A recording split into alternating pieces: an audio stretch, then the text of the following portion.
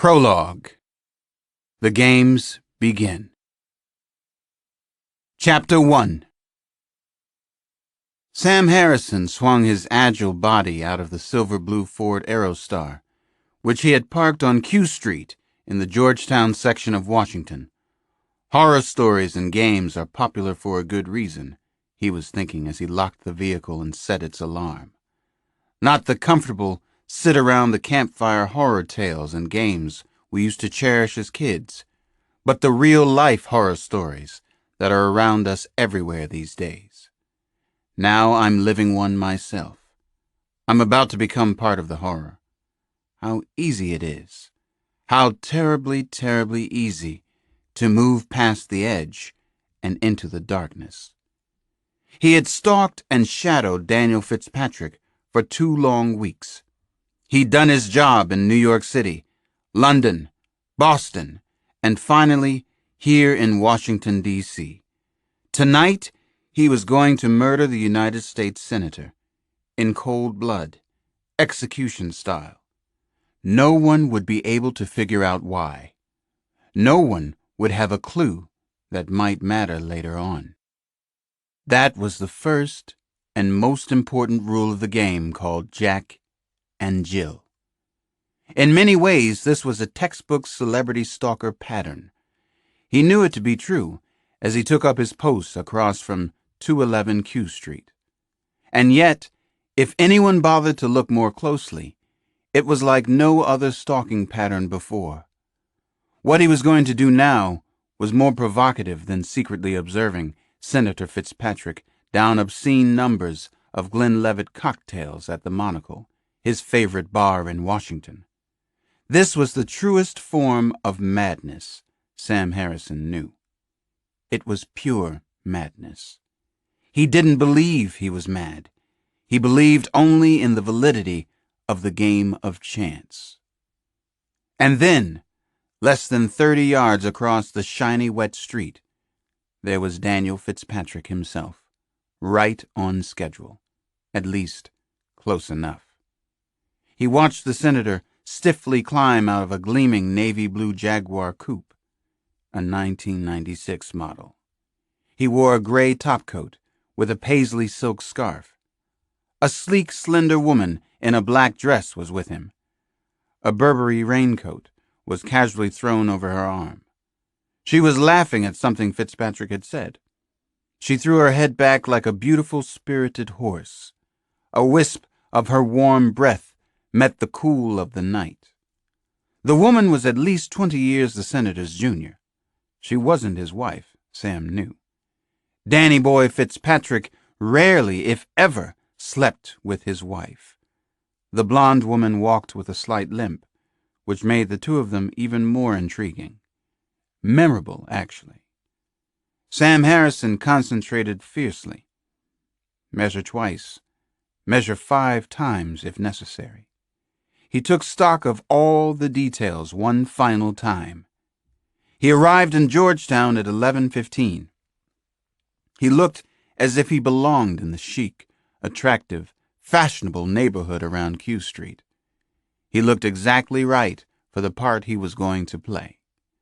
A very big part, in a very big story. One of the biggest in America's history, or some would say American theater. A leading man role, to be sure.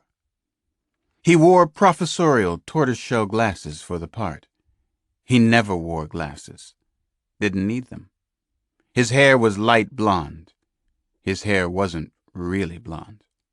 He called himself Sam Harrison.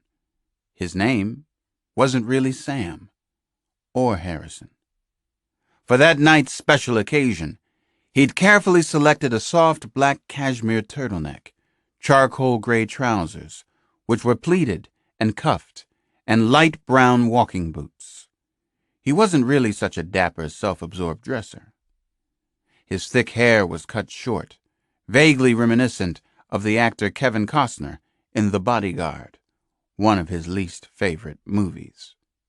He carried a small black duffel bag, swinging it like a baton as he now walked briskly toward 211. A camcorder was tucked inside the bag.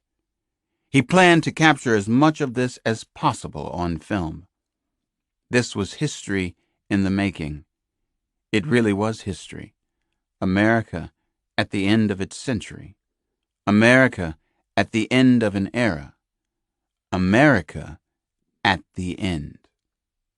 At 11:45, he entered 211 through a darkened service entryway that smelled strongly of ammonia and of dust and decay. He walked up to the 4th floor, where the senator had his flat, his study, his love nest in the Capitol. He reached Daniel Fitzpatrick's door, 4J, at 10 minutes to 12. He was still pretty much on time. So far, so good. Everything was going exactly as planned. The highly polished mahogany door opened right in his face. He stared at an ash-blonde woman who was slender and trim and well-kept. She was actually somewhat plainer looking than she had appeared from a distance. It was the same woman who had gotten out of the blue Jag with Fitzpatrick, the woman with the limp.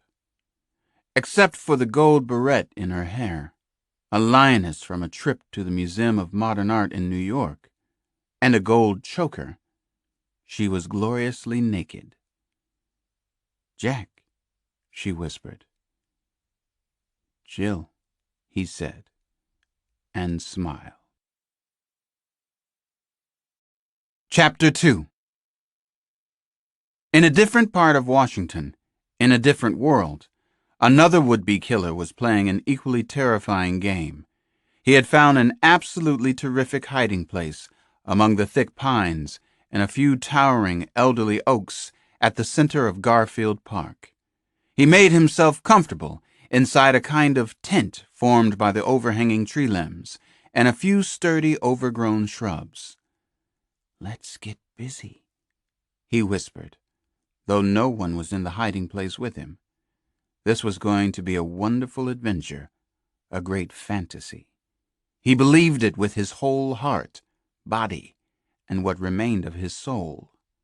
He sat cross-legged on the damp grass and began to work on his face and hair. A tune from the rock band Hole was blasting from the speakers inside his head. This was really good stuff. He loved it to death. Disguises and costumes were a rush. They were about the only thing that let you truly escape, and goddamn, did he ever need to escape. When he eventually finished with the costume, he emerged from the shadows of the trees. He had to laugh. He was cracking himself up today. This was the best yet. It was so goofy that it was great. Reminded him of a good joke. Roses are red. Violets are blue. I'm schizophrenic. And so am I. Hardy har. He definitely looked like an old, homeless fuck bum now. He really did look like a hopeless old fart. Like the mangy character in the rock song Aqualung. He had put on a white fright wig and a salt and pepper beard from an actor's costume kit. Any slight failure of his imagination or skill as a makeup artist was covered by the floppy hood of his sweatshirt. The sweatshirt had "Happy, Happy, Joy, Joy" printed on it. What an incredible, mind-blowing adventure this was going to be, he kept thinking. Happy, happy, joy, joy. That was the ticket. That said it all. The irony just killed him. The killer-to-be crossed the park, walking quickly now, almost breaking into a run. He was headed in the general direction of the Anacostia River. He began to see people. Strollers, muggers, lovers, whatever the hell they were. Most of them were black, but that was okay. That was good, actually. Nobody gave a damn about the blacks in D.C. That was a fact of life. Aqualung, oh, oh, oh, Aqualung, he sang, the old rock and roll tune as he walked. It was from a really great old band called Jethro Tull. He listened to rock music incessantly, even in his sleep, earphones on all the time. He had just about memorized the entire history of rock and roll. If he could just force himself to listen to Hootie and the Blowfish, he'd have it all down cold. Hardy har. He laughed at his Hootie joke. He was in a really fine mood today. That was such a cool, fucked up, freaky blast of a head trip. It was the best of times. It was the worst of times. Best and worst. Worst and best. Worst and worse. He had already selected the spot for the murder.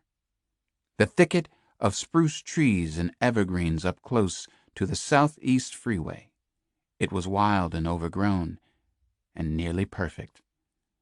The spot was at a 90-degree angle to a grouping of Delapo, yellow brick row houses, and a popular bodega on 6th Street and Southeast. He had already scouted there, scoped the area out, fallen in love with his spot. He could already see kids from the Sojourner Truth Elementary School traipsing in and out of the corner candy store. The little buggers were so cute at that age. Man, I hate cute with a passion you wouldn't believe.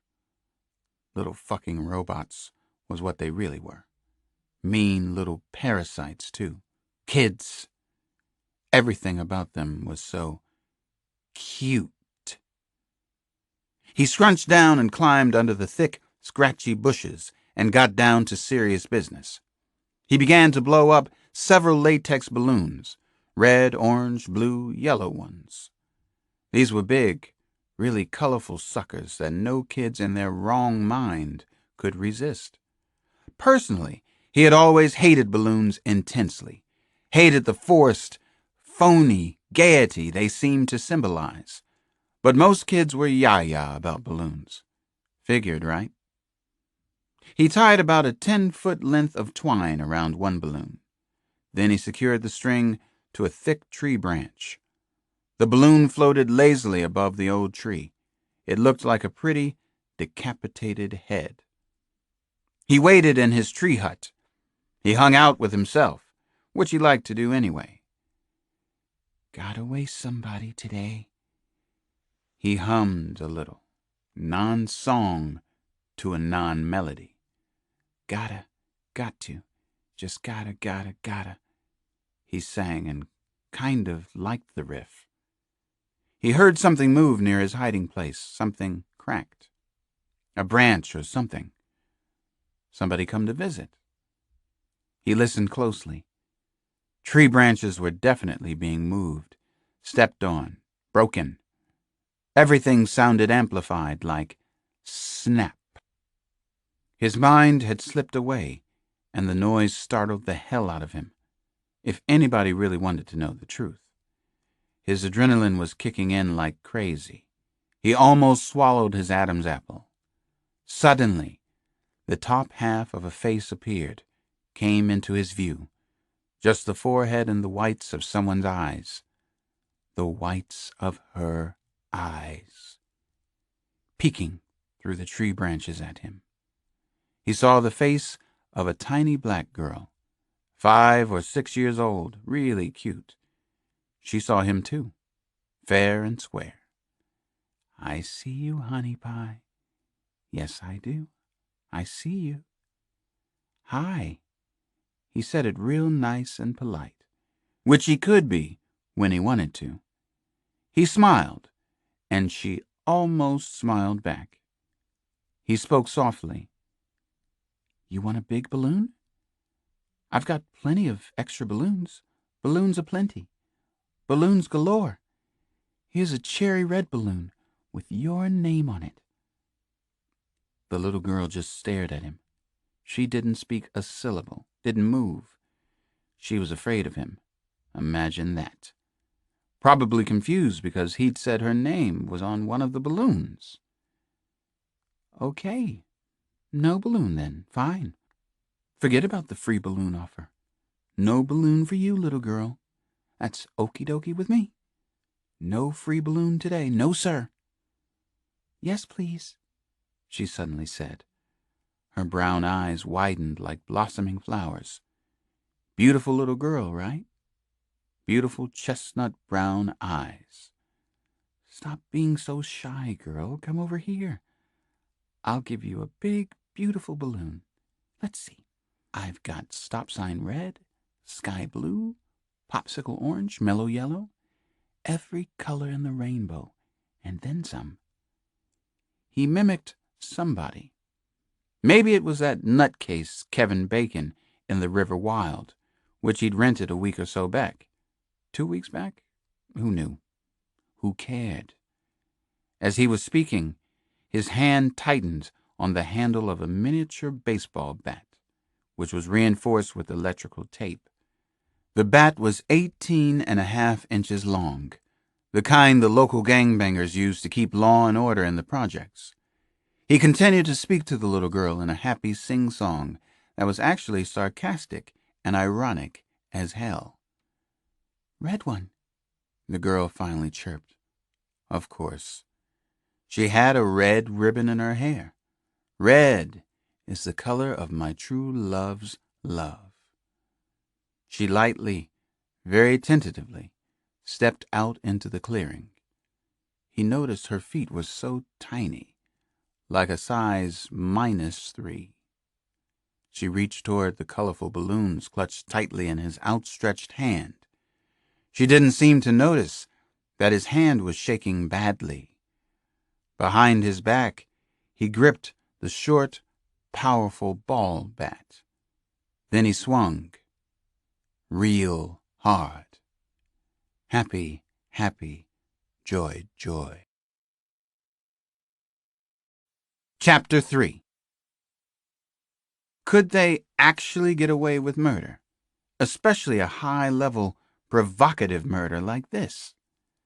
Jack was confident they could. It was easier than anyone knew to kill another human being, or several of them, and never get caught, never even be suspected. It happened all the time. Jill was scared and visibly tense, though. He couldn't blame her. In real life, she was a Washington careerist, well-bred, bright, certainly not the typical murderous kook you read about. Not a very likely Jill, and therefore perfect for her part in the game of games. Almost as perfect as he was for his. "He's drunk. Completely out," she whispered as they stood in the dark foyer of the apartment. "It helps that he's such an absolutely repellent snake. You know what they say about our Danny boy? He's a very bad senator, but a much worse date." A hint of a smile, a nervous smile from her. "Bad joke, but I can vouch for that. Let's go, Jack." Jill turned on her bare heels, and he followed close behind. He watched the slight hitch in her step, bewitching in its way. He watched her slender figure retreat through a tiny sitting room that was dimly lit by the hallway lamp. This was the way to the flat's bedroom, he knew. They walked silently through a small living room. An American flag proudly stood beside the stone fireplace. The sight of the flag turned his stomach. Color photographs on the wall of sailing regattas somewhere. Probably Cape Cod. "Is it you, my dear?" A gruff, whiskey-soaked voice thundered from behind the living room walls. "Who else could it be?" Jill answered. Jack and Jill entered the bedroom together. "Surprise party," Jack announced. He had a Beretta semi-automatic out. It was aimed at the senator's head. His gun hand was steady, his head very clear now. History in the making. No chance to go back now. Daniel Fitzpatrick bolted up in his bed, surprised and burning mad. "What the bloody hell? Who the frig are you? How the shit did you get in here?" He slurred his words. His face and neck were bright red. Jack couldn't help it. He smiled in spite of everything that was going on.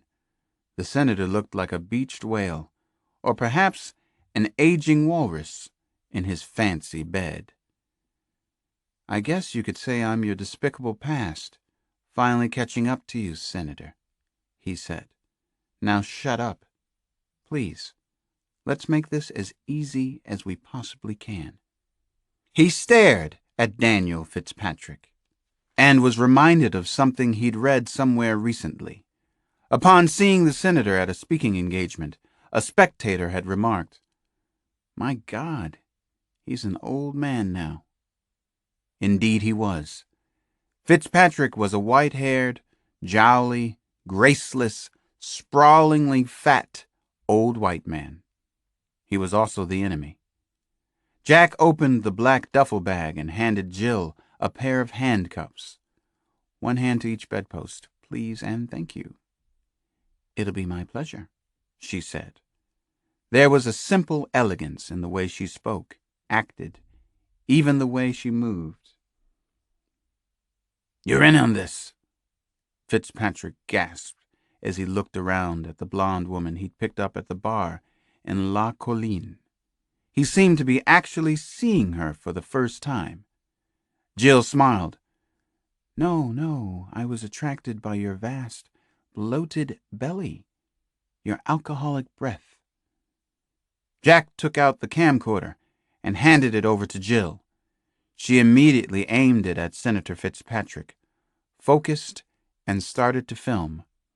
She was good with the camera. What in God's name are you doing? Fitzpatrick asked. His washed-out blue eyes were wide with astonishment, and then with genuine fear. What the hell do you want? What's going on here? Damn it, I'm a United States Senator. Jill began with the shocked and surprised and hurt look on the senator's face. She pulled out to a wider shot. Oops, a little too wide. Grabbed focus again. Jack smiled at the inappropriate outburst of bravado. How very Fitzpatrick. Then, voila. It was as if the whiskey dullness swirling in his brain suddenly stopped. Daniel Fitzpatrick finally understood. I don't want to die, he whispered. Tears unexpectedly rolled from his eyes. It was strangely affecting. Please don't do this. You don't have to hurt me, he said. It doesn't have to be like this, please. I beg you. Listen to me. Will you just listen to what I have to say? This was incredibly important footage, Jill knew. Academy Award stuff. Perhaps the documentary film of the century.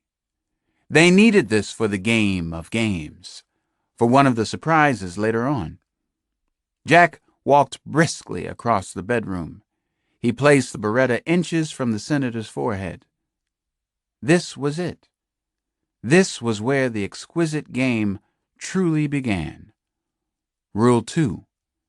This is history. What you're doing is important. Never forget that for a single moment. I'm going to kill you, Senator Fitzpatrick. There's nothing for us to talk about. There's no way out of this. You were a Roman Catholic, so if you believe in God, say a prayer.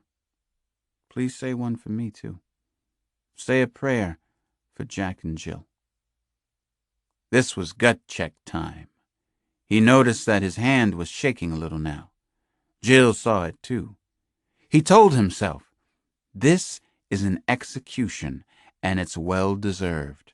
And this is most definitely a horror story that I'm in. He fired once, from a distance of no more than a few inches. Daniel Fitzpatrick's head exploded. He fired a second time. Measure twice. Cut twice as well. History was made. The game of games had begun. Jack and Jill. Part 1. It's tomorrow again. Chapter 1. Oh no, it's tomorrow again. It seemed as if I had no sooner fallen asleep than I heard banging in the house.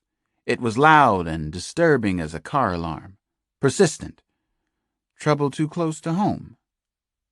Shit. Damn it. I whispered into the soft, deep folds of my pillow. Leave me alone. Let me sleep through the night like a normal person. Go away from here. I reached for the lamp and knocked over a couple of books on the table. The General's Daughter and My American Journey and Snow Falling on Cedars. The mishap jolted me fully awake. I grabbed my service handgun from a drawer and hurried downstairs, passing the kids' room on the way. I heard, or thought that I could hear, the sound of their soft breathing inside. I had been reading them Beatrix Potter's The Tale of Peter Rabbit the night before. Don't go into Mr. McGregor's garden. Your father had an accident there. He was put in a pie by Mrs. McGregor. I clutched the Glock even more tightly in my right hand. The banging stopped, then started up again. Downstairs. I glanced at my wristwatch. It was 3:30 in the morning. Jesus, mercy. The witching hour again. The hour I often woke up without any help from outside forces, from things that go bang, bang, bang in the middle of the night. I continued down the steep, treacherous stairs, cautious, suspicious. Suddenly it was quiet all around me. I made no sound myself. My skin felt electrified in the darkness. This was not the recommended way to start the day, or even the middle of the night. Don't go into Mr. McGregor's garden. Your father had an accident. I continued into the kitchen, my gun drawn, where I suddenly saw the source of the banging. The day's first mystery was solved. My friend and partner was lurking at the back door like some high-octane version of a neighborhood hugger-mugger. John Sampson was the noisemaker. He was the trouble in my life, the day's first disturbance anyway. All 6'9", 240 pounds of him. Two John, as he sometimes called. Man Mountain. There's been a murder, he said, as I unlocked, unchained, and opened up for him. This one is a honey, Alex. Chapter 2. Oh, Jesus, John, you know what time it is. You have any concept of time. Please get the hell away from my house. Go home to your own house. Bang on your own door in the middle of the night. I groaned and slowly shook my head back and forth, working nasty sleep kinks out of my neck and shoulders. I wasn't quite awake yet. Maybe this was all a bad dream that I was having. Maybe Samson wasn't on the back porch. Maybe I was still in bed with my pillow lover. And maybe not. It can wait, I said, whatever the hell it is. Oh, but it can't, he answered, shaking his head. Believe me, sugar, it can't. I heard a creaking noise behind me in the house. I swung around quickly, still a little spooked and jumpy. My little girl was standing there in the kitchen. Janny was in her electric blue butterfly pajamas, in her bare feet, with a frightened look on her face. The latest addition to our family, a beautiful Abyssinian cat named Rosie, trailed Janny by a step or two. Rosie had heard the noise downstairs, too. What's the matter? Janny asked in a sleepy whisper, rubbing her eyes. Why are you up so early? It's something bad, isn't it, Daddy? Go back to sleep, sweetheart, I told Janny in the softest voice I could manage. It's nothing. I had to lie to my little girl. My work had followed me home again. We'll go upstairs now so you can get your beauty sleep. I carried her up the stairs, softly nuzzling her cheek on the way, whispering sweet nonsense, dream talk. I tucked her in and checked on my son, Damon. Soon the two of them would be heading off to their respective schools, Damon at Sojourner Truth, Janny at Union Street. Rosie the cat continually crisscrossed between my legs as I performed my ministrations. Then I got dressed, and Samson and I hurried to the early morning crime scene in his car. We didn't have far to go. This one is a honey, Alex. Just 4 blocks from our house on 5th Street. I'm awake now whether I like it or not, and I don't like it. Tell me about it, I said to Sampson, as I watched the glittering red and blue lights of police cars and EMS trucks come into focus up ahead. 4 blocks from our house. A lot of blue and whites were clustered at the end of a tunnel of leafless oak trees and red brick project buildings. The disturbance appeared to be at my son Damon's school. Janny's school is a dozen blocks in the opposite direction. My body tensed all over. There was a roaring, wintry shitstorm inside my head. "It's a little girl, Alex," Sampson said in an unusually soft voice for him. 6 years old. She was last seen at the Sojourner Truth School yesterday afternoon. It was Damon's school. We both sighed. Sampson is almost as close to Damon and Janny as I am. They feel the same way about him. A lot of people were already gathered outside the federal-style 2-story building that was the Sojourner Truth Elementary School. Half the neighborhood seemed to be up at 4 in the morning. I saw angry and shocked faces everywhere in the crowd. Some folks were in bathrobes, others wrapped in blankets. Their frosty breath poured out like car exhaust all over the schoolyard. The Washington Post had reported that more than 500 children under the age of 14 had died in D.C. during the past year alone. But the people here knew that. They didn't have to read it in the newspaper. A little 6-year-old girl, murdered at or near Damon's school, the Truth School. I couldn't have imagined a worse nightmare to wake up to. "Sorry about this, sugar," Sampson said as we climbed out of his car. "I figured you had to see this, though, to be here yourself." Chapter 3. My heart was hammering and felt as if it were suddenly too big for my chest. My wife, Maria, had been shot down and killed not far from this place. Memories of the neighborhood. Memories of a lifetime. I'll always love you, Maria. I saw a dented and rusting truck from the morgue in the schoolyard, and it was an unbelievably disturbing sight for me and everybody else. Rap music with a lot of bass was playing from somewhere on the edge of the bright police lights. Sampson and I pushed and angled our way through the frightened and uneasy crowd. Some wise ass muttered, "What's up, Chief?" and risked finding out. There was yellow crime scene tape everywhere on the school grounds. At 6'3", I'm not as large as Man Mountain, but we are both big men. We make quite the pair when we arrive at a crime scene. Sampson with his huge shaved skull and black leather car coat. Me usually in a gray warm-up jacket from Georgetown. Shoulder holster under the coat. Dressed for the game that I play. A game called Sudden Death. "Dr. Cross is here." I heard a few low rumbles in the crowd. My name uttered in vain. I tried to ignore the voices as best I could, block them out of my consciousness. Officially, I was a deputy chief of detectives, but I was mostly working as a street detective these days. It was the way I wanted it for now, the way it had to be. This was definitely an interesting time for me. I had seen enough homicide and violence for one lifetime. I was considering going into private practice as a shrink again. I was considering a lot of things. Sampson lightly touched my shoulder. He sensed this was bad for me. He saw it was maybe too close to the bone. "You okay, Alex?" "I'm fine." I lied for the second time that morning. "Sure you are, sugar. You're always fine, even when you're not. You're the dragon slayer, right?" Sampson said and shook his head.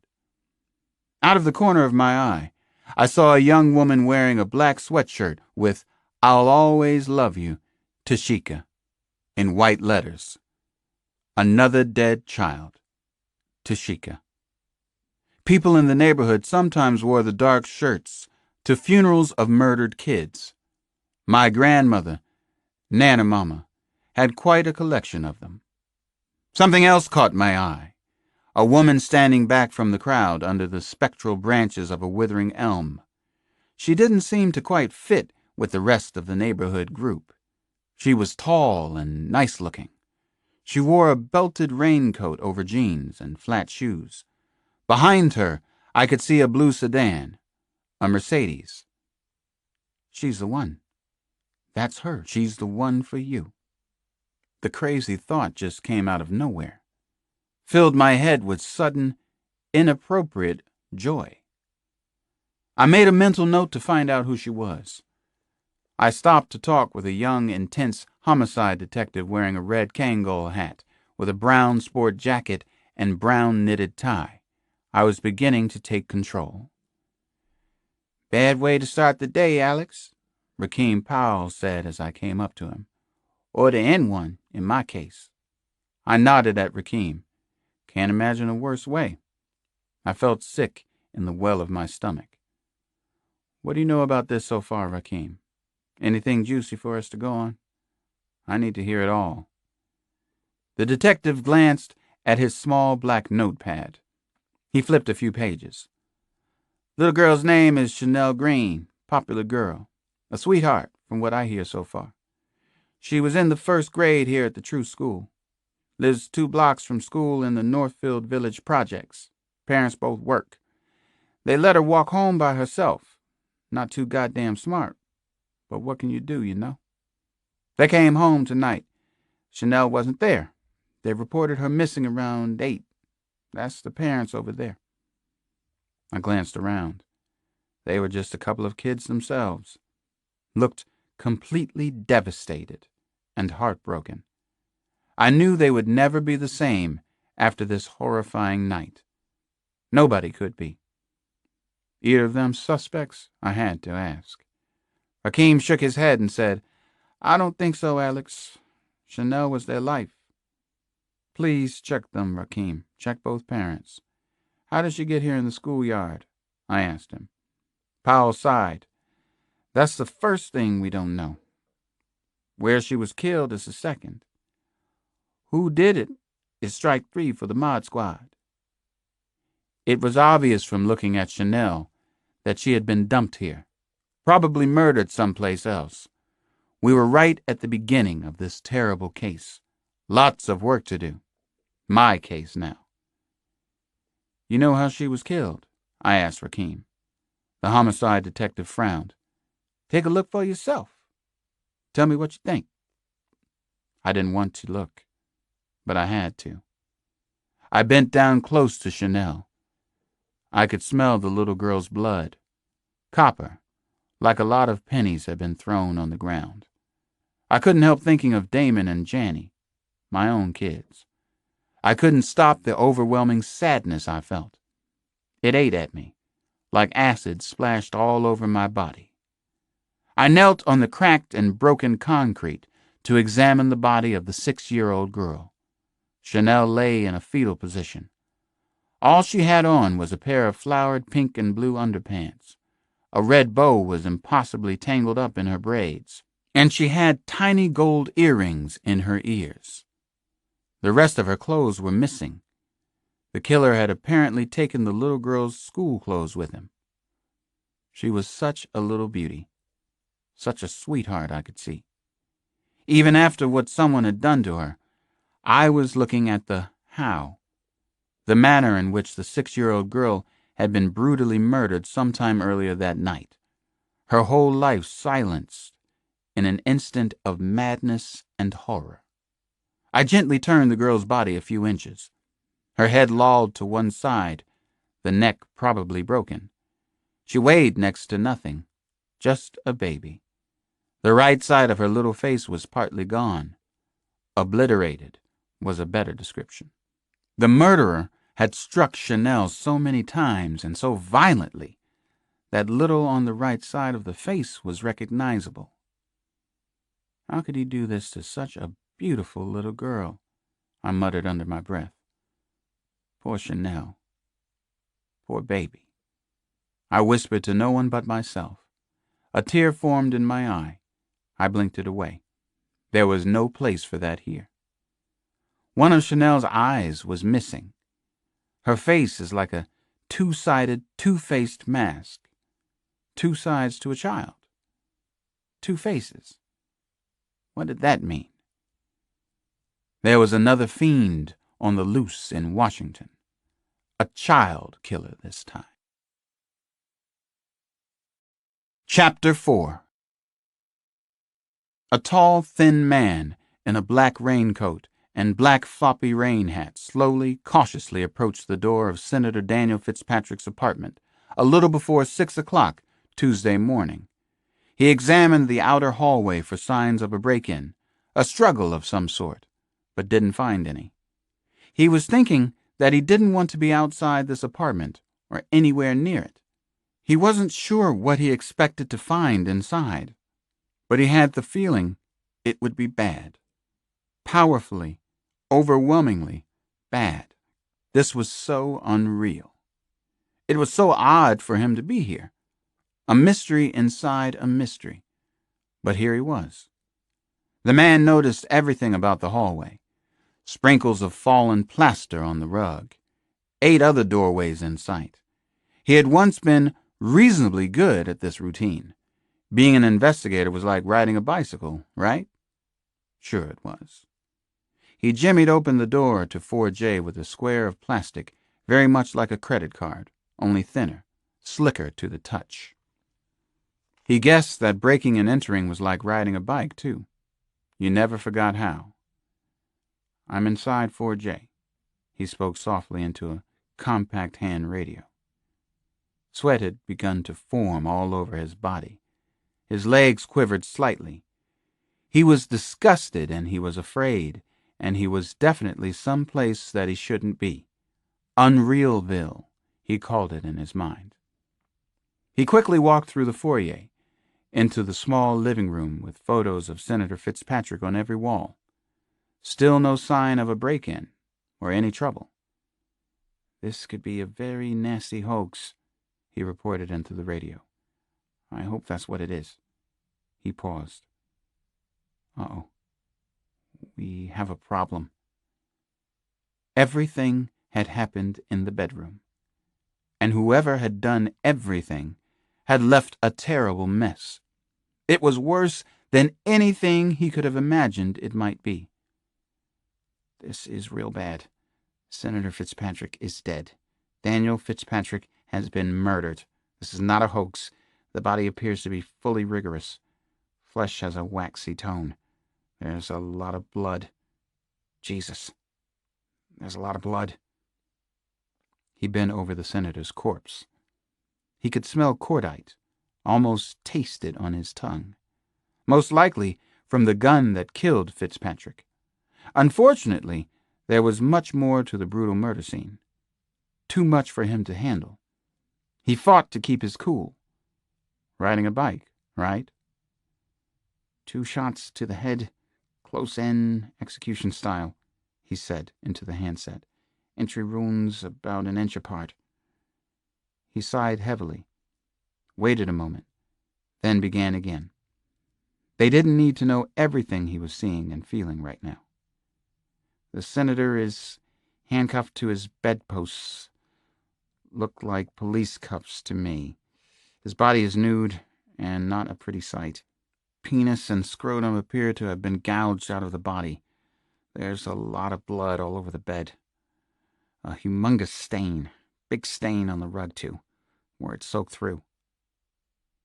He forced his face even closer to the senator's silver-haired chest. He didn't like it, being this close to a dead man, or any man, for that matter. Probably real silver. He smelled of a woman's perfume. The tall man, the investigator, was almost certain of it. The D.C. police are going to be guessing jealous lover. Some kind of crime of high passion, he said. Wait, there's something else here. Okay, hold on.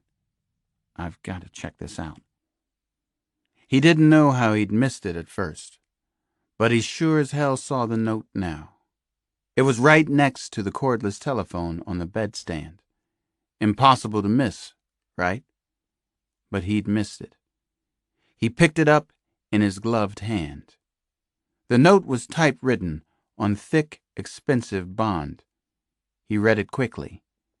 Then he read it again just to be sure that the note was for real. Ah, Danny boy, we knew you all too well. One useless, thieving, rich bastard down. So many more to go. Jack and Jill came to the hill to hose down all the slime. Most imperiled was poor Fitzpatrick. Right schmuck, wrong place, wrong time. Truly, Jack and Jill. He read the note over the hand phone. He took one more look around, then left the senator's apartment as it was, in a state of bedlam and horror and death. When he was safely down on Q Street, he called in the homicide to the Washington police. He made the call anonymously. No one could know that he'd been inside the senator's apartment, or especially how it came to happen and who he was. If anybody found out, all hell would really break loose, as if it hadn't started already. Everything was unreal, and it promised to get much worse. Jack and Jill had promised it. One useless, thieving, rich bastard down. So many more to go. Chapter 5. At every human tragedy like this one, there's always someone who points. A man stood outside the crime scene tape and pointed at the murdered child, and also at me.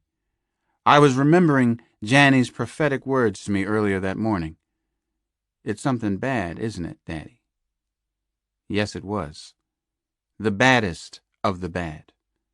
The murder scene at the Sojourner Truth School was heartbreaking to me, and, I was sure, to everyone else. The schoolyard was the saddest, most desolate place in the world. The chatter of portable radios violated the air and made it hard to breathe. I could still smell the little girl's blood. It was thick in my nostrils and my throat, but mostly inside my head. Chanel Green's parents were weeping nearby, but so were other people from the neighborhood, even complete strangers to the little girl. In most cities, in most civilized countries, a child murdered so young would be a catastrophe. But not in Washington, where hundreds of children die violent deaths every single year. I want as large a street canvas as we can manage on this one, I told Rakeem Powell. Sampson and I will be part of the canvas ourselves. I hear you. We're on it in a big way. Sleep is overrated, anyway. Let's go, John. We've got to move on this now, I finally said to Sampson. He didn't argue or object. A murder like this is usually solved in the first 24 hours, or it isn't solved. We both knew that. From 6 a.m. on, Sampson and I canvassed the neighborhood with the other detectives and patrolmen that cold, miserable morning. We had to do it our way, house by house, street by street, mostly on foot. We needed to be involved in this case to do something, to solve the heinous murder quickly. About 10 in the morning, we heard about another shocking homicide in Washington. Senator Daniel Fitzpatrick had been murdered the night before. It had been a real bad night, hadn't it? Not our job, Sampson said with cold, flat eyes. Not our problem. Somebody else's. I didn't disagree.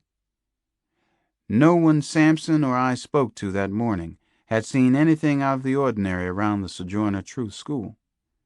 We heard the usual complaints about the drug pushers, the zombie-like crackheads, the prozzies who work on 8th Street, the growing number of gangbangers, but nothing out of the usual.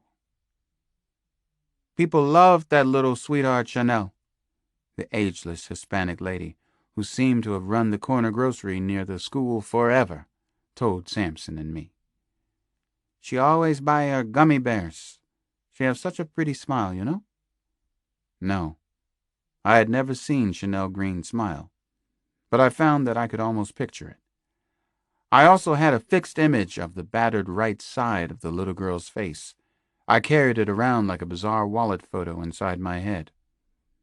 Uncle Jimmy Key, a successful and influential Korean American who owns several neighborhood businesses, was glad to talk with us. Jimmy is a good friend of ours. Occasionally, he comes along with us to a Redskins or Bullets game. He supplied a name that we already had on our short list of suspects. What about this bad actor, Chop It Off Chucky? Uncle Jimmy volunteered as we spoke in the back of Hu Woo Jung, his popular restaurant on 8th Street. I read the sign behind Jimmy.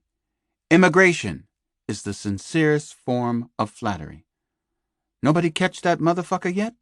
He killed other children before. He the worst man in Washington, D.C., next to the president, Jimmy said, and chuckled wickedly.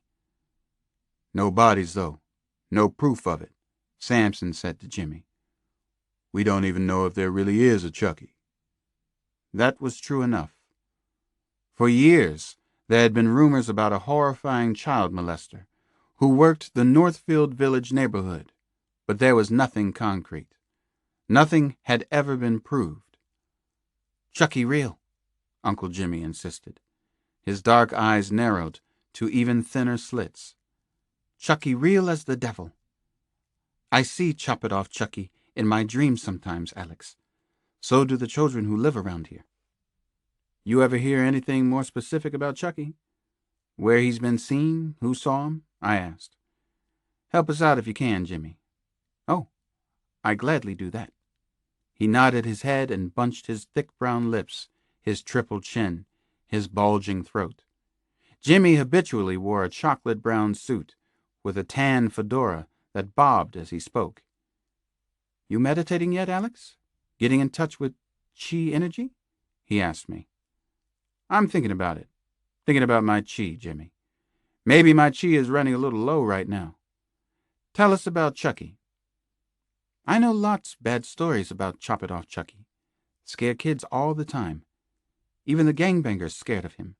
Young mothers, grandmothers, put up handbills in playgrounds. In my stores, too. Sad stories of missing children. I always permitted detectives. Man who harms children is the worst. You agree, Alex? You see it differently? No, I agree with you. That's why Samson and I are out here today. I knew a lot about the child molester who had been nicknamed Chop It Off Chucky. The unsubstantiated rumor was that he sliced off the genitalia of young kids who lived in the projects, little boys and girls. No gender preference. Whether or not it was true, it seemed undeniable that someone had molested several children from the Northfield and Southview Terrace projects, not far from here. Other children had simply disappeared. The police in the area didn't have the resources to create an effective crisis team to find Chucky, if Chucky existed. I had gone to the wall about it several times with the chief of detectives, but nothing had happened. Extra detectives never seemed available for duty in Southeast. The unfairness of the situation put me in a rage, made me as crazy as anything I can think of. Sounds like another Mission Impossible, Samson said as we walked up G Street, in the general direction of the Marine Barracks. We're on our own. We're supposed to catch a chimera. Nice image, I said, and I had to smile at Man Mountain, his wild imagination, his mind. Thought you'd like it, man of culture and refinement that you are. We were sipping steaming herb tea from Jimmy's restaurant, patrolling the street. We looked like detectives, with our collars up and all. Big, bad detectives. I wanted people to see us out working the neighborhood.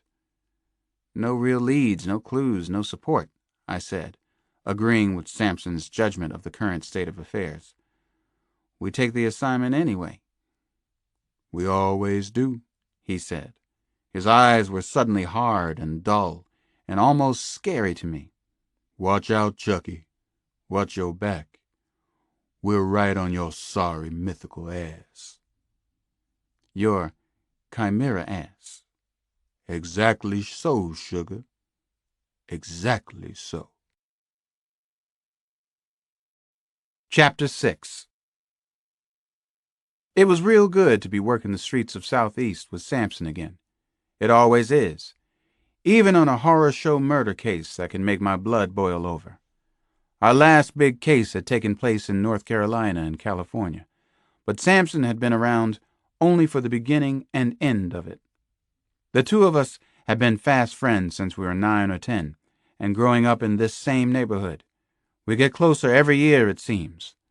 Now, we do get closer. "What's our primary goal here, sugar?" Sampson asked as we walked along G Street. He had on the black leather car coat, nasty Wayfarer sunglasses, a slick black bandana. It worked for him. "How do we know that we did good today?" he asked. "We get the word out that we're personally looking for the Truth School killer," I said. "We show our pretty faces around, make the families here feel as safe as we can." "Yeah, and then we catch Chop It Off Chucky and chop his off," Sampson said and grinned like the big bad wolf that he can be. "I'm not kidding." I didn't doubt it for a minute. When I finally got home that night, it was past 10. Nana Mama was waiting up for me. She had already put Damon and Janny to bed. The concerned look on her face told me that she couldn't get to sleep, which is unusual for her. Nana could sleep in the eye of a hurricane. Sometimes she is the eye of a hurricane. "Hello, sweetheart," she said to me. "Bad day for you. I can see that it was." Sometimes she can be unbelievably sympathetic, and kind and sweet, too. I like that she goes both ways equally well, and I can never predict which way is coming at me next. As we sat together on the living room couch, my 81-year-old grandmother held my hand in both of hers. I told her what I knew so far. She was shaking slightly, and that wasn't like her either. She is not a weak person, not in any way. She rarely shows fear to anyone, even me.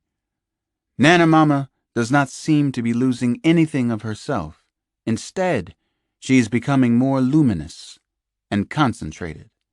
"I feel so bad about this killing at the Sojourner Truth School," Nana said, and her head lowered. "I know. It's all I've thought about today. I'm working every angle I can." "You know much about Sojourner Truth, Alex?" "I know she was a powerful abolitionist, an ex-slave." "Sojourner Truth should be talked about when they mention Susan B. Anthony, Elizabeth Cady Stanton, Alex. She couldn't read, so she memorized most of the Bible for her teaching. She actually helped stop segregation of the transportation system here in Washington. And now we have this abomination at the school named in her honor." "Catch him, Alex," Nana suddenly whispered in a low, almost desperate voice. "Please catch this terrible man.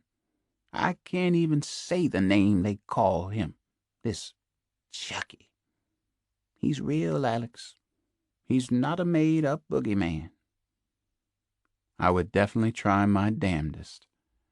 I was on the murder case. I was chasing down the chimera as best I could. My mind was working overtime already. A child molester. Boys and girls. Now a child killer. Chop It Off Chucky. Was he real, or had he been made up by frightened children? Was he a chimera? Had he murdered Chanel Green? I needed to pound the piano on our porch for a little while after Nana went up to bed. I played Jazz Baby and The Man I Love, but the piano wasn't the ticket that night. Just before I fell off to sleep, I remembered something. Senator Daniel Fitzpatrick had been murdered in Georgetown. What a day it had been. What a nightmare. 2 of them. Chapter 7. Jack and Jill. Sam and Sarah. Whoever they really were, the 2 of them lay on their stomachs on a tasteful knock-off Persian rug in the small living room of her Washington pied-à-terre. It was a kind of safe house. A fire blazed and crackled. Fragrant apple logs were being crisped. They were playing a board game on a rug, which covered a hatched parquet floor. It was a special game, unique in every way. The game of life and death, they called it. I feel like a damn Washington, D.C. Georgetown University white liberal yuppie, Sam Harrison said, and smiled at the unlikely image created in his mind. Hey, I resemble that remark. Sarah Rosen made a pouting face. She was kidding. She and Sam weren't yuppies. Sam certainly wasn't. And yet, a guinea hen was roasting in the kitchen, the aroma sweetening the air. They were playing a parlor game on the living room rug. The game wasn't anything like Monopoly or Risk, though. Actually, they were playing a game to choose their next murder target. In turn, they calmly rolled the dice, then moved a marker around a rectangle of photos. The photos were of very famous people. The board game was important to Jack and Jill. It was a game of chance. It made it impossible for the police or FBI to predict their movements or their motive. If there was a motive. But, of course, there was a motive. Sam rolled the dice again. Then he moved the marker. Sarah watched him in the warm, flickering glow of the fire. Her eyes glazed over slightly. She was remembering their very first meeting, the initial contact between them, the beginning of everything that was happening now. This was how the complex and beautiful and very mysterious game had begun. They had agreed to meet at a coffee shop inside a bookstore in downtown D.C. Sarah had arrived first, her heart trapped in her throat. Everything about the meeting was insane, maybe dangerously insane, and insanely irresistible to her. She couldn't pass up this chance, this opportunity, or especially this cause. The cause was everything to her. At the time of their first meeting, she had no idea what Sam Harrison would look like, and she was surprised and delighted when he sat at her table. He excited her.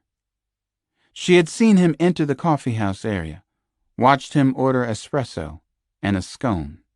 She hadn't imagined that the dreamy-looking man at the counter would turn out to be Harrison, though. So this was the soldier. This was her potential partner. He kind of fit in at the bookstore. He would fit in anywhere. He didn't look like a killer, but then again, neither did she. He looks a little like an airline pilot, Sarah thought as she sized him up. A successful Washington lawyer? He was over 6 feet tall, trim and fit. He had a strong, confident face. And he also had the brightest, clearest blue eyes. He had a sensitive, gentle look about him. Not at all what she had expected. She liked him immediately. She knew that they agreed on the important things in life, that they shared a vision. You're looking at me as if I'm supposed to be a bad person, and you're surprised that I'm not, he'd said as he sat across from her at the cafe. I'm not a bad person, Sarah. You can call me Sam, by the way. I'm a pretty good guy, actually. No, Sam was much better than that. He was amazing, extremely smart, strong, and yet always considerate of her feelings and committed to their cause. Sarah Rosen had fallen in love with him within a week of their meeting. She knew that she shouldn't, but she had, and now here they were, living this secret life. Playing the game of life and death as a guinea hen slowly spun on the spit, sitting before a cozy fire, thinking about making love. At least she was. She thought about being with Sam, with Jack, all the time. She loved it when he was inside her. "This roll should do it," Sam said, and he handed her the dice. "Your turn. 6 rolls for each of us. You do the honors, Sarah." "Here we go, huh?" "Yes, here we go again." Sarah Rosen's heart began to thunder. She could feel it thump, thump, under her blouse. She had the paralyzing thought that this single roll of the dice was like the murder itself. It was almost as if she were pulling the trigger right now. Who was going to die next? It was all in her hand, wasn't it? Who would it be? She squeezed the 3 dice incredibly tight. Then she shook them and let the dice go, watched them wobble and roll forward, and then stop abruptly, as if someone had pulled an invisible string. She quickly added up the number of the roll. 9.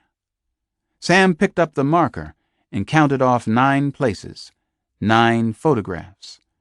She stared down at the face of the next target, the next celebrity to die. It was a woman. "It's for the cause," she told herself, but Sarah Rosen's heart continued to beat loudly all the same. The next victim was a very famous woman. Washington, the whole world, would be shocked and outraged for a second time.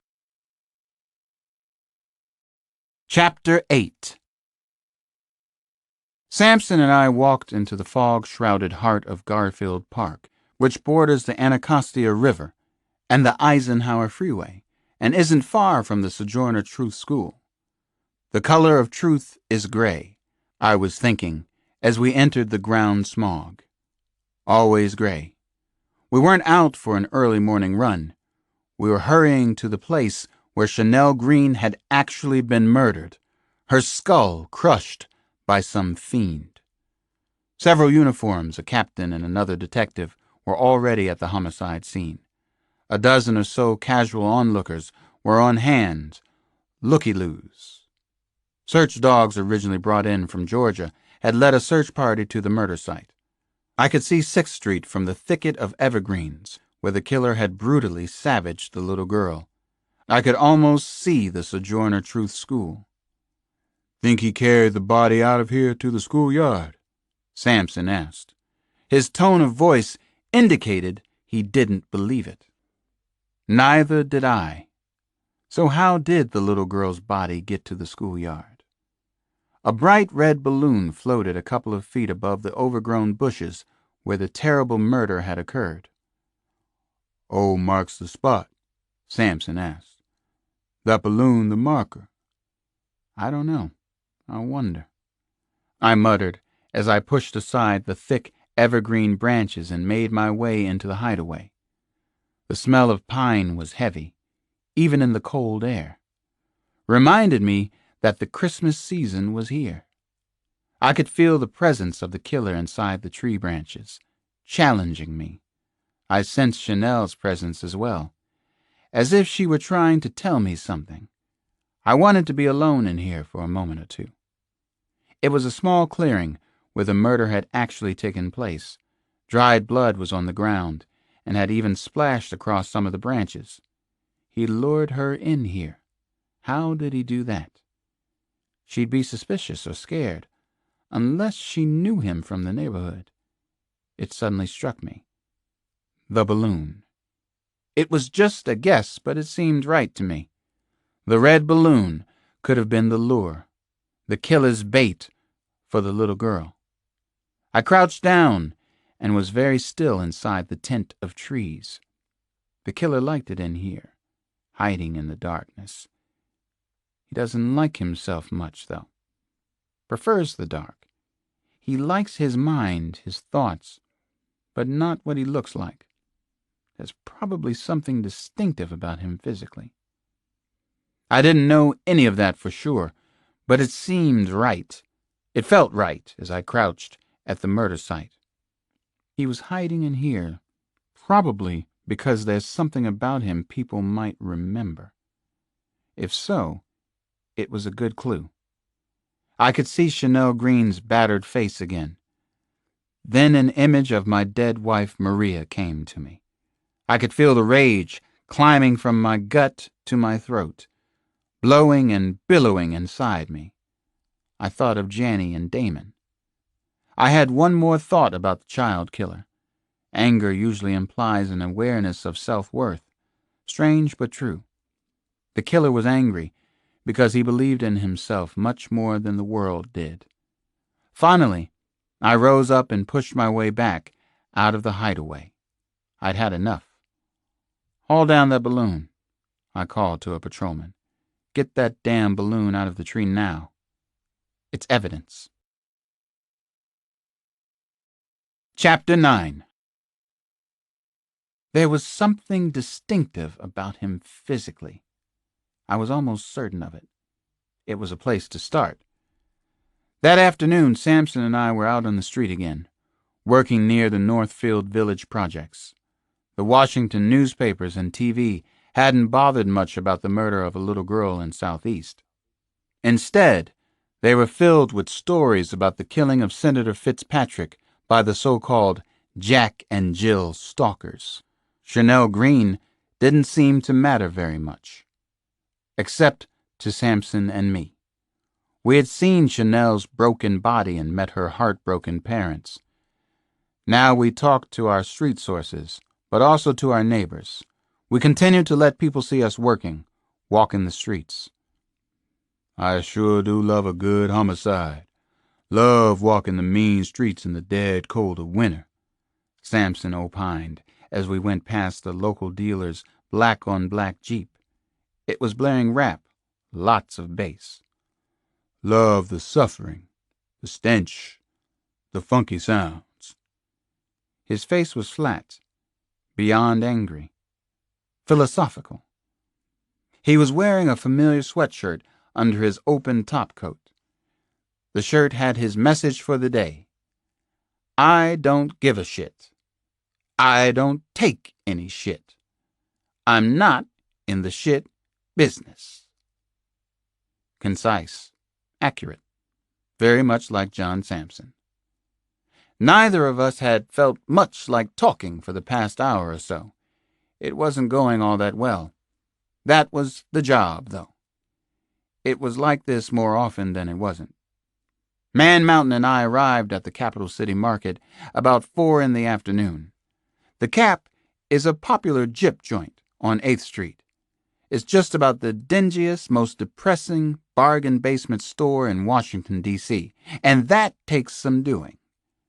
The featured products are usually written in pink chalk on a gray-blue cinder block wall in front. That day the specials were cold beer and soda pop, plantains, pork rinds, Tampax, and Lotto. Your basic, complete, and balanced breakfast.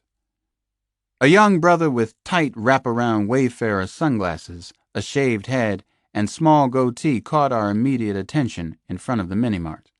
He was standing next to another man who had a chocolate bar hanging from his mouth like a cigar. The shaved head motioned to me that he wanted to talk to us, but not right here. "You trust that rowdy ass?" Sampson asked as we followed at a safe distance. "Alvin Jackson." "I trust everybody," I winked. No wink came back from Sampson. "You are badly fucked up, sugar," he said. His eyes were still seriously hooded. "Just trying to do the right thing." "Oh, yeah. You're trying too hard, then."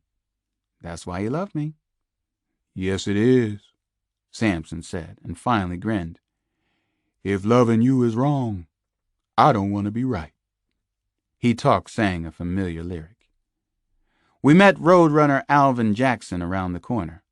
Sampson and I had occasionally used Alvin as a snitch. He wasn't a bad man, really, but he was living a dangerous life that could suddenly get much, much worse for him. He had been a decent high school track star who used to practice in the streets. Now he was running a little base and selling smoke as well. In many ways, Alvin Jackson was still a man-child.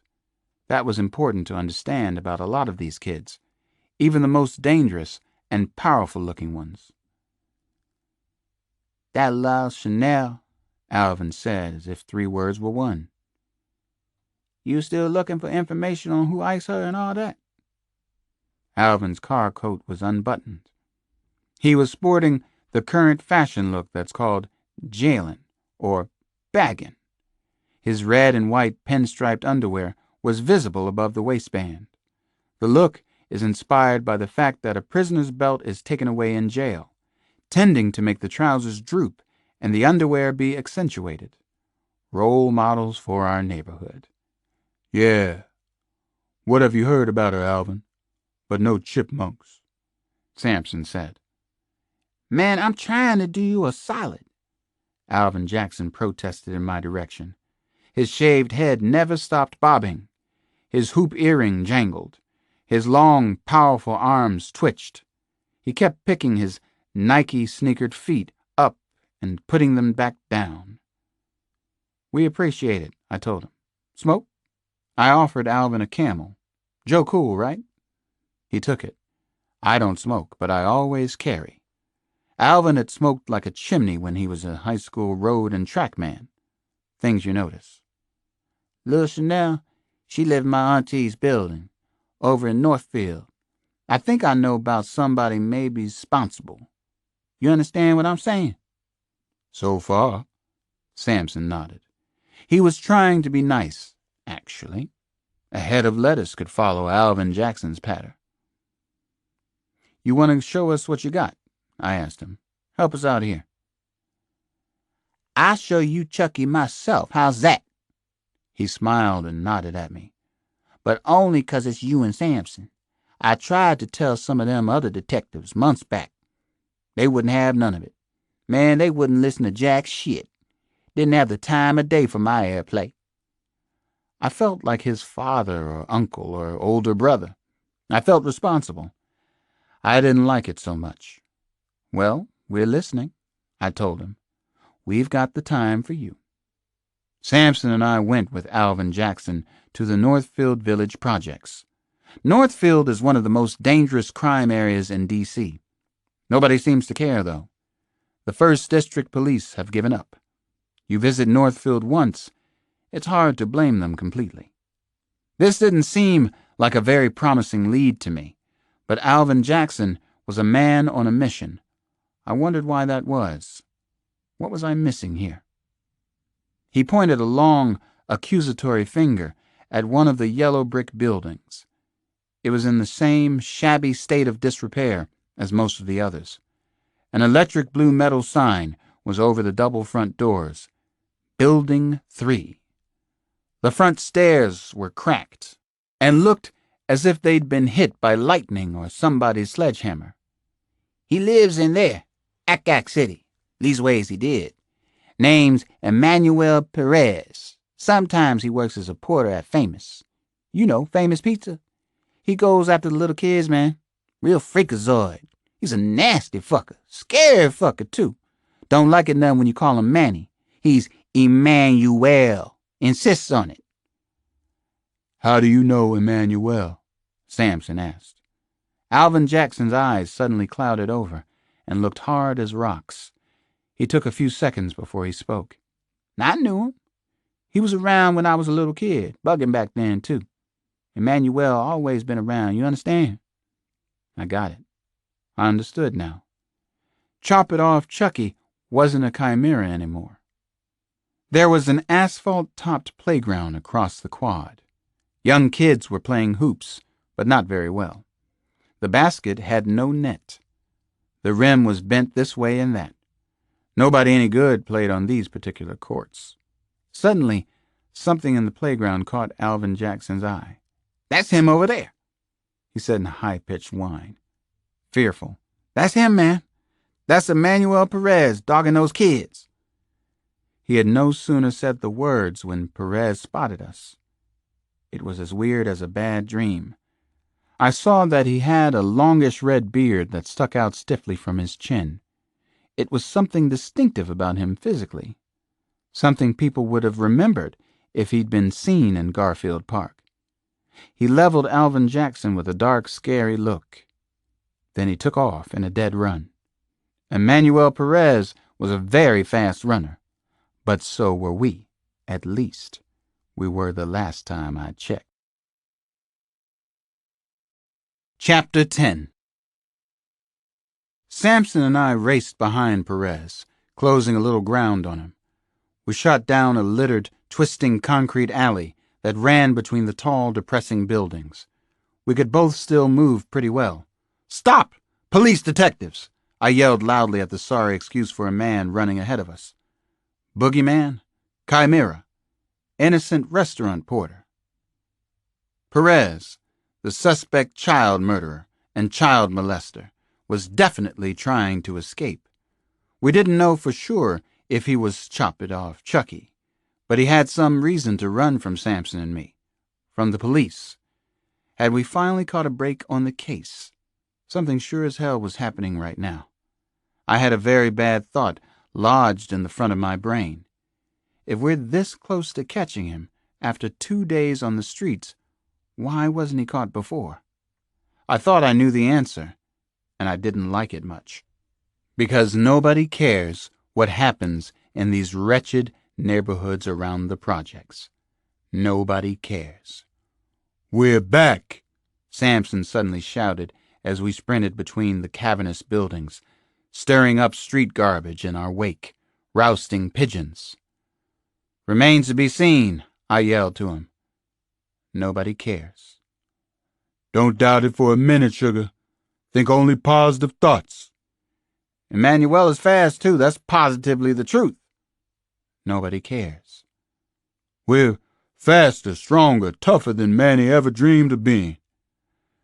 "Better trash talkers," I huffed. Just one huff, but a huff all the same. "That too, sugar. Goes without saying." We followed Perez, Chop It Off, out onto 7th Street, which is lined with 4- and 5-story row houses, bombed-out stores, a few tank bars. Perez suddenly turned into a beaten-down Federal-style building near the middle of the block. The windows were mostly boarded with sheet metal, looking like silver teeth in a rotting mouth. "He seems to know what the hell he's doing," Samson yelled. "Knows where he's going." At least that makes one of us. Samson and I entered the sagging, ramshackle building several strides behind Perez. The strong smell of urine and decay was everywhere. As we climbed the steep, reinforced concrete stairs, I could feel a fire spreading into my chest. "Had his escape route all figured out," I huffed. A definite huff. "He's smart." "He's trying to escape from us. That's not too smart. Never happened. We got you, Manny." Samson yelled up the stairs. His voice echoed like thunder in the narrow quarters. "Hey, Manny! Manny, Manny, Manny!" "Stop! Police! Manny Perez, stop!" Samson shouted at the fleeing suspect. He had his gun out, a nasty 9mm Glock. We could hear Perez still running above us, his sneakers slapping stairs. He didn't yell back. Nobody else was on the stairs or in any of the stairwells. Nobody cared that there was a police chase going on inside the building. "You think Perez really did it?" I yelled to Samson. "He did something. He's running like his ass is on fire, spreading right up his spinal cord." "Yeah, we lit the fuse." We burst out a gray metal door onto a broad, uneven expanse of tar roof. Overhead, the sky was a cool, hard blue. There were shiny surfaces and maximum glare everywhere. There was nothing but bright blue sky above. I had the urge to take off, fly away from all of this. The urge, but not the means. Where the hell had he gone? He was nowhere in sight. Where was Emmanuel Perez? Where was the Sojourner Truth school killer? Chimera. Chapter 11. "Fuck you, Peach Fuzz!" Perez suddenly yelled. "You hear me, Peach Fuzz?" Peach fuzz. Samson looked at me and made a face. I saw a quick flash of Chop It Off Chucky. He was off to our extreme right. He was sprinting across a connecting rooftop and was already about 30 yards away. I saw him grab a quick, worried look back over his shoulder. His small eyes were hard black beads, evil-looking as they come. He had that weird red beard. Maybe he was a total psycho. Or maybe he really was just a pizza store porter. Forget it, I told myself. 4 teenage boys and a girl were up there on the roof, doing their sneaky business. Crack, probably. I hoped they weren't snorting heroin. They idly watched the wild, wild world go by. The real city game was in progress here. Cops and robbers. Child molester killers. It made no difference to these kids. Samson and I covered 3 more narrow rooftops in a powerful hurry. We were gaining on him a little, but only by a step or 2. Sweat was running down my forehead and cheeks, burning my eyes. "Stop! We'll shoot!" I yelled. "Stop, Emmanuel Perez!" Perez looked back again. He looked straight at me this time and grinned. Then he seemed to disappear over the far side of the brick-walled building. "Fire escape!" Samson yelled. Seconds later, the 2 of us were rushing headlong down skinny, twisting, rusted metal stairs. Perez flew down the flimsy fire escape ahead of us. He was really moving. This was definitely his event, his home course. Samson and I were both too big for the tight radius maneuvering. He gained a full flight on us, maybe a flight and a half. Chucky definitely had an escape route figured out, I was thinking. He'd practiced this. I was almost sure of it. He's a smart one. He's guilty. Those vicious eyes, mad dog eyes. What had Alvin Jackson said? That Emmanuel Perez had always been around. We saw him down on E Street. The red beard jutted out as if it were petrified wood. He was already a full block away. Lots of rush-hour traffic everywhere. He was getting into a gypsy cab, a dull red and orange hack that read, "Cappies, we go anywhere." "Stop, you fucking squirrel!" Samson screamed at the top of his voice. "God damn you, Manny!" Perez gave us the finger in the crud-crusted rear window of the cab. "Peach fuzz!" He leaned out and screamed back at us. Chapter 12. Samson and I scrambled out onto E Street. Sweat was still streaming down my forehead and cheeks, my neck, back, legs. Samson ran in front of a yellow cab, and the driver screeched to a stop. Intelligent of the cab driver to avoid hitting Man Mountain and totaling his car. "Metro Police, Detective Alex Cross!" My voice boomed as we simultaneously swung open the cab's back doors. "Follow that hack! Go, go, go, damn it!" "Don't you lose him," Samson threatened the driver. "Don't you even think about it." The poor man was scared to death. He never even looked back, never said a word. But he didn't lose visual contact with Cappies. We go anywhere.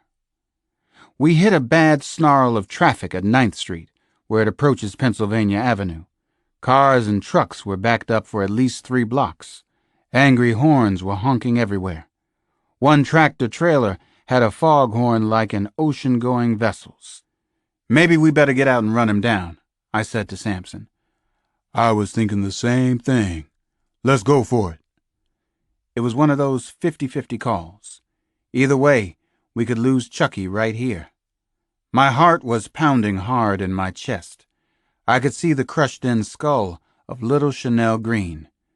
Emmanuel had always been around. Those mad dog eyes. I wanted to chop it off Chucky real bad. Samson already had the creaking door on his side of the cab open. I was a half a step behind, maybe less. Chucky must have felt us breathing fire on the back of his neck. He jumped out of his cab and started to run. We followed him between the tight rows of barely moving traffic. Blaring car horns provided chaotic background noise for the foot chase along 9th Street. Chop It Off Chucky burst forward. He'd gotten his second wind. Suddenly, he veered right and into a gleaming glass and steel office building. The building looked silver blue. Madness, pure and simple. I had my detective's shield already out as we entered the office building several strides behind Chucky. "Spanish guy, red beard, which way?" I yelled at the dazed and confused-looking security guard standing around the plush, paneled lobby. He pointed to the middle car at a metal-on-metal elevator bank. The car had already left the ground floor. I watched the floor indicator. 3, 4, rising fast. Samson and I jumped into the open door of the car nearest the front entrance. I hit rooftop with the palm of my hand. That was my best guess. "Roadrunner said Perez was a porter at Famous Pizza," I told Samson. "There was a Famous on the ground floor here." "Think Chucky's a creature of habit. Likes roofs. Has his favorites all picked out." "I think he had a couple of escape routes figured out just in case, and yeah, I think he's a creature of habit." "He's most definitely a creature." The elevator bell rang, and Samson and I scrambled out, guns first. We could see the Capitol in the distance. Also the Statue of Freedom. Pretty sight under other circumstances. Weird now. Kind of sad. I couldn't stop thinking about Chanel Green. I kept seeing her brutalized face. What had he hit her with? How many times? Why? I wanted to catch this bastard so bad it hurt. Hurt my body. Hurt my head even worse. We moved away from the building, and I finally spotted Chucky outlined against the skyline. My heart sank. Chucky did have an escape route in mind. He had thought about this before. Somebody coming to get him. He sure was acting guilty. He had to be our killer. "Fuck you, Peach Fuzz!" he screeched, taunting us again. Then he took off on a long running start. He had a powerful stride, a long stride. "No!" I moaned. "No, no, no!" I knew what he was going to do. Perez was going to jump from building to building. "Stop, you son of a bitch!" Samson shouted, "or I will shoot!" But he didn't stop. We watched him take a flying leap.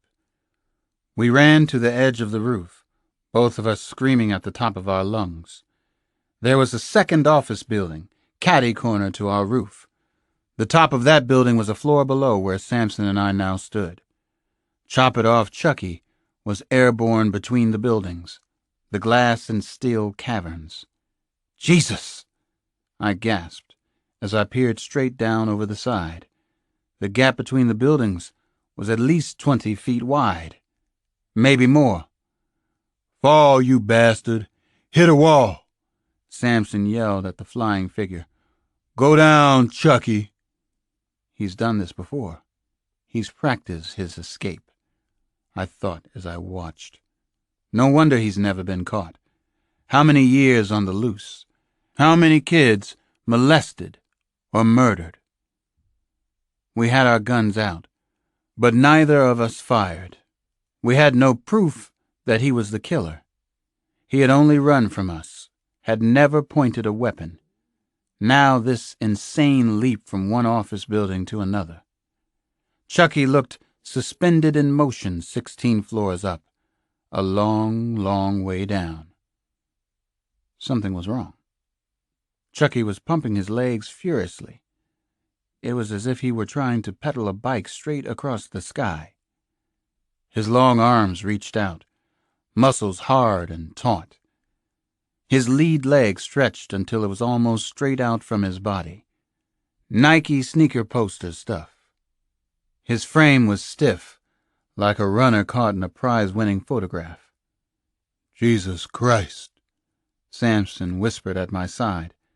I felt his warm breath on my cheek. Chucky's arm was outstretched, but his hand barely touched the restraining wall on the roof of the nearby office building, his legs still pumping in midair. Then, Chop It Off Chucky screamed. blood-curdling sounds, muffled only by the windows and walls of the two buildings. He continued to shriek as he fell 20 stories. His arms and legs were flailing, stroking the air at a futile, furious pace. As I watched, I saw his body suddenly twist in midair. He looked up at me, still screaming in a hopeless, plaintive way, screaming with his mouth and his eyes, and that bushy red beard, screaming. Chucky was dying as I watched. The fall seemed to take forever, 4 or 5 seconds that seemed like an eternity. My stomach was falling with him. I experienced vertigo. The narrow alley below was a spinning gray band. The buildings, the canyon, seemed so steep and dark and far away. Then I heard Chucky hit the pavement. Splat. It was otherworldly to hear. I stared at the crumpled body spread-eagled down below. I could feel no joy in it, though. There was nothing even remotely human about it. It was crushed like the side of Chanel Green's face. Chucky's unearthly screams still echoed inside my brain. "Flame out," Sampson said at my side. "Case closed. Score 1 for the Peach Fuzz." I holstered my semi-automatic. Emmanuel Perez had practiced his escape, but he hadn't practiced enough.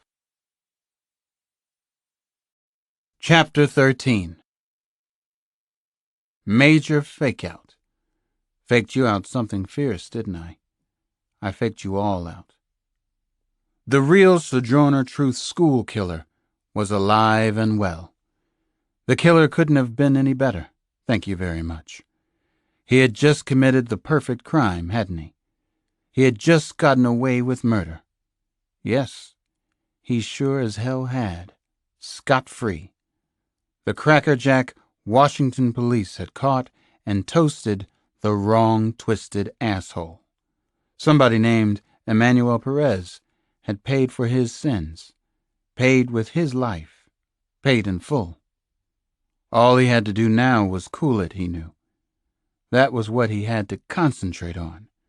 He had already decided to hide out for a while, inside his mind. He was cruising the Pentagon City Mall in Arlington. He was getting absolutely rabid as he strolled through the Gap, and then Victoria's Secret. He was obsessing about how to get back at anybody and everybody. At tout le monde. Pardon his French, s'il vous plaît. A song, an oldie he'd heard that morning on MTV, was stuck in his head. The lyrics had been bouncing around his skull like ping-pong balls for the last couple of hours. He could hear the singer, Beck, a hopeless geek from Los Angeles. "I'm a loser, baby, so why don't you kill me? I'm a loser, baby, so why don't you kill me?" He repeated the lyric in his head. "I'm a loser, baby, so why don't you kill me?" He loved the way the dumbass lyrics worked 2 ways for him. They were about him, and they were about his potential victims. Everything was an irritating circle, right? Life was beautiful in its screwy simplicity, right?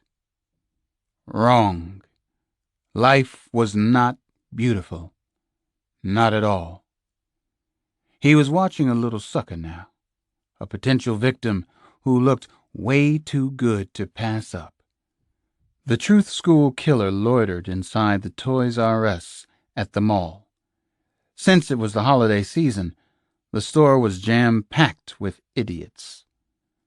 The overhead speakers were playing the chain's irritating and moronic theme song. "I don't want to grow up. I'm a Toys R Us kid." Over and over and over. The kind of mindless repetition that kids loved.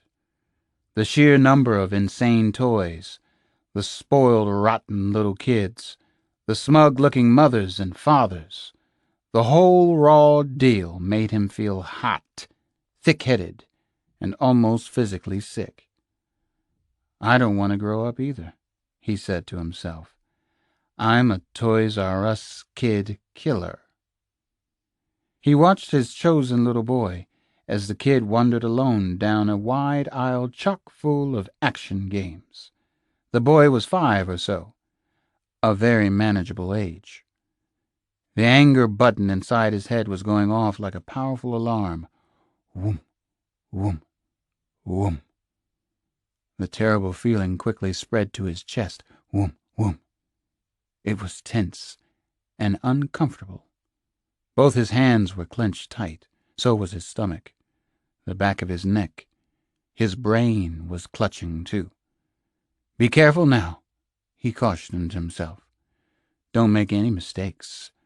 Remember, you do perfect crime." Chapter 14.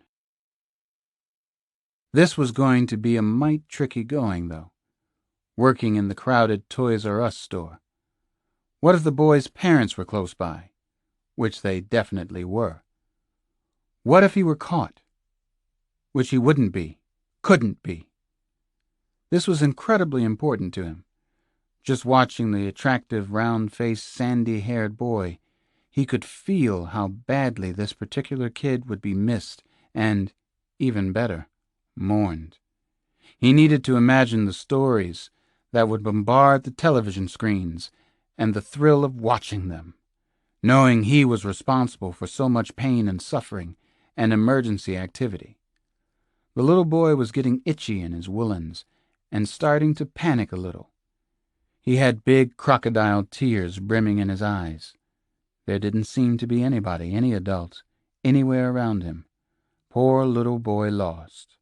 Poor little boy blue. The killer began to move in on his prey, slowly and carefully.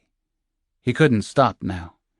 His heart was beating like a big tin drum, and he loved the powerful sensation. His legs and arms were a little wobbly. Jello City. His vision tunneled. He was dizzy with anticipation, fear, dread, exhilaration. Do it. Now. He bent, picked up the boy, and immediately started smiling and talking, the happiest, friendliest barf babble he could come up with. "Hi there. I'm Roger the Artful Dodger. I work here at Toys R Us.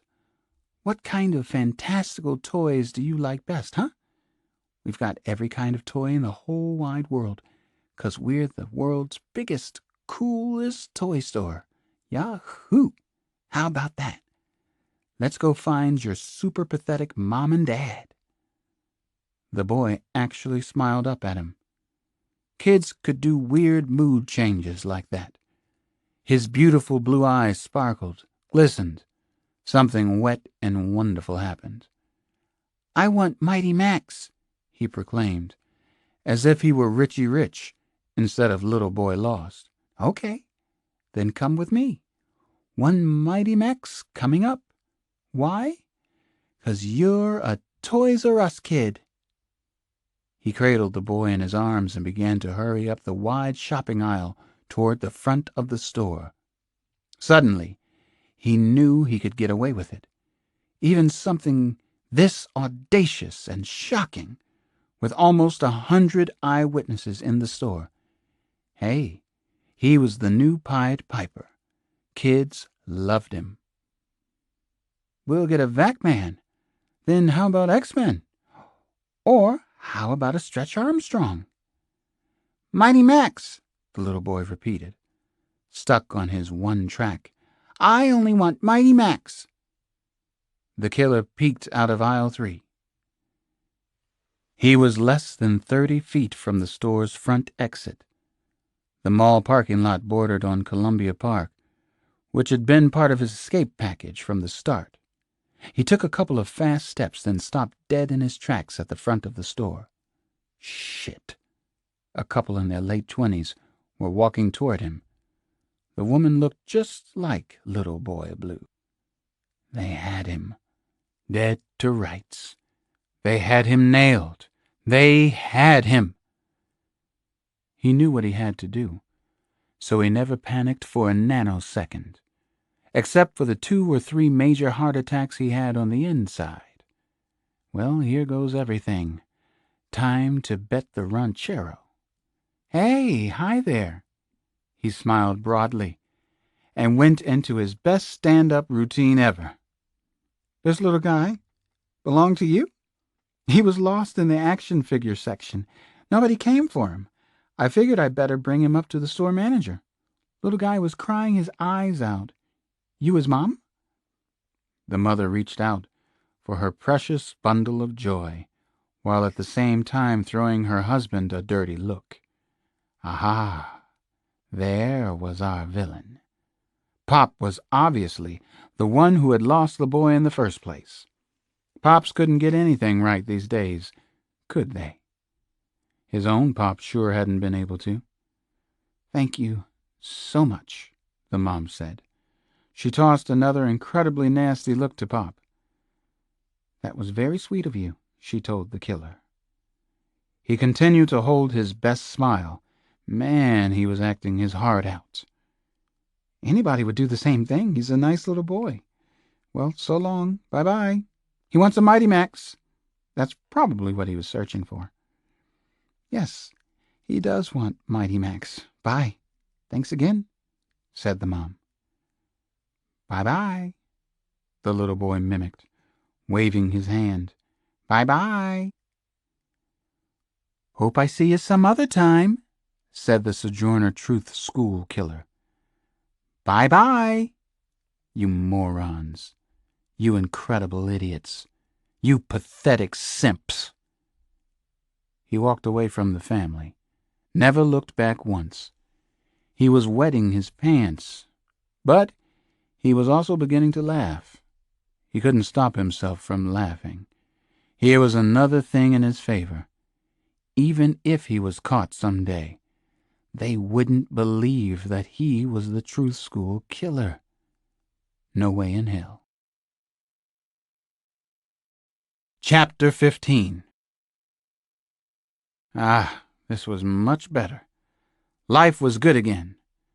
I opened my eyes and Janny was there, staring at me from about 3 feet away. Janny had Rosie the cat in her arms. Janny likes to watch me sleep sometimes. I like to watch her sleep too. Fair is fair. Hey there, sweetness and light, I said to her. You know the song, Someone to Watch Over Me. You remember that one? I hummed a couple of bars for her. Janny nodded her head yes. She knew the song. She'd heard me play it on the piano downstairs on our porch. You have guests, she announced. I sat up in bed. How long have they been here? They just came. Nana sent me and Rosie up to get you. She's making them coffee. You too. You have to get up. Is it Samson and Rakeem Powell? I asked. Janny shook her head. She seemed unusually shy this morning, which isn't really like her. They're white men. I was starting to wake up in a hurry. I see. You happen to catch the names. Suddenly I thought I knew the names. I solved the mystery myself. At least I thought I had. Janny said, Mr. Pittman and Mr. Clouser. Very good, I complimented her. Not good. Not good at all. I was thinking about my guests. I didn't want to see the chief of detectives or the police commissioner, especially not in my house, especially not for the reason I imagined that they were here to see me. Janny bent and gave me my morning kiss, then a second kiss. Oh, what lies there are in kisses, I winked and said to her. Nope, she said. Not my kisses. It took me less than 5 minutes to get as ready as I was going to get for this. Nana was entertaining our visitors in the parlor. Commissioner Clouser had come to my house twice before. This was a first for the chief of detectives, the Jefe. I assumed that Clouser had forced him to come. Chief Pittman and Commissioner Clouser were sipping Nana's steaming coffee, smiling at a story she was spinning for them. I wondered what it was she had decided to get off her chest. This was a dangerous time for Pittman and Clouser. "I was just rebuking these gentlemen for allowing Emmanuel Perez to roam our streets for so long," she told me as I entered the parlor. "They promised not to let that sort of thing happen again. Should I believe them, Alex?" Both Pittman and Clouser chuckled as they looked at me. Neither of them realized this was no chuckling matter, and that my grandmother was no one to mess with or, even worse, condescend to in her house. "No, you shouldn't believe one word they say. Are you finished now?" I asked her, returning her sweet, phony smile with one of my own. "I didn't think I could trust either of them. I wanted to get their promise in writing," Nana said. I nodded and smiled, as if she'd just made a joke, which I knew she hadn't. She was dead serious. The Jefe and Commissioner Clouser both laughed heartily. They thought Nana Mama was a stitch. She isn't. She's the whole 9 yards. "Can the three of us talk in here?" I asked her. "Or should we go outside for our discussion?" "I'll go in my kitchen," Nana evil-eyed me and said. "So nice to meet you, Chief Pittman, Commissioner Clouser. Don't forget your promise." "I won't." Once she had left the room, the commissioner spoke right up. "Well, congratulations are in order, Alex. I understand that you found all kinds of kiddie porn in Emmanuel Perez's apartment." "Detective Sampson and I found the pornography," I said. Then I was silent. I had decided not to make this easy for them. Actually, I agreed 100% with the point Nana had been trying to make. "I'm sure you're wondering what we're doing here, so let me explain." Chief of Detectives Pittman spoke up. He and I were not close, to put it mildly. Never had been, never would be. Pittman is a bully, and also a closet racist, and those are his better points. He could never seem to see a belt without wanting to hit below it. "I'd appreciate it," I said to the Jefe. "I was thinking that maybe you had just been in the neighborhood and you dropped by for my grandmother's coffee. It's worth a trip." Pittman didn't come close to breaking a smile. "We received a formal request from the FBI late last night. They've asked that you work on the investigation of Senator Fitzpatrick's murder. Special Agent Kyle Craig strongly suggested that your background and recent experience might serve the investigation well. Obviously, it's an important case, Alex." I let Chief Pittman finish. Then I slowly shook my head no. "I've got a half-dozen open homicides here in Southeast," I said.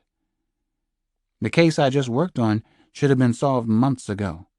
Then another little girl wouldn't have died for no goddamn reason. A homicide detective got reassigned off the killer's trail back then. Now a little girl is dead, 6 years old." "This is a major case, Alex," the commissioner said.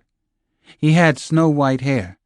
His face was bright red, which happened when he was angry or disturbed. The two of us went back some. Usually we got along. Maybe not this time. "Tell the FBI that I can't be spared for this Jack and Jill mess. I'll call Kyle and make my peace with him. Kyle will understand. I'm on several homicide cases in Southeast. People die here too. We have our own messes, and even major cases." "Let me ask you something, Alex," the police commissioner said. He smiled gently as he spoke. Lots of beautifully capped white teeth. I could have played some sweet Gershwin on them, though maybe some key-slamming Little Richard would have been more satisfying. "Do you still want to be a cop?" he asked. That one landed, and it stung. It was a sucker punch, but a pretty good one. "I want to be a good cop," I said to him. "I want to do some good if I possibly can. Same as always. Nothing's changed." "That's the right answer," the commissioner said, as if I were a child who needed his instruction. You're on the Jack and Jill investigation. It's been decided in very high places. You have experience with these kinds of murders, with lunatic psychotics. You are officially off all your other cases. Now be a very good cop, Alex. The FBI is almost certain Jack and Jill are going to kill again. So was I. So was I. And I felt the very same thing about the Sojourner Truth School killer. Chapter 16. I resisted the unique charms of the Jack and Jill case for one more day. Half a day anyway. I tried to clear a few things on my watch in Southeast. I was furious about what had happened with Clouser and Pittman. Chanel Green had died because more detectives hadn't been assigned to find Chop It Off Chucky, hadn't given Alvin Jackson the time of day. The whole sorry affair was race-related, no way around it, and it made me both angry and sad. I came home early and spent the evening with Nana and the kids. I wanted to make sure they were okay after the murder at the Sojourner Truth School. At least that horror tale had been solved. But I still wasn't over the child killing. I couldn't get past it for a lot of reasons. For half an hour or so, I gave Damon and Janny their weekly boxing lesson in the basement. To Damon's credit, he's never complained that the sessions include his sister. He just puts on the gloves. They're becoming tough little pugs, but more important, they're learning when not to fight. Not many kids mess with them at school, but that's mainly because they're nice kids and know how to get along. Watch that footwork, Damon, I told him. You're not supposed to be putting out a fire with your feet. You're supposed to be dancing. Janny threw a little verbal jab at her brother. Step right, back, step, left. I'll do a dance on you in a minute, Damon warned her off, and then they both laughed like hell. A little later, we were upstairs in front of the tube. Janny was crossing her small arms, squinting her brown eyes, and making a tough-as-nails face at me. It was her official, non-negotiable bedtime, but she had decided to lodge a protest. No, Daddy. Nope, Pete, she said. Your watch is too fast. Yes, Janny. Yeppy. I held my ground, held my own against my chief nemesis. My watch is too slow. No, siree, no way, she said. Yes, indeedy. No escaping it. You're busted.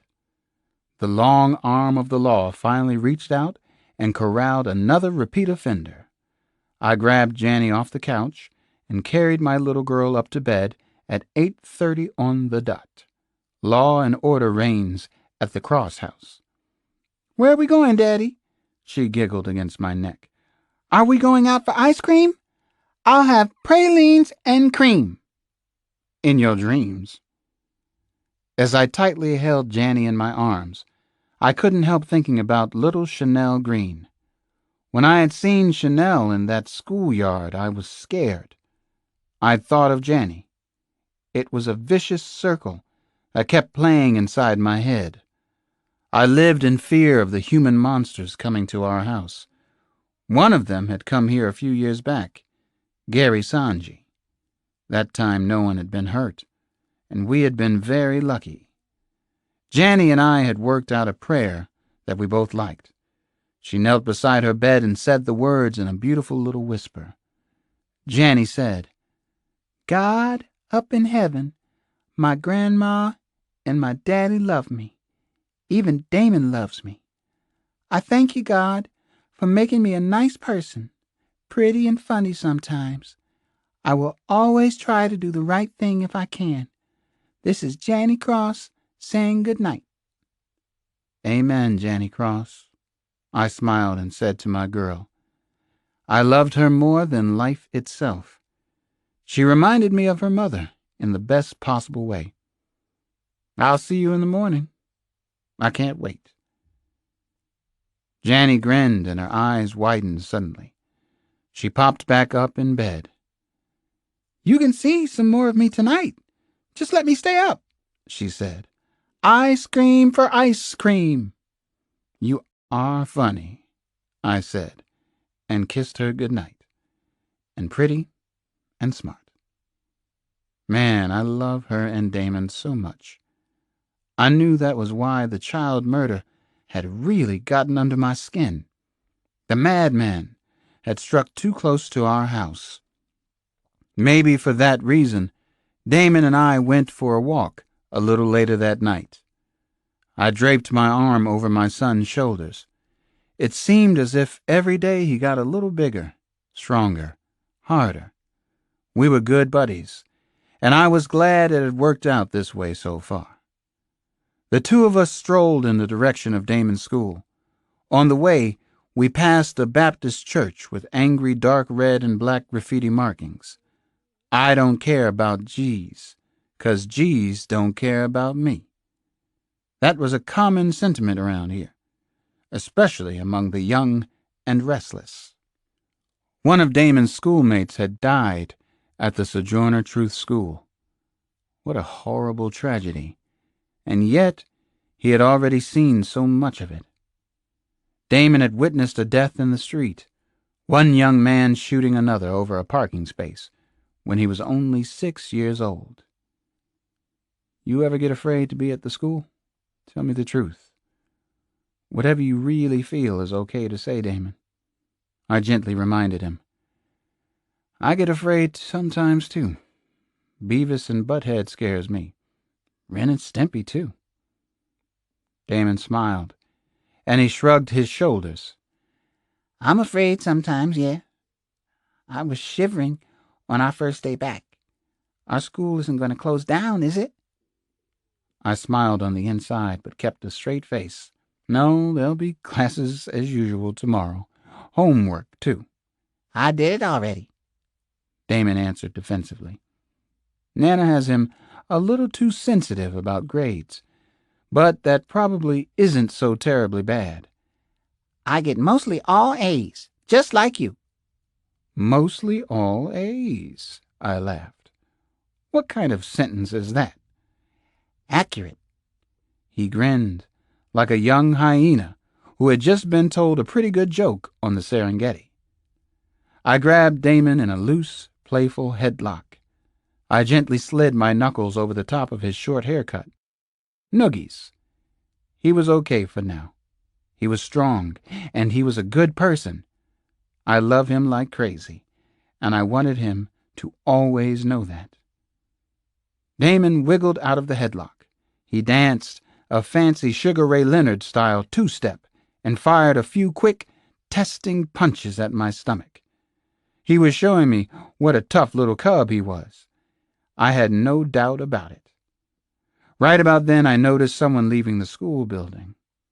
It was the same woman I'd seen in the early morning of Chanel Green's murder, the one who had blown me away then.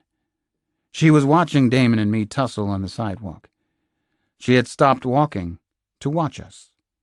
She was tall and slender, almost 6 feet. I couldn't see her face very well in the shadows of the school building. I remembered her from the other morning, though. I remembered her self-confidence, a sense of mystery I'd felt about her. She waved, and Damon waved back. Then she headed down to the same dark blue Mercedes, which was parked up against the wall of the building. You know her? I asked. That's the new principal of our school, Damon informed me. That's Mrs. Johnson. I nodded. Mrs. Johnson. She works late. I'm impressed. How do you like Mrs. Johnson? I asked Damon as I watched her walk to her car. I remembered that Nana had talked about the principal and been very positive about her, calling her inspirational and saying she had a sweet disposition. She was certainly attractive, and seeing her made my heart ache just a little. The truth was, I missed not having someone in my life. I was getting over a complicated friendship I'd had with a woman, Kate McTiernan. I had been working a lot, avoiding the whole issue that fall. I was still avoiding it that night. Damon didn't hesitate with his answer to my question. I like her. Everybody likes Mrs. Johnson. She's tough, though. She's even tougher than you are, Daddy, he said. She didn't look so tough with her Mercedes sedan, but I had no reason not to believe my son. She was definitely brave to be in the school alone at night, maybe a little too brave. Let's head on home, I finally said to Damon. I just remembered this is a school night for you. Let's stay up and watch the Bullets play the Orlando Magic, he coaxed and grabbed onto my elbow. Oh, sure. No, let's get Janny up and we'll all pull an all-nighter, I said, and laughed loudly. We both laughed, sharing the jokey moment. I slept in with the kids that night. I was definitely not over the murder at the truth school. Sometimes we'll throw blankets and pillows on the floor and sleep there, as if we were homeless.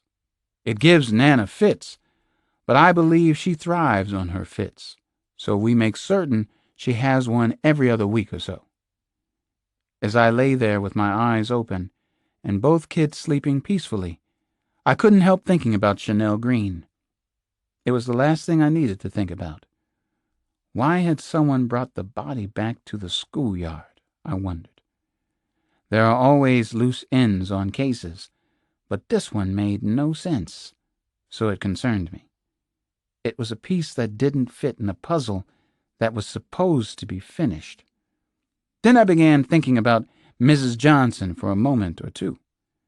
That was a better place to be. She's even tougher than you are, Daddy. What a glowing recommendation from my little man. It was almost a dare.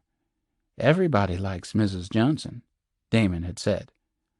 I wondered what her first name was. I made a wild guess. Christine. The name just came to me. Christine. I liked the sound of it in my head. I finally nodded off to sleep. I slept with the kids in the pile of blankets and pillows on the bedroom floor. No monsters visited us that night. I wouldn't let them. The Dragon Slayer was on guard, tired and sleepy and over-sentimental, but ever so watchful. Chapter 17. This was really nuts, insane, demented. It was so great. The killer wanted to go for it again right now, right this minute. He wanted to do the two of them.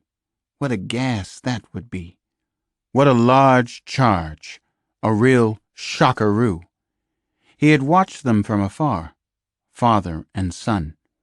He thought of his own father, the totally worthless prick. Then he saw the tall, pretty school teacher wave and get into her car. Instinctively, he hated her too. Worthless black bitch. Phony teacher's smile spread all over her face. Pow, pow, pow. 3 perfect headshots. 3 exploding head melons. That's what they all deserved. Summary executions. A really rude thought was forming in his mind as he watched the scene near the school. He already knew a lot of things about Alex Cross.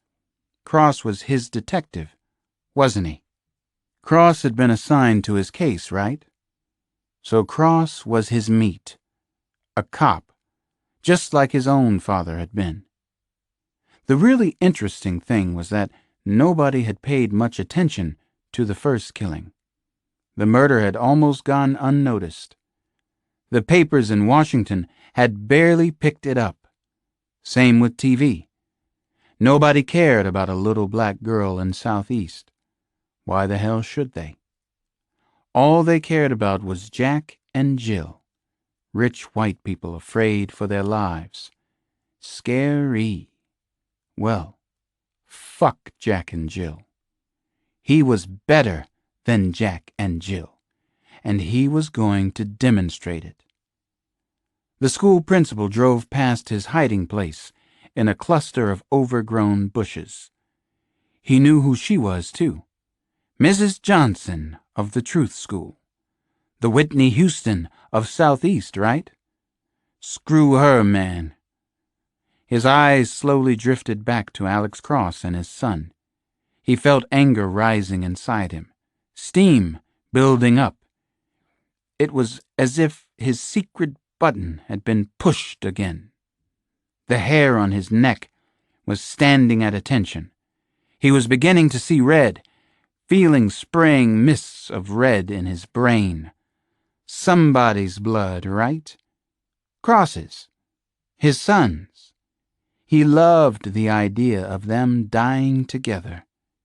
He could see it, man. He followed Alex Cross and his kid home, in his rage state, but keeping a safe distance. He was thinking about what he was going to do next. He was better than Jack and Jill. He'd prove it to Cross and everyone else. Chapter 18. The festive charity gala for the Council on Mental Health was being held at the Pension Building on F Street and 4th on Friday night. The grand ballroom was 3 stories, with huge marble columns everywhere, and more than 1,000 guests noisily seated around a glistening working fountain. The waiters and waitresses wore Santa Claus hats. The band broke into a lively swing version of Winter Wonderland. What great fun! The guest speaker for the evening was none other than the Princess of Wales. Sam Harrison was there as well. Jack was there. He observed Princess Di closely as she entered the glittering, stately ballroom. Her entourage included a financier, rumored to be her next husband, the Brazilian ambassador and his wife, and several celebrities from the chic American fashion world. Ironically, 2 of the models in the group appeared to suffer from anorexia nervosa, the flip side of bulimia, the nervous disorder that had plagued Diana for the previous dozen years. Jack moved a few steps closer to Princess Di. He was intrigued, and he had serious questions about the quality of her security arrangement. He watched the Secret Service boys make a discreet sweep, then remain on duty nearby, earphones at the ready. A formal toastmaster had been brought all the way from England to properly salute the Queen, the Council's president, and host Walter Annenberg. The ambassador spoke briefly, then a lavish, though overcooked and underspiced dinner followed. Baby lamb with sauce niçoise and haricot vert. When the princess finally rose to speak during dessert, an orange almond tart with orange sauce and marsala cream, Jack was less than 30 feet away from her. She wore an expensive gold sheath of taffeta with sequins, but he found her somewhat gawky, at least to his taste. Her large feet made him think of the cartoon character Daisy Duck. Princess Daisy, that was his moniker for Di. Diana's speech at the gala was very personal, if familiar, to those who had followed her life closely. A troubled childhood and adolescence, a debilitating search for perfection, feelings of self-revulsion and low personal esteem. All this had led to what she spoke of as her shameful friend, bulimia. Jack found the speech strangely off-putting and cloying. He wasn't at all touched by Diana's self-pity, or the near hysteria that seemed to reside just below the surface of her performance, perhaps her entire life. The audience clearly had a different reaction. Even the usually cool-as-ice Secret Service guards seemed to react emotionally to the popular Di. The applause when she had finished speaking was thunderous and seemed heartfelt and sincere. Then the entire room stood up, Jack included, and continued the warm, noisy tribute. He could almost have reached out and touched Di. Here's to bulimia, he wanted to call out. Here's to worthwhile causes of all kinds. It was time for him to move into action again. It was time for number 2 in the Jack and Jill story. Time for a lot of things to begin. It was also his turn to be the star tonight, to solo, as it were. He had been watching another well-known personality that evening at the party. He had watched her, studied her habits and mannerisms on a few other occasions as well. Natalie Sheehan was physically striking, much more so than Di, actually. The much-admired TV newswoman was blonde, about 5'8" in heels. She wore a simple, classic black silk dress. She oozed charm, but especially class. First class. Natalie Sheehan had been aptly described as American royalty, an American princess. Jack started to move a little past 9:30. Guests were already dancing to an 8-piece band. The breezy chit-chat was flowing freely. Marion Gingrich's business dealings, trade problems with China, John Major's problems du jour, planned ski trips to Aspen, Whistler, or Alta. Natalie Sheehan had downed 3 margaritas, straight up, with salt around the rim. He had watched her. She didn't show it, but she had to be feeling something, had to be a little high. She's an extremely good actor, Jack was thinking as he came up beside her at one of the complimentary bars. She's a master of the one-night stand and the one-weekend affair. Jill had researched the hell out of her. I know everything about you, Natalie. He took 2 sidelong steps, and suddenly they were face to face. They nearly collided, actually. He could smell her perfume, flowers and spices. Very nice. He even knew the delightful fragrance's name, Escada Act 2. He'd read that it was Natalie's favorite. I'm sorry, excuse me, he said, feeling his cheeks redden. No, I wasn't looking where I was going. Clumsy me, Natalie said and smiled.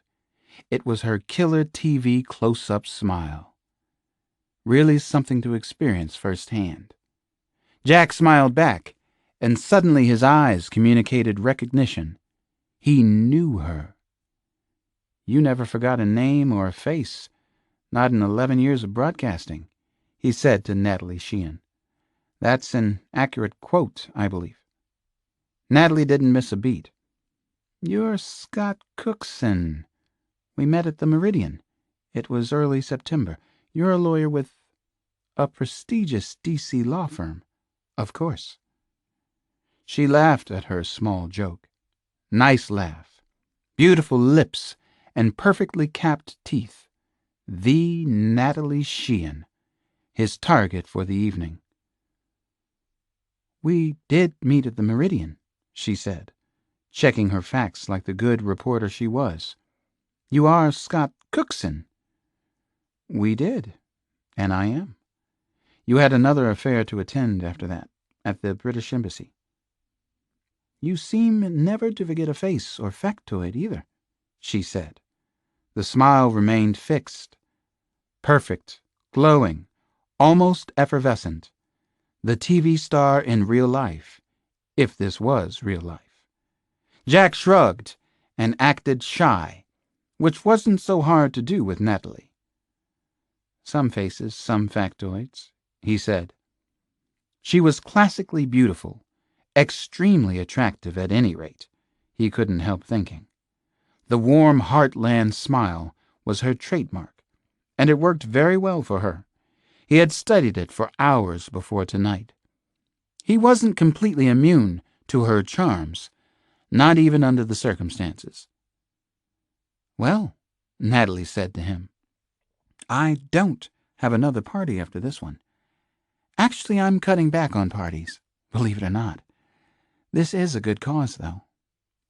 I agree. I believe in good causes.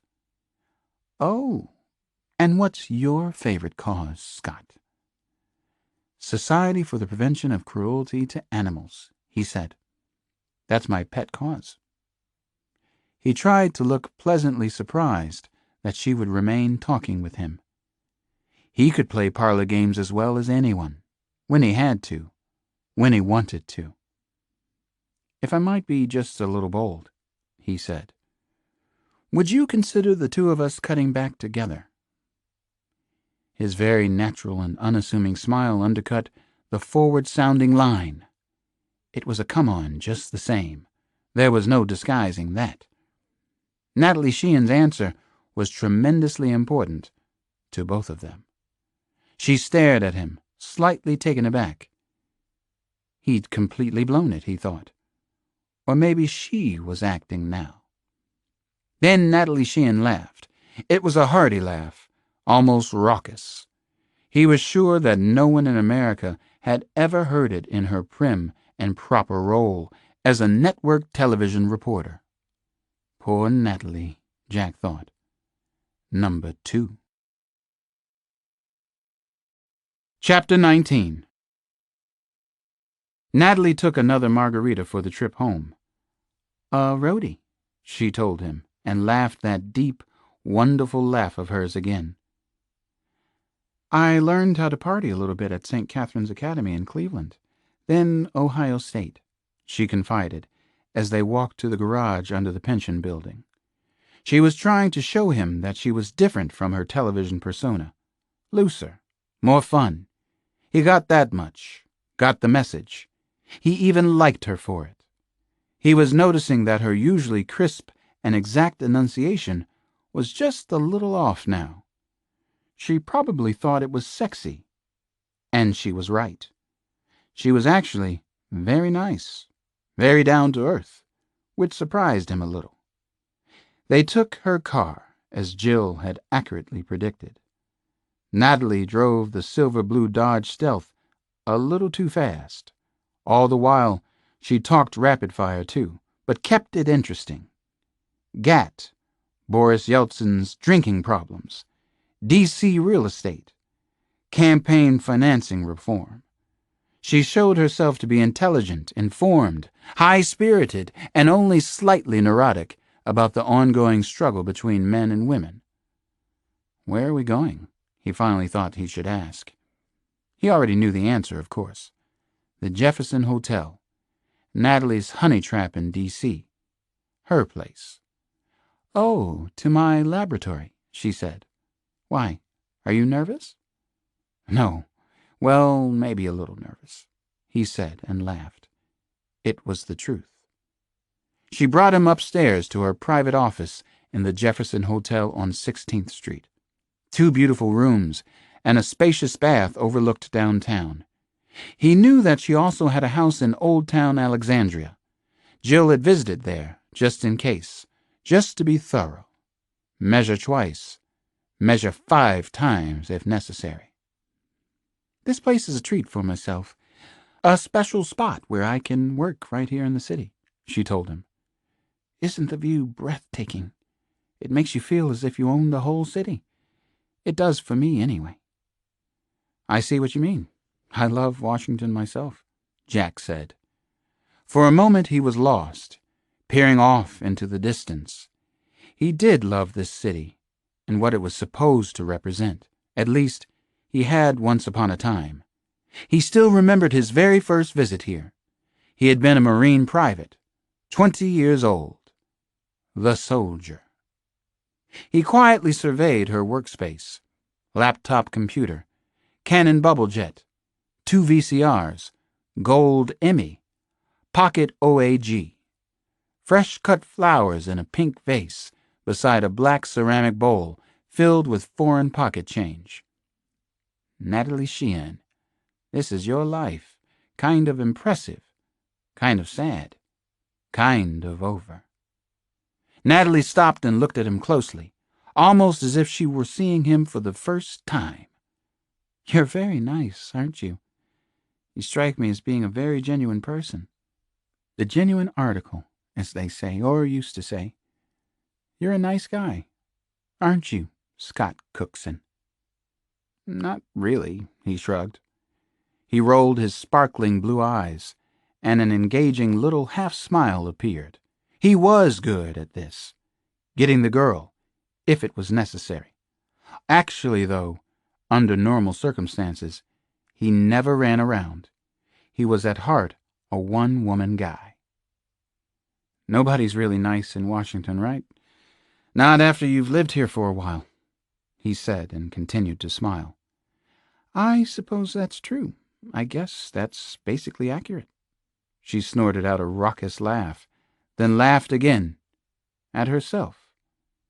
He could see that Natalie was disappointed a little in his answer. She wanted, or maybe she needed, something genuine in her life.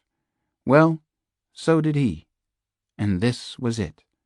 The game was exquisite, and it was definitely the genuine article.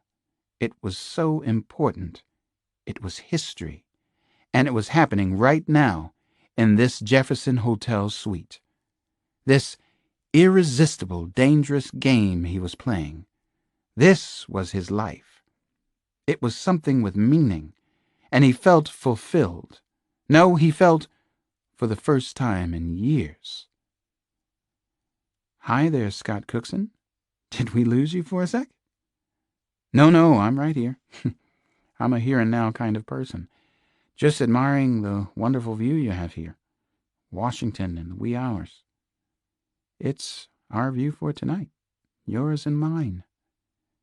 Natalie made the first physical move, which was also as he had predicted, and was therefore reassuring to him. She came up close to him, from behind. She placed her long, slender arms around his chest, bracelets jangling. It was extremely nice. She was highly desirable, almost overpoweringly so, and she knew it. He felt himself become aroused, become extremely hard down the left side of his trousers. That kind of arousal was like a small itch compared to everything else he was feeling now. Besides, he could use it. Let her feel your excitement. Let her touch you. Are you okay with this? She asked. She actually was nice, wasn't she? Thoughtful, considerate. It was too bad, really. Too late to change the plan, to switch targets. Bad luck, Natalie. I'm very okay with this, Natalie. Can I take your tie off? Tasteful as it is, she asked. I think the ties should be done away with altogether, he answered. No, ties definitely have a place. First communions, funerals, coronations. Natalie was standing very close to him. She could be so sweetly, gently seductive, and that was sad. He liked her more than he thought he would. Once upon a time, she had probably been the simple Midwestern beauty she now half pretended to be. He had felt nothing but revulsion for Daniel Fitzpatrick, but he felt a great deal tonight. Guilt, regret, second thoughts, compassion. The hardest thing was killing up close like this. How about white Pima cotton shirts? Are you a white shirt man? Natalie asked. Don't like white shirts at all. White shirts are for funerals and coronations, and charity balls. I agree 1,000% with that sentiment, Natalie said, as she slowly unbuttoned his white shirt. He let her fingers do the walking. They trailed down to his belt. Teasing. Expert at this. She rubbed her palm across his crotch, then quickly took her hand away. How about high heels? Natalie asked. Actually, I like those on the right occasion, and on the right woman, he said. But I like going barefoot, too. Nicely put. Give a girl a choice. I like that. She kicked off just one black slingback, then laughed at her joke. A choice. One shoe on, one off. Silk dresses? She whispered against his neck. He was rock hard now. His breathing was labored. So was Natalie's. He considered making love to her first. Was that fair game? Or was it rape? Natalie had managed to confuse the issue for him. "I can do without those, depending on the occasion, of course," he whispered back. We seem to agree on a lot of things." Natalie Sheehan slid out of her dress. Then she was in her blue lacy underwear, one shoe, black stockings. Around her neck was a thin gold chain and cross that looked as if it had come with her all the way from Ohio. Jack still had his trousers on, but no white shirt, no tie. "Can we go in there?" she whispered, indicating the bedroom. "It's really nice in there. Same view, only with a fireplace. The fireplace even works. Something actually works in Washington." "Okay, well, let's start a fire then." Jack picked her up, as if she weighed nothing. As if they were both elegant dancers, which in a way they were. He didn't want to care about her, but he did. He forced the thought out of his mind. He couldn't think like that, like a schoolboy, a Pollyanna, a normal human being. "Strong, too, she sighed, finally kicking off the other shoe. The picture window in the bedroom was astonishing to behold. The view was north up 16th Street. The streets and Scott Circle below were like a lovely and expensive necklace. Jewelry by Harry Winston or Tiffany. Something Princess Di might wear. Jack had to remind himself that he was stalking Natalie. Nothing must stop this from happening now. The final decision had been made. The die was cast, literally. He forced himself not to be sentimental. Just like that. He could be so cold and so good at this. He thought about throwing the high-spirited and beautiful newswoman through the plate glass window of her bedroom. He wondered if she would crash through or just bounce back off the glass. Instead, he set Natalie down gently on a bed covered with an Amish quilt. He pulled out handcuffs from his jacket pocket. He let her see them. Natalie Sheehan frowned, her blue eyes widening in disbelief. She seemed to deflate, to depress, right before his eyes. Is this some kind of joke? She was angry with him, but she was also hurt. She figured he was a freak, and she was right, beyond her wildest nightmares. His voice was very low. "No, this isn't a joke. This is very serious, Natalie. You might say that it's newsworthy." There was a sudden and very sharp knock at the door to the Demi apartment. He held up a finger for Natalie to be quiet. Very quiet. Her eyes showed confusion, genuine fear, an uncustomary loss of her cool demeanor. His eyes were cold. They showed nothing at all. "That's Jill," he told Natalie Sheehan. "I'm Jack. I'm sorry. I really am." Chapter 20. I eased my way inside the Jefferson Hotel just before 8 in the morning. A little Gershwin was rolling through my head, trying to smooth out the jagged edges. Suddenly I was playing the bizarre game too. Jack and Jill. I was part of it now. The cool dignity of the hotel was being scrupulously maintained. At least it was in the elegant front lobby. It was difficult to grasp the reality that a bizarre and unspeakable tragedy had struck here, or that it ever could. I passed a fancy grill room and a shop displaying couture fashion. A century-old clock gently chimed the hour. Otherwise, the room was hushed. There was no sign, not a hint, that the Jefferson, indeed the entire city of Washington, was in shock and chaos over a pair of grisly high-profile murders and threats of still more to come. I am continually fascinated by facades like the one I encountered at the Jefferson. Maybe that's why I love Washington so much. The hotel lobby reminded me that most things aren't what they appear to be. It was a perfect representation for so much that goes on in D.C. Clever facades fronting even more clever facades. Jack and Jill had committed their second murder in 5 days, in this serene and very posh hotel. They had threatened several more murders, and no one had a clue why or how to stop the celebrity stalking. It was escalating. Clearly, it was. But why? What did Jack and Jill want? What was their sick game all about? I had already been on the phone very early that morning, talking to my strange friends in abnormal psych at Quantico.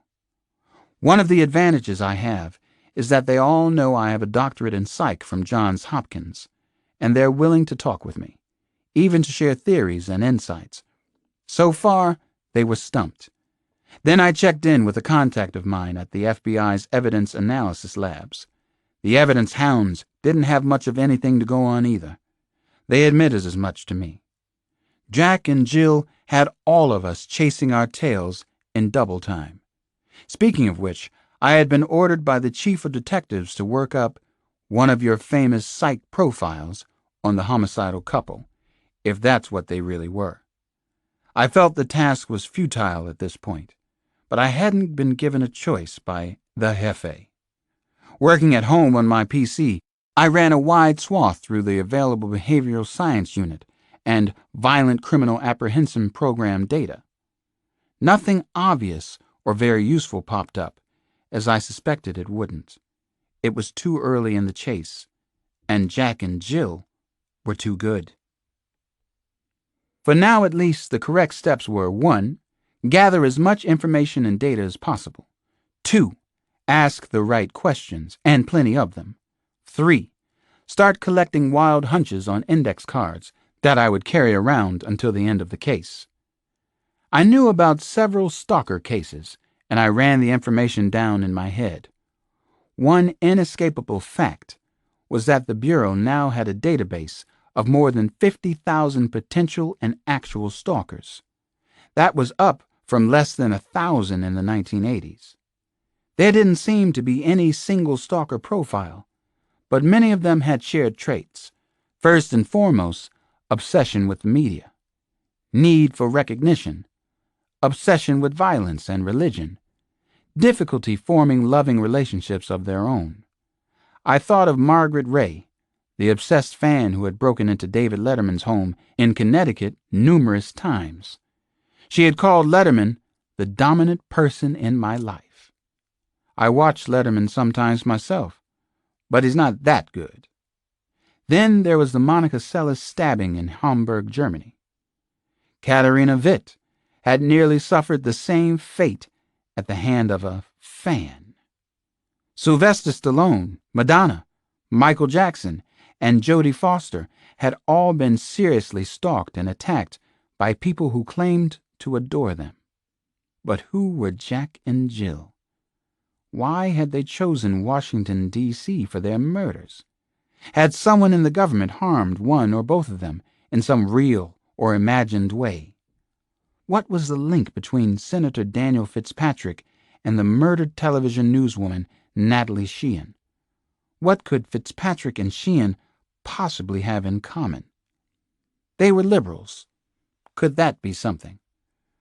Or were the killings random, and therefore nearly impossible to chart? Random was a nasty word that was sticking in my head more and more as I thought about the case. Random was a very bad word in homicide circles. Random murders were almost impossible to solve. Most celebrity stalkers didn't murder their prey. At least they didn't use extreme violence right away. That bothered the hell out of me about Jack and Jill. How long had they been obsessed with Senator Fitzpatrick and Natalie Sheehan? How had they ultimately chosen their victims? Don't let these be random selections and murders. Anything but that. I was also intrigued by the fact that there were 2 of them, working closely together. I had just come off a dizzying, high-profile case in which two friends, two males, had been kidnapping and murdering women for more than 13 years. They had been cooperating, but also competing with each other. The psychological principle involved was known as twinning. So what about Jack and Jill? Were they freak friends? Were they romantically involved? Or was their bond something else? Was it a sexual thing for them? That seemed like a reasonable possibility. Power dominance. A really kinky parlor game. Maybe the ultimate sex fantasy. Were they a husband and wife team? Or maybe spree killers like Bonnie and Clyde? Was this the beginning of a gruesome crime spree? A multiple murder spree in Washington? Would it spread elsewhere, to other large cities, where celebrities tend to cluster? New York, Los Angeles, Paris, London. I stepped off the elevator of the 7th floor of the Jefferson Hotel and looked into a corridor of dazed and confused faces. Judging from the looks at the crime scene, I was pretty much up to speed. Jack and Jill came to the hill to kill, to kill, to kill. Chapter 21. The good Dr. Cross, the master of disaster. Well, I'll be. Alex, hey, Alex, over here. I was lost in a bad jumble of thoughts and impressions about the murders when I heard my name. I recognized the voice immediately, and it brought a smile to my lips. I turned and saw Kyle Craig of the FBI, another dragon slayer, this one originally from Lexington, Massachusetts. Kyle was not your typical FBI agent. He was a totally straight shooter. He wasn't uptight, and he usually wasn't bureaucratic. Kyle and I had worked together on some very bad cases in the past. He was a specialist in high-profile crimes that were marked by extreme violence or multiple murders.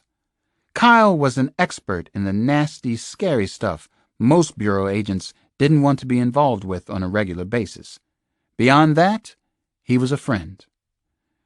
"They've got all the big guns out on this one," Kyle said as we shook hands in the foyer. He was tall, still gaunt. Distinctive features and strikingly black hair. Coal black hair. He had a long hawk's nose that looked sharp enough to cut. "Who's here so far, Kyle?" I asked him. He would have everything scoped out by now. He was smart and observant, and his instincts were usually good. Kyle also knew who everybody was and how they fit into the larger picture. Kyle puckered up. He made a face as if he had just sucked on a particularly sour lemon. "Who the hell isn't here, Alex?" "Detectives from D.C., your own compadres. The Bureau, of course. DEA, believe it or not. The blue suit is CIA. You can tell by the clipped wings.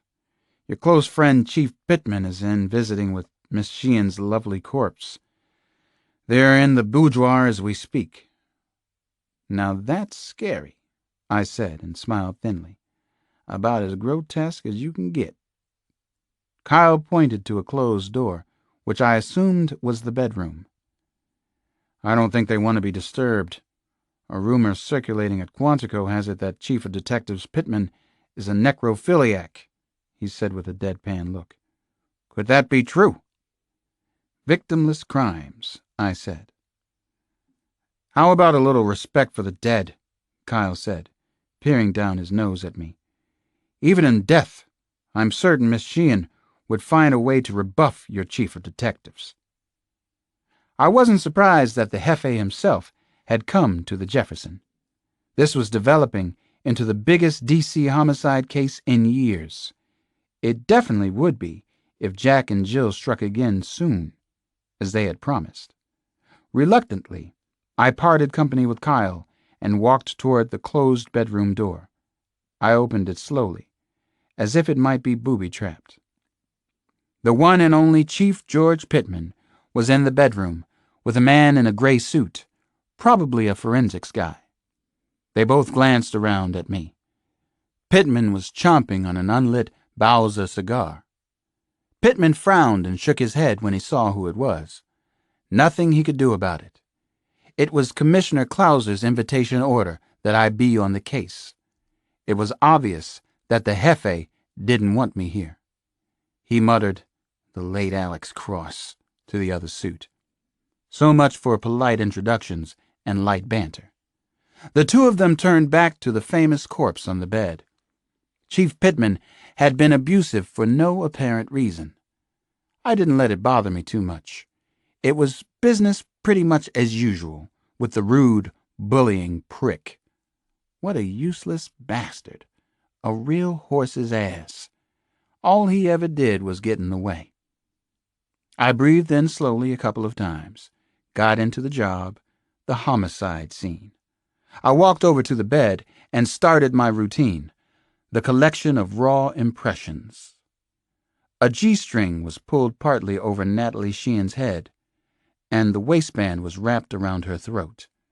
Panties covered her nose, chin, and mouth. Her wide blue eyes were fixed on the ceiling. She was still wearing black stockings and a blue bra that matched the panties. Here was evidence of kinkiness again, and yet I didn't quite believe it. Everything was too orderly and arranged. Why would they want us to suspect kinky sex might be involved? Was that something? Were Jack and Jill frustrated lovers? Was Jack impotent? We needed to know whether anyone had sex with the victim. It was a particularly disturbing death scene. Natalie Sheehan had been dead for about 8 hours, according to Kyle's information. She was no longer beautiful, though. Not even close. Ironically, she had taken her biggest news story with her to the grave. She knew Jack, and maybe Jill. I could remember watching her on TV, and it was almost as if someone I knew personally had been murdered. Maybe that's why there's such fascination with celebrity murder cases. We see people like Natalie Sheehan on almost a daily basis. We come to think that we know them, and we believe they lead such interesting lives. Even their deaths are interesting. I could already see that there was some obvious and striking similarities to the murder of Senator Fitzpatrick. The element of kinky sadism, for one thing. Natalie Sheehan was manacled to the bedposts with handcuffs. She was semi-nude. She also seemed to have been executed, just as the senator had been. The news celebrity had received one close-range gunshot to the left side of her head, which hung to one side, as if her long neck had been broken. Maybe it had been. Was this the Jack and Jill pattern? Organized, efficient, and cold-blooded as hell. Kinky for some reason known only to them. Pseudo-kinky. Sexual obsession or a sign of impotence. What was the pattern telling us? What was it communicating? I was beginning to formulate a psychological personality print for the killers. The method and style of the killings were more important to me than any physical evidence. Always. Both murders had been carefully planned, methodical, very structured, and leisurely. Jack and Jill were playing a cold-blooded game. So far, there had been no significant slip-ups that I knew of. The only physical evidence left at the scenes was intentional. The notes. Sexual fantasy was obvious, both in exhibiting the female on her bed and, in the senator's case, male mutilation. Did Jack and Jill have trouble with sex? My initial impression was that both killers were white, somewhere between the ages of 30 and 45, probably closer to the latter, based on the high level of organization in both murders. I suspected well above average intelligence, but also persuasiveness and physical attractiveness. That was particularly telling and bizarre to me, since the killers had managed to get inside the celebrities' apartments. It was the best clue we had. There was much more for me to take in, and I did, madly scribbling away in my notepad. Occasionally, The Jefe looked my way and glared at me, checking up on me. I wanted to go at him. He represented so many things that were wrong with the department, the Washington PD. He was such a controlling macho asshole, and not half as bright as he thought he was. "Anything cross?"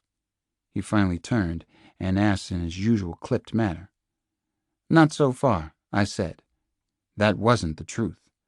What definitely occurred to me was that Daniel Fitzpatrick and Natalie Sheehan might both have been promiscuous, in the old-fashioned sense of the word. Maybe Jack and Jill disapproved of them. Both bodies had been left exposed, in compromising and very embarrassing positions. The killers seemed preoccupied with sex, or at least the sex lives of famous people. Exposed, or to expose, I wonder. Exposed for what reason? "I'd like to look at the note," I told Pittman, trying to be civil and professional. Pittman waved a hand in the direction of an end table on the far side of the bed. His gesture was dismissive and rude. I wouldn't treat the rawest rookie patrolman that way. I had shown more respect to Chop It Off Chucky. I walked over and read the note for myself. It was another poem, 5 lines.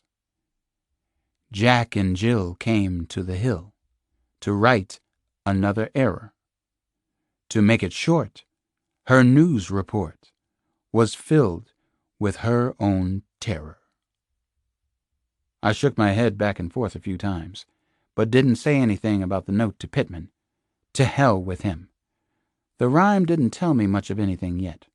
I hoped it would eventually. Actually, the rhymes were clever, but without emotion. What had made these two killers so clever and cold? I continued to search the bedroom. I was infamous in homicide circles for spending a lot of time at crime scenes. Sometimes I'd spend a whole day. I planned to do the same thing here. Most of the dead woman's effects seemed to tie in with her career, almost as if she had no other life. Videocassettes, expense sheets from her network, a pilfered stapler with CBS engraved on it. I observed the murder scene and the dead woman from several angles. I wondered if the killers had taken anything with them. I couldn't concentrate the way I wanted to, though. Chief Pittman had gotten on my nerves. I had let him get to me. Why had both victims been left exposed? What was it that connected them in death, at least in the minds of the murderers? The killers felt compelled to graphically point out certain things to us. In fact, everything about Fitzpatrick and Sheehan was in public view now, thanks to Jack and Jill. This is so bad, I thought, and had to reach down deep for a breath. Worst of all, I was completely hooked on the case. I was definitely hooked. Then, everything took a turn for the worse in the bedroom, a bad and unexpected turn. I was standing near George Pittman when he spoke again, without looking at me. "You come back after we're finished, Cross. Come back later." The Jefe's words hung like stale smoke in the air. I had trouble believing that he'd actually said them. I have always tried to act with some respect toward Pittman. It's been hard, nearly impossible most of the time, but I've done it anyway. "I'm talking to you, Cross." Pittman raised his voice a notch. "You hear what I said? Do you hear me?" Then the chief of detectives did something he shouldn't have. Something so bad, something I couldn't look past. He reached out and pushed me with the heel of his hand, pushed me hard. I stumbled back a half step, caught my balance. Both my fists slowly rose to my chest. I didn't stop to think. Maybe some stored up venom and powerful dislike made me act. That was part of it. I reached out and grabbed Pittman with both hands. This unspoken thing between us, the pattern of disrespect from him, had been building for a couple of years, at least that long. Now it flared big time and ugly, It exploded inside the dead woman's bedroom. George Pittman and I are about the same age. He's not as tall as I am, but he's probably heavier by 30 pounds. He has the squat, block-like build and look of a football linebacker from the early 60s. He's bad at his job, and he shouldn't have it. He resents the hell out of me because I'm decent at what I do. Fucker. I grabbed and picked him up right off the floor. I look fairly strong, but I'm actually a lot stronger. Pittman's eyes widened in disbelief and sudden fear. I slammed him hard against the bedroom wall. Then I banged him into the wall a second time. Nothing lethal or too damaging, but definitely a bell ringer, an attention grabber. Each time his body hit, the staid Jefferson Hotel seemed to shake to its very foundation. The Hefe's body went slack. He didn't fight back. He couldn't believe what I'd just done. To be honest, neither could I. I loosened my grip on Pittman. I finally let him go, and he wobbled on his feet. I knew I hadn't hurt him much physically, but I had hurt his pride. I had also made a big mistake. I didn't say a word. Neither did the other gray suit in the room. I took some solace in the fact that Pittman had pushed first. He had started this, and for no reason. I wondered if the other suit had seen it that way, but I doubted it. I left the crime scene bedroom. Pittman never spoke to me. I wondered also if I had just left the Washington Police Department. Chapter 22. This is an alert. Something is going down at Crown. Up and at 'em, everybody. We've got trouble at Crown. This is a real alert. This is not a drill. This is for real. Half a dozen Secret Service agents took the sudden alert very seriously. They watched Jack through Rangemaster binoculars, 3 sets of them. Jack was on the move. They couldn't believe what they were witnessing. Not one of the agents could believe this very bad scene playing out before them. The alert was definitely for real, though. It's Jack, all right. What is he, crazy? We have full visual contact with Jack. Where the hell is he going? God damn him, what's going on? The 6 watchers comprised 3 highly professional teams. They were all first-teamers, among the best and brightest of more than 2,000 Secret Service agents working around the world. They sat inside dark-colored Ford sedans parked on 15th Street Northwest. This was getting very serious and very scary in a hurry. This is a real alert. This is not a drill. Jack is definitely leaving Crown now. It's 23:40. At this moment, we have Jack in our crosshairs. One of the agents spoke into the car mic. Yeah, Jack can be a real tricky fellow, though. He's proven it before. Keep him right in your sights. Where's the lovely Jill, home base? This is home base. A female agent's voice came onto the line immediately. Jill is nice and comfy up on the 3rd floor of Crown. She's reading Barbara Bush on Barbara Bush. She's in her jammies. Not to worry about Jill. We're absolutely sure about that? Home base is sure about Jill. Jill's in bed. Jill is being a good girl for tonight anyway. Good for Jill. How the hell did Jack get out? He used that old tunnel between the basement of Crown and the Treasury building. That's how he got out. This is an alert. This is not a drill. Jack is on the move. Jack is approaching Pennsylvania Avenue now. He's near the Willard Hotel. He just glanced back over his shoulder. Jack's paranoid, as well he should be. I don't think he saw us. Oh, shit. Somebody just flashed their high beams in front of the Willard. A vehicle is pulling out and pulling up alongside Jack. Red Jeep. Jack is getting inside the fucking red Jeep. Roger. So much for having Jack in our damn crosshairs. We'll follow him pronto. Virginia plates on the Jeep. License number 231HCY. Coons dealer sticker. Starter trace on the Jeep now. We're following the red Jeep. We're on Jack's ass. Full alert for the Jackal. Repeat, full alert for the Jackal. This is not a drill. Do not lose Jack tonight of all nights. Do not lose Jack under any circumstances. Roger, we have Jack in plain sight.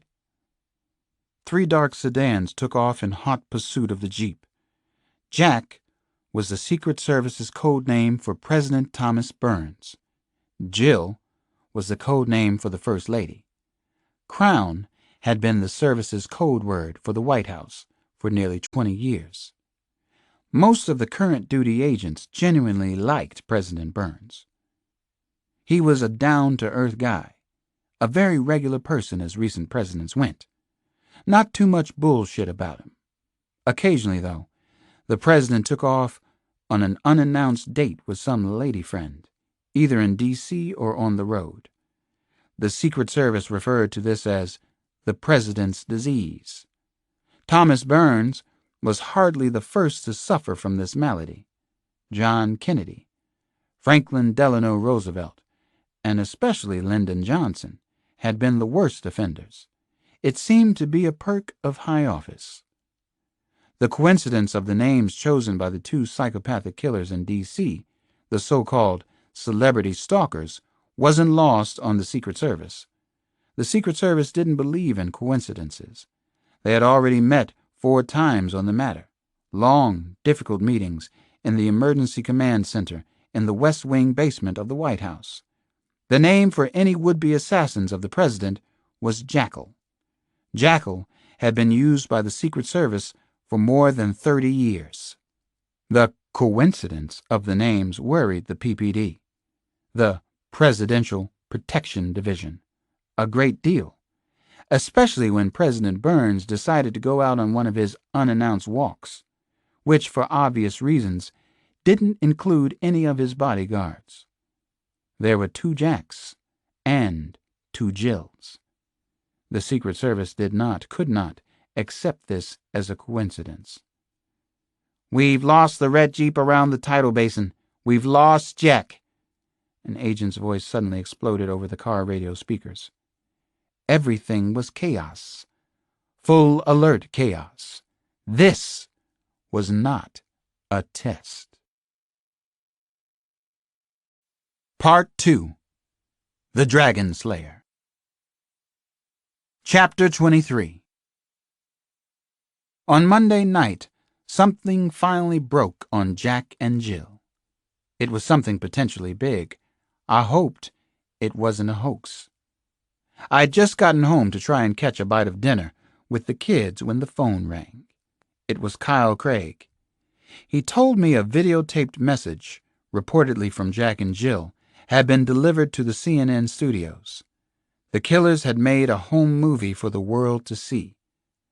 Jack and Jill had also sent cover letters to the Washington Post and the New York Times. They were planning to explain themselves that night. I had to rush out before Nana's roast chicken hit the supper table. Janny and Damon gave me their not again looks. They were right to think that way. I hurried to the Union Station section of Washington, around H and North Capitol. I didn't want to be late for the party that Jack and Jill were throwing. This was another example of the 2 of them demonstrating their control over us. I arrived at CNN headquarters just in time for the screening, and only moments before the video was to be aired on Larry King Live. Senior agents from the FBI and Secret Service were crowded into a low-key, cozy CNN viewing room. So were various techies, administrators, and lawyers from the news network. Everybody looked incredibly tense and uptight. The room was completely silent as the filmed message from Jack and Jill began. I was afraid to blink. We all were. "You believe this shit?" somebody finally muttered. Jack and Jill had been filming us. That was the first shock of the night. They had actually filmed the police outside Senator Fitzpatrick's apartment building a few days earlier. They had been right there in the crowd of onlookers, the ambulance chasers. The film was a jarring, documentary-style collage of black and white with some color. The opening shots were from several angles outside Senator Fitzpatrick's building. It was like a well-made student film, but a little artsy. Then something even more unexpected and powerful came on the screen. The murderers had filmed the last moments of Senator Fitzpatrick's life, seconds before his murder, I guessed. There were haunting shots of the senator alive. It got worse from there. We saw graphic shots of Daniel Fitzpatrick, naked, handcuffed to his bed. We heard his voice. "Please don't do this," he pleaded with his captors. Then we heard the click of a trigger. A shot was fired only an inch or two from Fitzpatrick's right ear. Then came a second shot.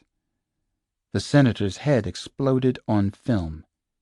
People gasped at the awful image and sound that carried the senator into eternity. "Oh, Jesus, Jesus," a woman screamed. Several people looked away from the screen. Others covered their eyes. I stayed with it. I couldn't miss anything.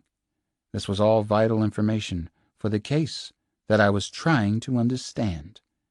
This was more valuable than all the DNA testing, serology, and fingerprinting in the world.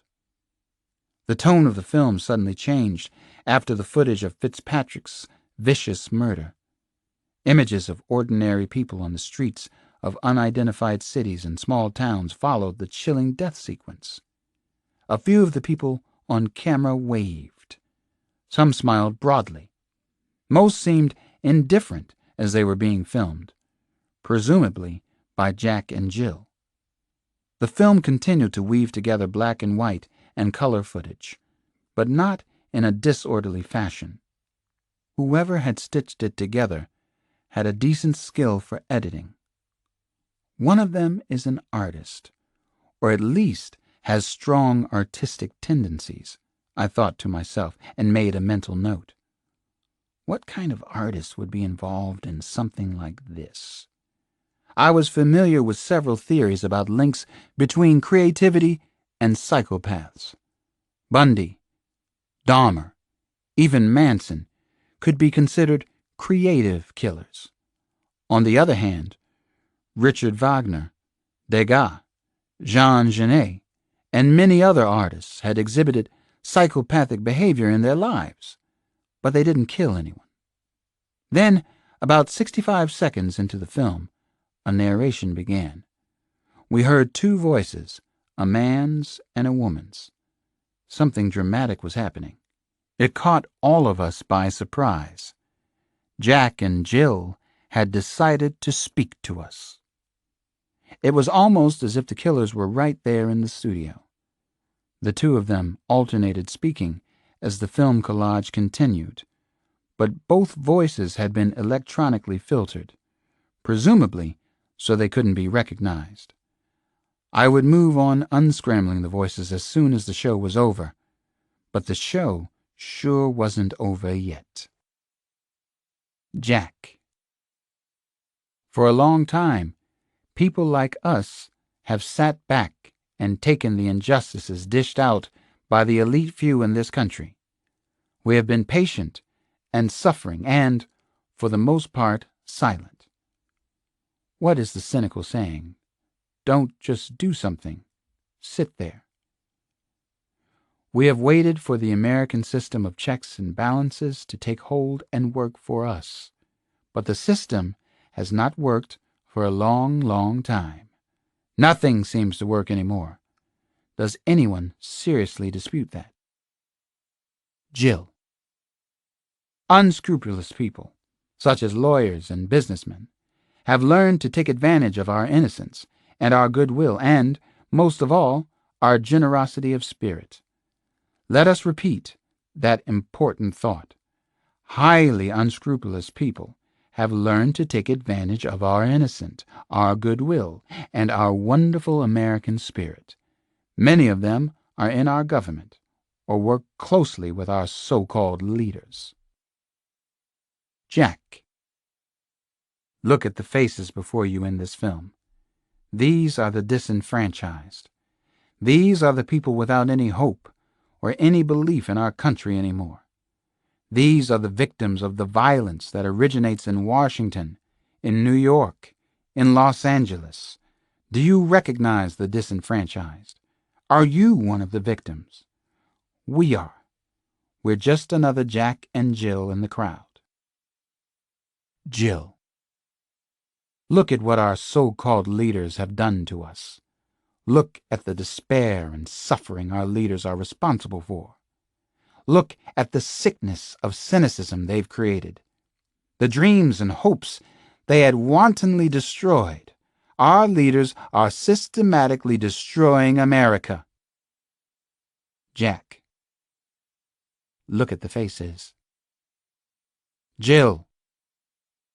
Look at the faces. Jack. Look at the faces. Now do you understand why we are coming to get you? Do you see? Just look at the faces. Look at what you have done.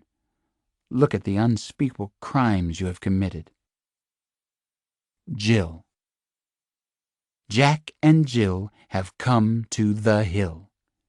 This is why we're here. Beware to all those who work and live in the capital and attempt to control the rest of us. You've been playing with all of our lives. Now we're going to play with yours. It's our turn to play. It's Jack and Jill's turn.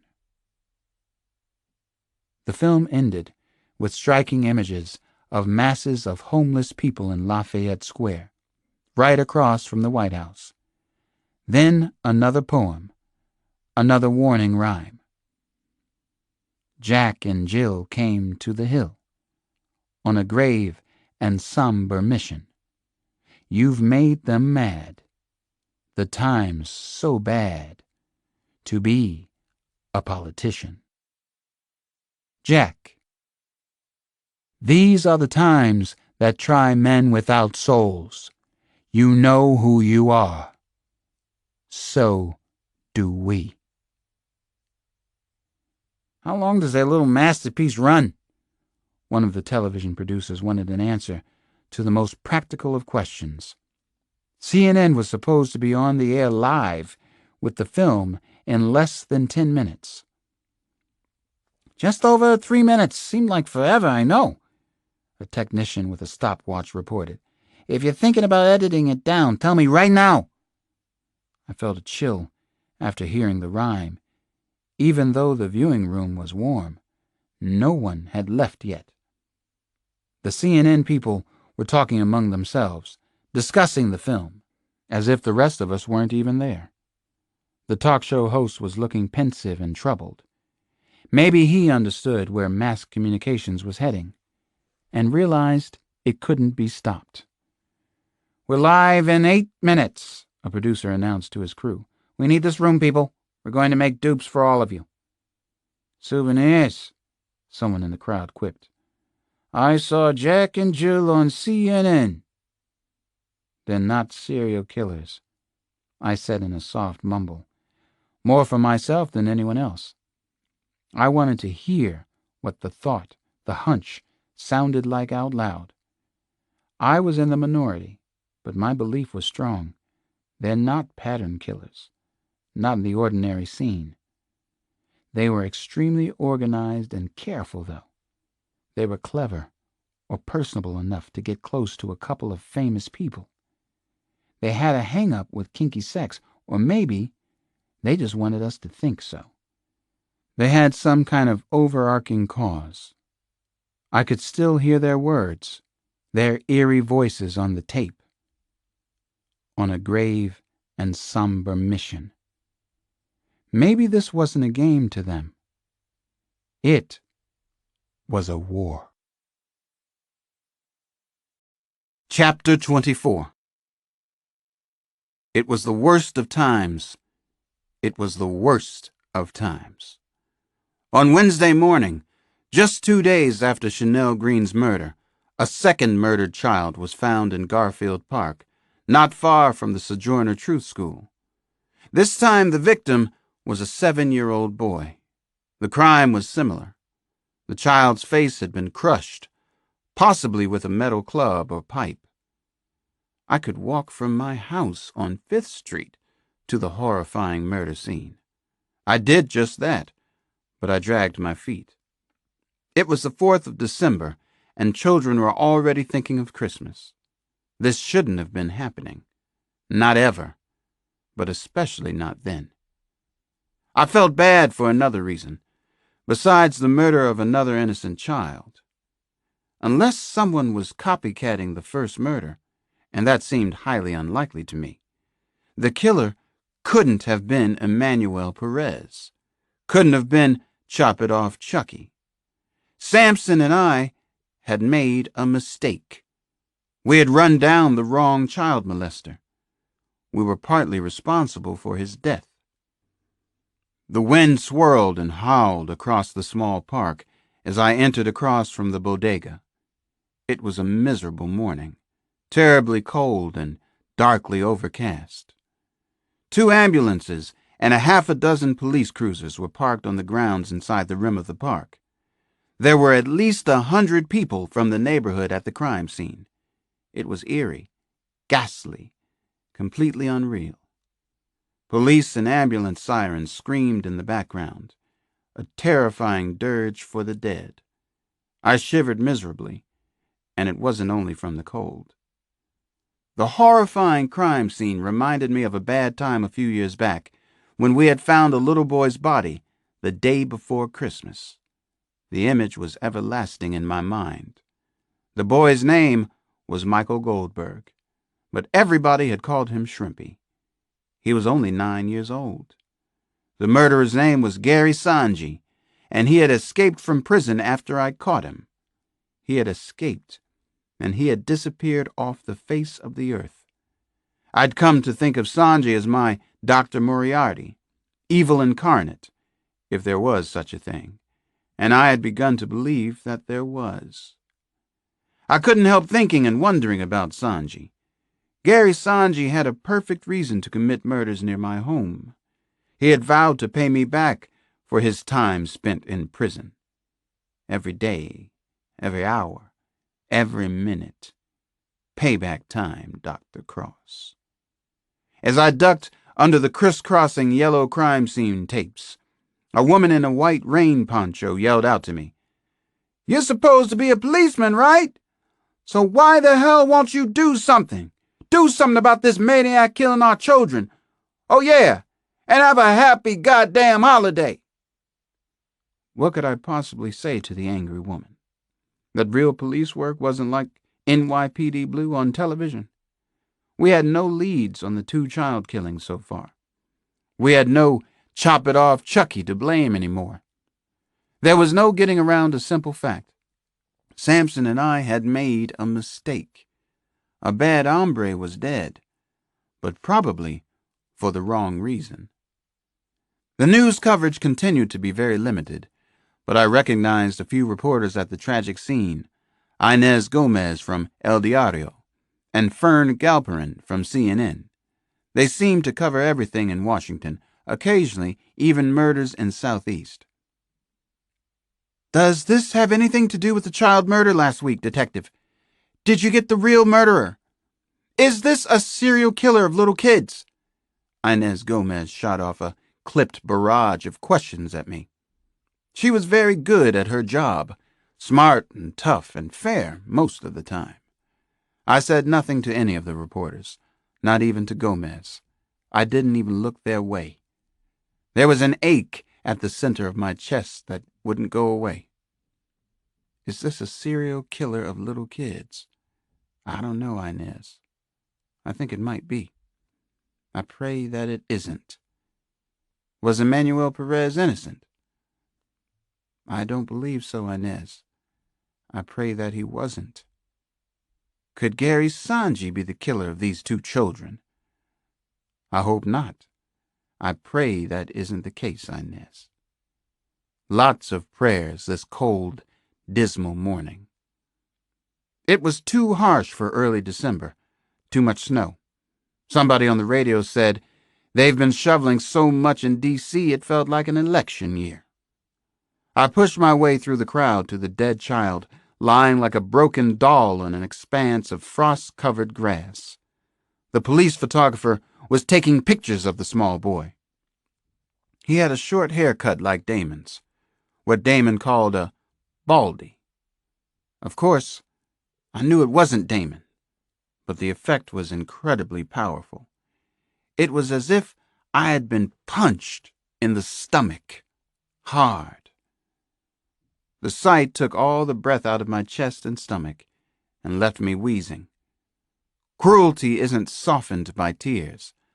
I had learned that lesson many times by then. I knelt down low over the murdered boy. He looked as if he were sleeping, but having a terrible nightmare. Someone had closed his eyes, and I wondered if it could have been the killer. I didn't think so. More likely, it was the work of some good Samaritan or possibly a good-hearted but very careless policeman. The little boy had on worn, loose gray sweats that had holes in the knees and tattered Nike sneakers. The right side of his face had been virtually destroyed by the killer blow, just like Chanel's. The face was crushed, but also pocked with jagged holes and tears. Bright red blood was pooled under his head. The maniac likes to decimate beautiful things. It gave me an idea. Is the killer disfigured in some way himself? Physically? Emotionally? Maybe both. Why does he hate small children so much? Why is he killing them near the Sojourner Truth School? I opened the little boy's eyes. The child stared up at me. I don't know why I did it. I just needed to look. Chapter 25. Dr. Cross, Dr. Cross, I know this boy, said a shaky voice. He's in our lower school. His name is Vernon Wheatley.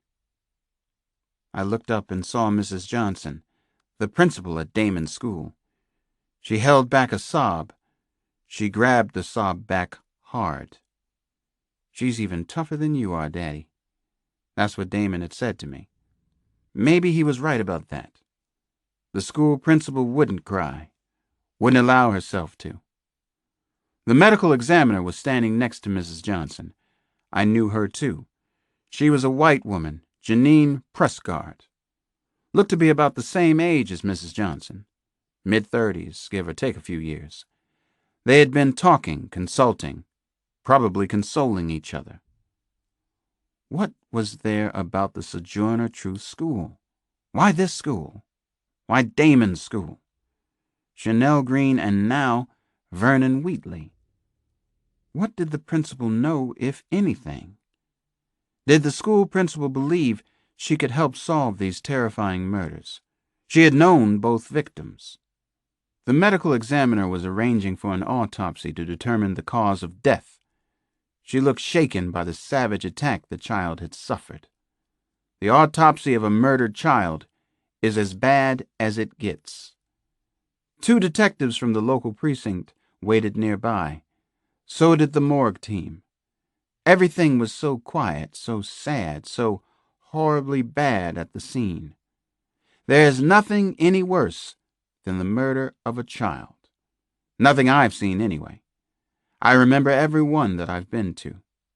Sampson sometimes tells me I'm too sensitive to be a homicide detective.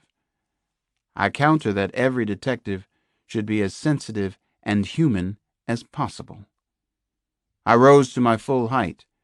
At 6'3", I was only a few inches taller than Mrs. Johnson. You've been at both murder scenes, I said to her. You live around here. You live nearby. She shook her head. She looked straight up into my eyes. Her eyes were so intense, so large and round. She held mine and wouldn't let go. I know a lot of people in the neighborhood. Someone called me at home.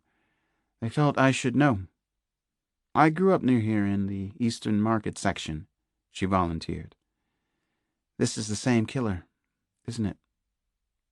I didn't answer her question. I may need to talk to you about the murders later, I said. We might have to talk to some of the children at school again. I won't do that unless we have to, though. They've been through enough.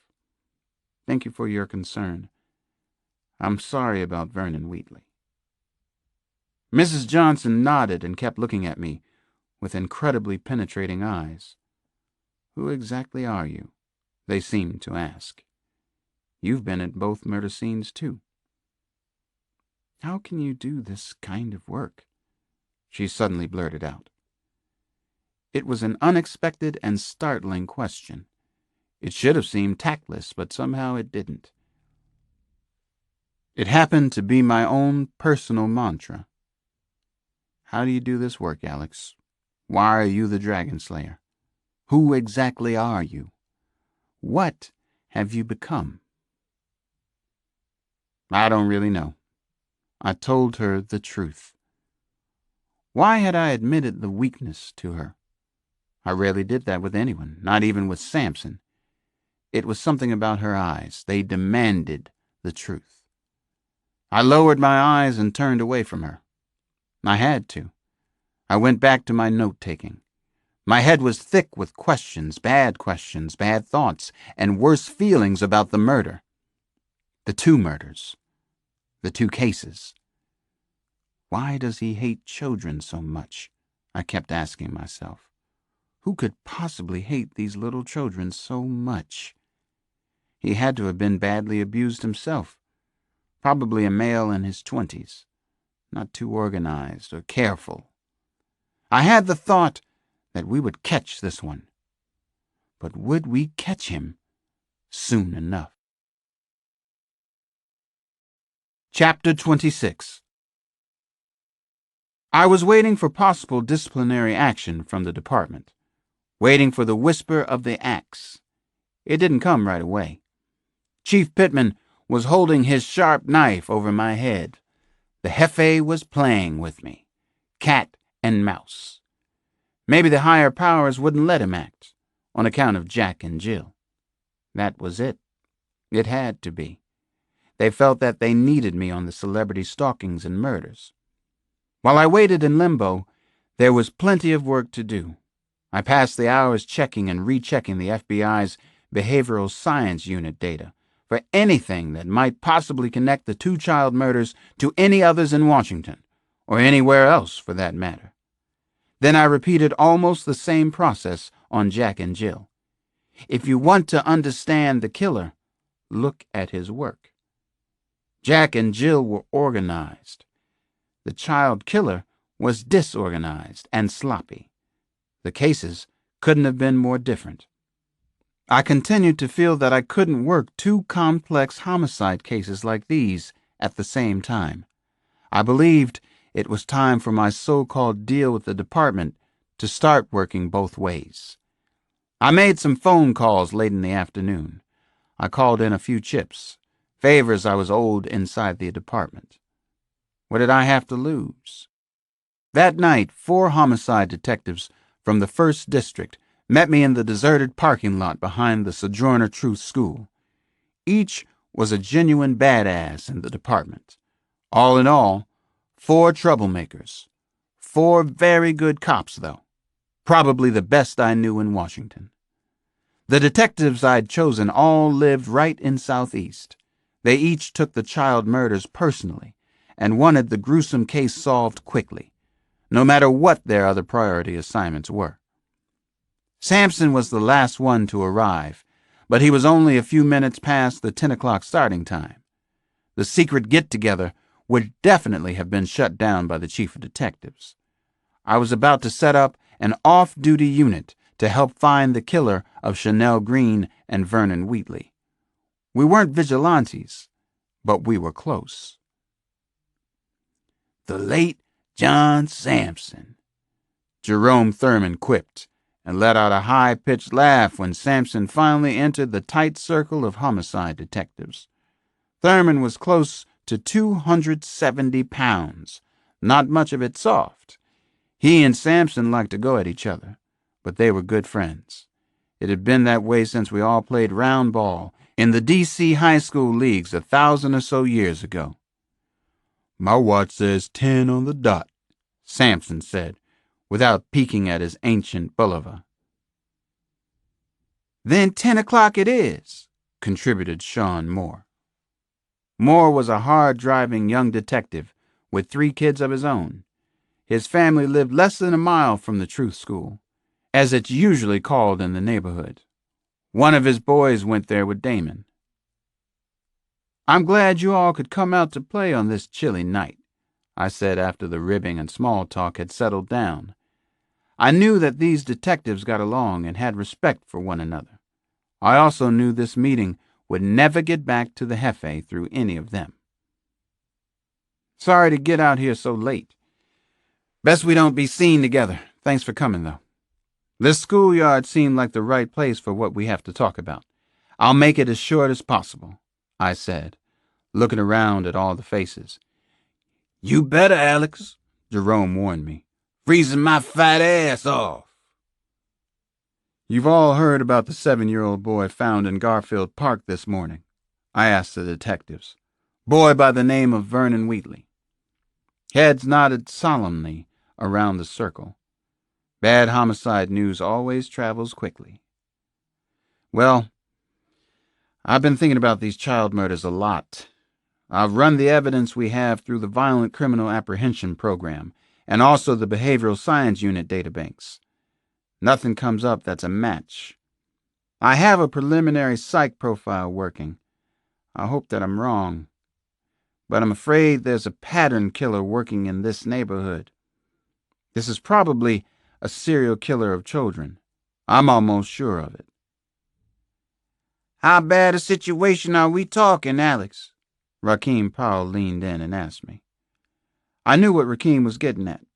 He and I had worked on a tough pattern killer case a few years back. "I think this one is already in heat, Rakeem. The 2 murders came within days. There was a high level of violence. He seems to be in a rage or damn close to it. I say he, though it might be a she." "Violent for a female," Sampson said. He cleared his throat. "Too much blood, crushed skulls, little kids." He shook his head no. "Doesn't feel like a woman to me." "I tend to agree," I said. "But you never know these days. Look at Jill." "How many detectives assigned to the child murders?" Jerome Thurman asked through thick lips that were pursed and stuck way out from his face, like those candy lips kids wear and then eat when they tire of having fat lips. "2 teams. I told them the bad news. "Only one is full-time, though. That's the reason I wanted us to meet.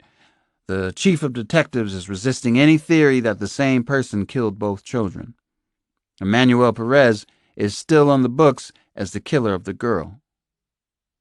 "That dumb motherfuck asshole," Jerome Thurman growled angrily. "That bastard's as useless as titties on a bull." The other detectives cursed and grumbled. I had expected a negative reaction to anything the Hefe said or did. Still, I wasn't into cheap shots, much as I was tempted. "How sure are you about this being the same killer, Alex?" Rakeem asked. "You said your profile is preliminary. I know this shit takes time." I sniffed in the cold, then went on. "The second child, the little boy, had his face badly smashed in, Rakeem. Only one side of the face, though. It was exactly like the murdered little girl's face, same side, the right. No significant variation that I could find. The medical examiner corroborates that. The unsub probably feels that he has a good and a bad side. The bad side gets punished.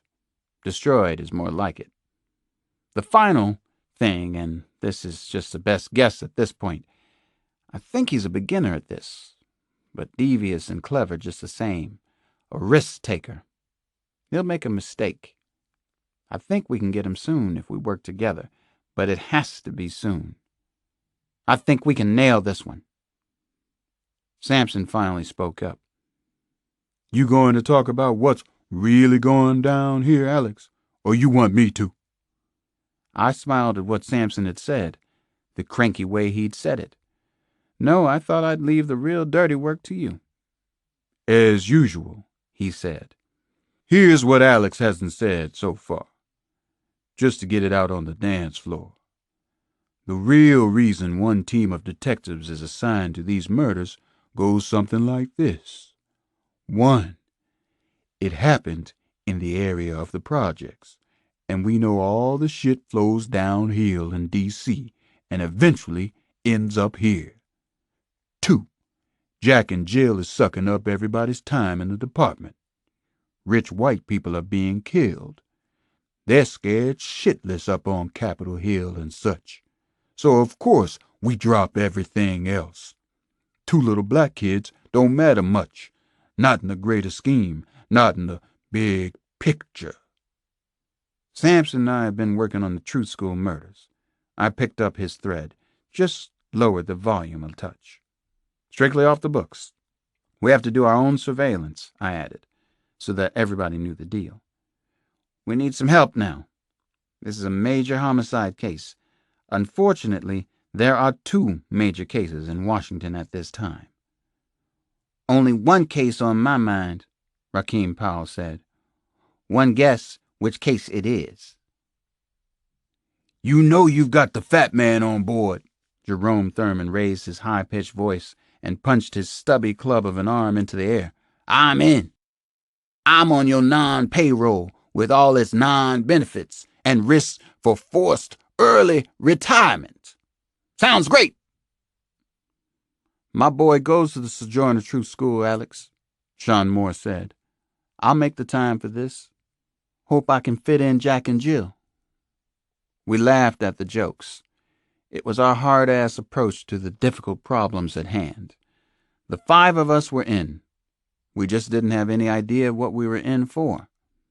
There were definitely 2 major murder cases in Washington, and now there were 2 task forces to try and solve them.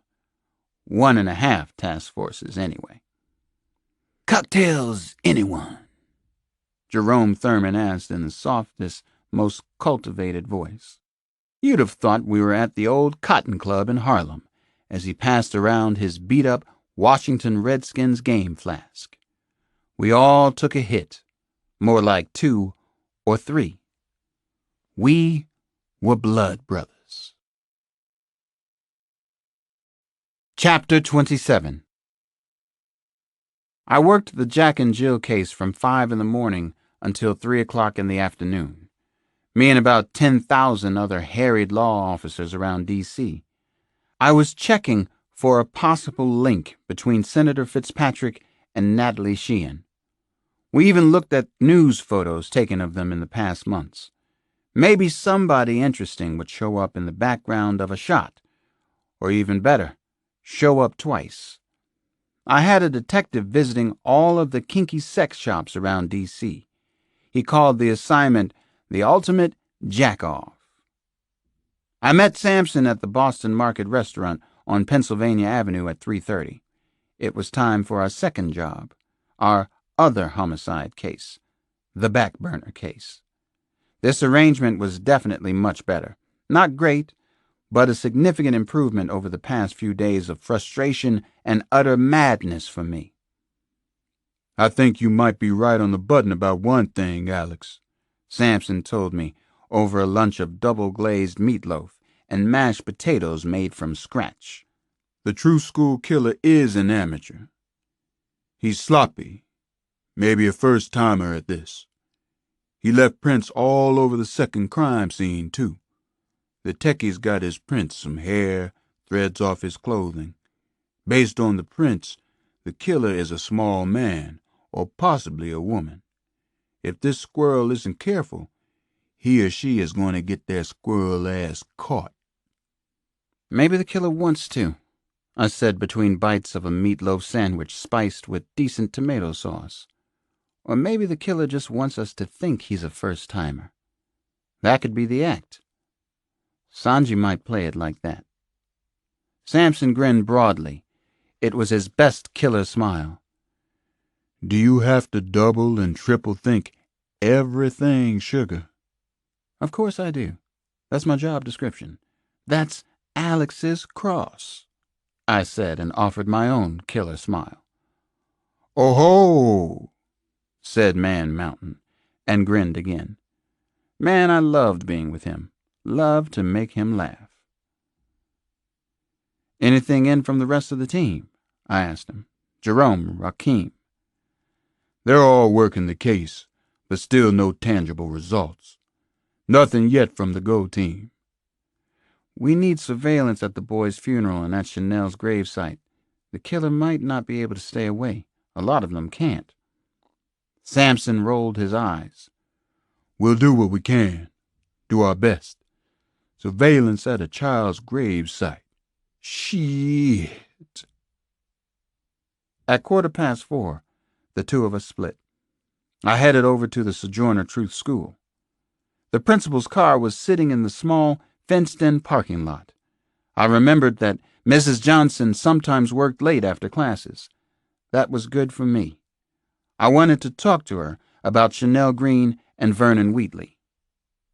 What connection was there between the Truth School and the killer? What could it be? I knew approximately where the principal's office was located in the annex building, so I walked directly there. It was a very nice school, for just about any area of the city. Outside, near the street, a chain-link fence with razor wire ran the perimeter of the schoolyard, but the inside was festive, very bright, imaginatively decorated. I read several hand-lettered posters and banners as I walked. Children first. Grow where you are planted. Success comes in cans, not cannots. Cornball but nice. Inspiring for the children, and for me as well. That particular week, the hallway display cases were filled with animal shelters, which were dioramas made by the kids, each one illustrating an animal and its habitat. It struck me that the Sojourner Truth School was a terrific habitat itself. Under normal circumstances, it was a sweet place for Damon to grow and learn. Unfortunately, 2 little babies from this school had been murdered in the last week. That made me furiously angry, and it also frightened me, more than I wanted to admit. When I was growing up, tough as it was supposed to have been in D.C., kids seldom, if ever, died at our school. Now, for a lot of reasons, it happened all the time in schools. Not only in Washington, but in L.A.'s schools, New York's, Chicago's, maybe even Sioux City's. What the hell was going on from sea to shining sea? The heavy wooden door to the inner administrative office was open, but the assistant appeared to have left. On her desk was a collection of Caucasian, African American, and Asian play dolls. A sign read, "Barbara Breckenridge. I can really tap dance." I felt like a housebreaker, a neighborhood break-and-enter artist, a bad character of some sort or other. Suddenly, I was concerned about the principal working late by herself in the school. Anyone could walk in here, just as I had done. The Sojourner Truth School killer could walk in here some night. It would be so easy. This easy. I turned the corner into the main office and was about to announce my presence when I saw Mrs. Johnson. I thought of my made-up name for her. Christine. She was busy at work at an old-fashioned roll-top desk that looked at least 100 years old. She was lost in the work, actually. I watched her for a couple of seconds. She wore gold-wire glasses to do her paperwork. She was humming the Shoop Shoop song from Waiting to Exhale. Sounded nice. There was something enormously right, even touching about the scene. The dedicated teacher, the educator, at work. A smile passed across my lips. She's even tougher than you are, Daddy. I still wondered about that. She didn't look tough at the moment. She looked serene, happy in her work. She looked at peace, and I envied her that. I finally felt a little awkward standing in the doorway unannounced. "Hi there. "It's Detective Alex Cross," I said. "Hello, Mrs. Johnson." She stopped humming and looked up. There was the slightest glint of fear in her eyes. Then she smiled. Her smile was warm and welcoming. Very nice to be on the receiving end of one of her easy smiles. "Ah, it is Detective Cross," she said. "And what brings you to the principal's office?" She said in a put-on voice of authority.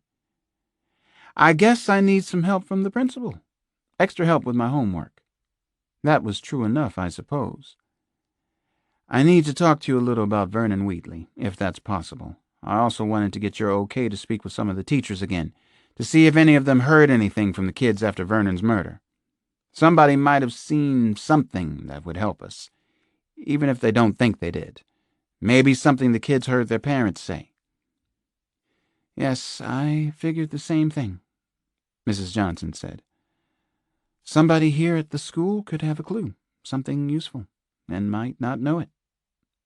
I liked everything I saw about Mrs. Johnson, but as soon as I saw it, I pushed it out of my mind. Wrong time, wrong place, and wrong woman. I'd done some questionable things in my life, and I'm no angel, but trying to fool with a married woman wasn't going to be one of them. "There's not too much new to report, I'm afraid," she said. "I've been working a little overtime on your account. I grilled the teachers at lunch today. Interrogated them, actually. I told them that they should tell me if they heard or saw anything suspicious. They talked to me about most things. We have a pretty close-knit group here." "Are any of the teachers still here? I could talk to them now if they are. I don't know this for sure, but I suspect the killer might have watched the school at some point," I said to her. I didn't want to frighten Mrs. Johnson or the other teachers, but I did want them on the alert and cautious. I believed that the killer probably had scouted the school. She shook her head slowly back and forth. Then she cocked it softly to the left. She seemed to be looking at me in a new way. "Almost all of them are long gone by 4. They like to leave together, if possible, safety in numbers." "That makes a lot of sense to me. It isn't a great neighborhood. Well, it is and it isn't. And being here at 5 or so with a lot of unlocked doors doesn't make any kind of sense," she said. It was what I had been thinking ever since I arrived at her office door. I didn't say anything, didn't comment on the unlocked doors. Mrs. Johnson was certainly free to live her life in whatever way she chose. "Thanks for checking with the teachers for us," I said to her.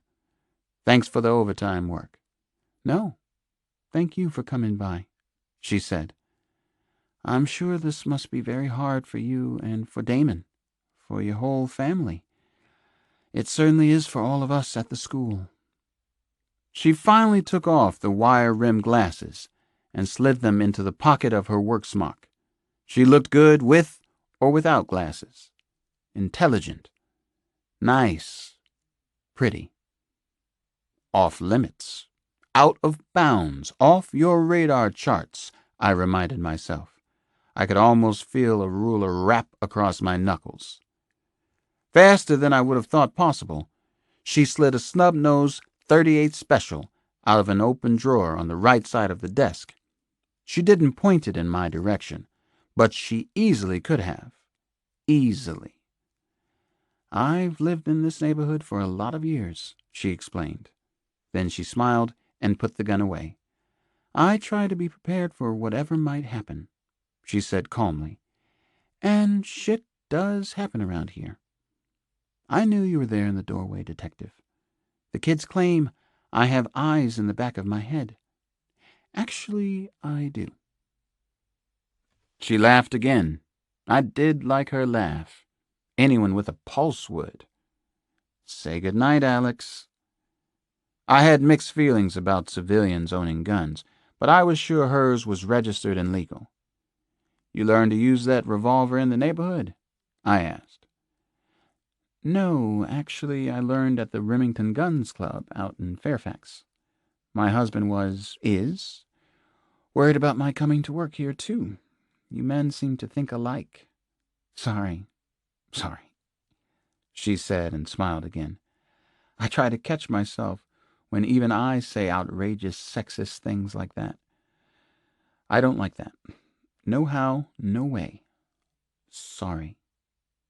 She stood up and flicked off the Mac laptop on her desk. I'll walk you to the front door, she said. Make sure you get out safely, since it's well after 4. That's a good idea. I went along with her little joke. She had me smiling some anyway. That was pretty good under the circumstances of the past few days. Are you always this funny, this loose? She tilted her head again. It was something she did often. Then she nodded confidently. Always. At least this funny. Those were my 2 vocational choices, comedian or educator. Obviously, I chose comedian. More laughs here. Honest laughs. Most days, anyway. The 2 of us walked down the deserted halls of the school together. Our footfalls made clapping sounds that echoed loudly. The Shoop Shoop song played inside my head, the tune she'd been humming in her office. There were lots more questions I wanted to ask her, but I knew I shouldn't be asking some of them. They had nothing to do with the murder case. When we got to the school's front door, a husky, middle-aged security guard was there to let me out. He surprised me. I hadn't seen him on my way in. He had a thick wooden nightstick and a walkie-talkie. It was the look and feel of D.C. schools that I knew all too well. Guards, metal detectors, steel mesh screens covering every window. No wonder the people of the neighborhood hate and fear all established institutions, even their own schools. Good night, sir, the school guard said with the most congenial smile. You'll be leaving soon, Mrs. Johnson. Pretty soon, she said. You can go home if you want to, Lionel. I have my Uzi inside. Lionel laughed at her joke. She had very good delivery, good timing. I'll bet she could have done some stand-up work if she'd wanted. Good night, Mrs. Johnson, I said. I couldn't help adding, please be careful until this case is over. She stood just inside the heavy wooden door. She looked so wise, and she was attractive in my way of viewing the world. It's Christine, she said, and I will be careful, I promise. Thank you for stopping by. Christine, Jesus. It was the same name I'd made up for her. Probably I'd heard it somewhere before from Damon or Nana. But it seemed so strange. Kind of magical, actually. Would have made James Redfield happy as hell. I went home that evening thinking about the 2 child murders and Jack and Jill, but also about the principal of the Sojourner Truth School. She was wise, funny, and pretty, too. She could take care of herself, even handle a gun. Mrs. Johnson. Christine. Shoop, shoop, shoop, shoop. Chapter 28. In this dangerous age, everybody needs to think, it won't happen to me, not to me. What are the odds of it actually happening to me? The motion picture actor Michael Robinson thought it was absurd and more than a little self-absorbed for him to be concerned or afraid of the maniac killers on the loose in Washington. What did the malicious Jack and Jill threats have to do with him anyway? The answer, it seemed clear to him, was nothing at all. Still, he was a trifle skittish and jumpy, so he tried to enjoy the adrenaline rush, to go with the nasty flow of the moment, of the times we live in. A little before midnight, the Hollywood star finally got up his nerve and called for a date from the VIP escort service, a snack before bedtime. He had used the service many times before while visiting D.C. The discreet, Tony, very expensive sex-for-hire service had his requirements down pat. M.R. was in its file. Compliments of the star's full-service business agent in Los Angeles. After he made the phone call, the 49-year-old actor tried to read an expensive adventure romance script he'd commissioned, but then got up and walked to the window of his penthouse suite at the Willard Hotel on Pennsylvania Avenue. He knew his fans would find it scandalous that he was paying for a lover, but that was their hang-up, not his. The truth was, he found it far less complicated and far easier on the psyche to pay $1,000 or $1,500 than to get involved in wooing and then painfully separating from lovers while on the road. Actually, he was in a good mood tonight, feeling very level and grounded, he thought as he stared out on the street. He just needed some company, a little TLC, and some uncomplicated sex. All three of his requirements would be met shortly, he hoped. In a way, he was still time-warped, back in his hometown of Wichita, circa 1963, when he was a high school senior. The fantasies and desires he'd had then were still unresolved and operating full-tilt boogie inside him. There was one difference. He knew what he wanted tonight, and he would get it without much trouble, guilt, or the gnashing of teeth. He glanced around the hotel suite and decided to tidy it up before the escort arrived. The neurotic tidying up made him smile. How incredibly bourgeois he still was. You can take the boy out of Kansas, Michael Robinson thought. He heard 2 quick raps on the door, and the noise caught him by surprise. The service had said the escort would be there within the hour, which usually meant at least that long, sometimes longer. "Just a minute," he called out. "Be right there. 1 minute." Michael Robinson glanced at his watch. The date had arrived in about 30 minutes. Well, fine. He was ready for some quick nookie, and then a night of blessed sleep. He was having breakfast with the chairman of the Democratic National Committee early the next morning. He'd been asked to do a fundraiser for the Democrats. The chairman was a star-fucker of another variety. They all were, really. Everybody wanted what he thought he couldn't have, and everybody couldn't have Michael Robinson. Well, almost everybody. He peeked through the hotel door spy hole. Well, well, well. He definitely liked what he saw in the hallway. Even through a fisheye lens, the escort looked good. He felt a spike of adrenaline kick in. He opened the door, and his $15 million per picture smile was automatically engaged. "Hi, I'm Jasper," the handsome escort said. "It's very nice to meet you, sir." Michael Robinson doubted that the escort was Jasper. He thought that a name like Jake or Cliff would fit the escort better. He was a tad older than Robinson had expected, possibly in his mid-30s, but he was more than acceptable. He was near perfect, actually. Michael Robinson was already hard, and he was lubricated. Armed and dangerous, he called the ready state. "How are you doing tonight?" The actor put out his hand and lightly touched the other man's arm. He wanted Jasper to know that he was down to earth, unaffected, and most of all a warm person. He truly was all that. USA Today had recently published a list of the nicest stars in Hollywood.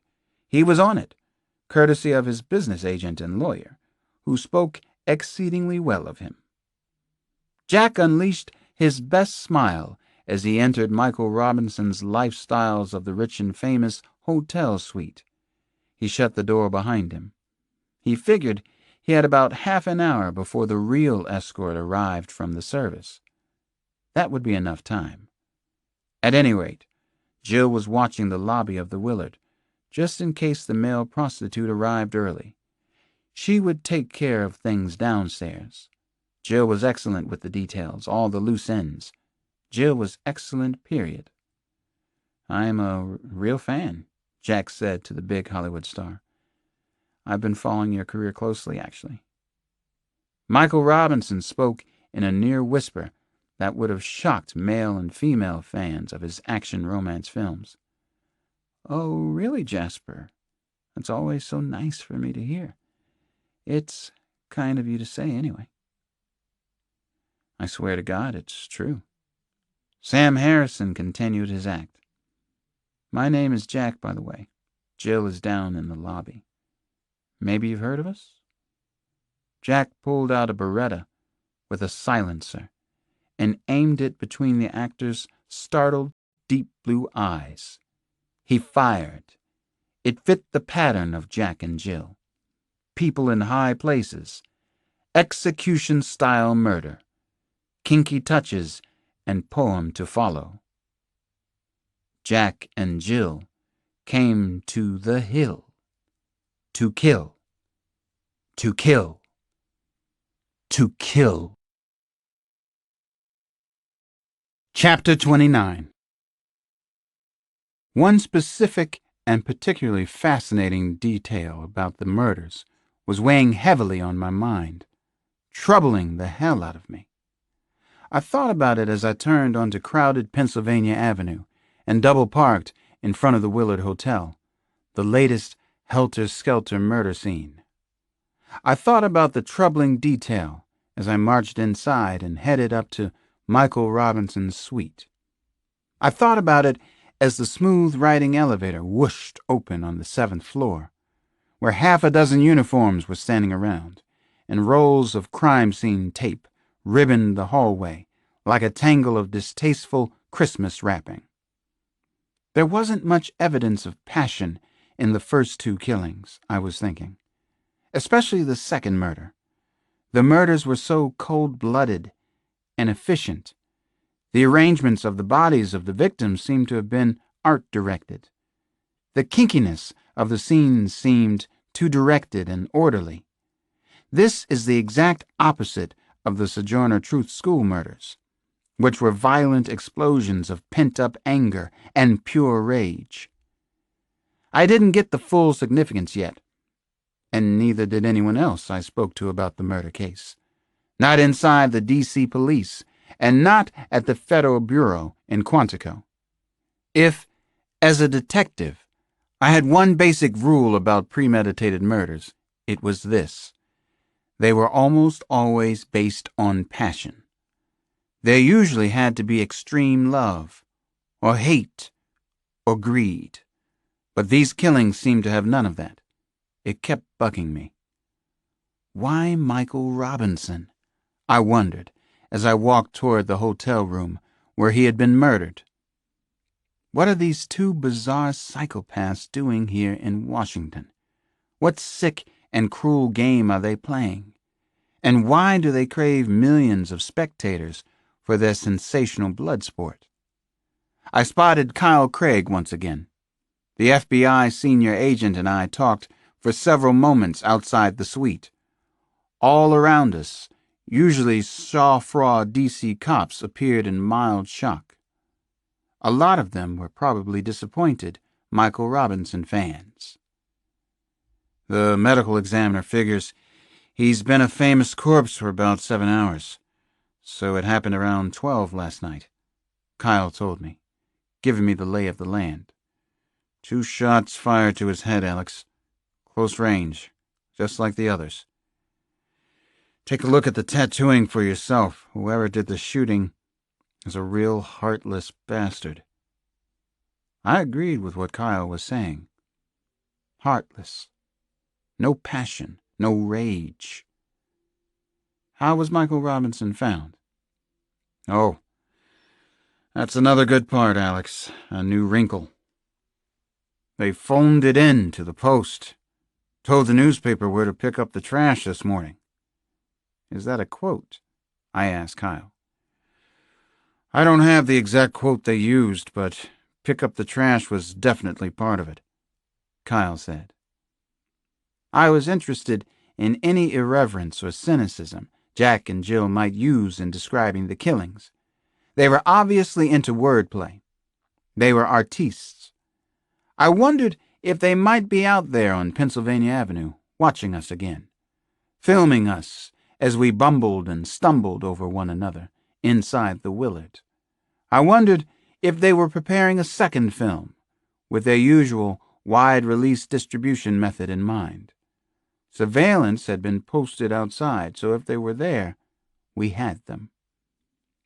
I entered the living room of the suite, and I was relieved to see that Chief of Detectives Pittman was nowhere on the scene. The film actor Michael Robinson was there, however. As they say, he had been born to play the role, perhaps his greatest. His naked body was in a sitting position on the floor, the head against the couch.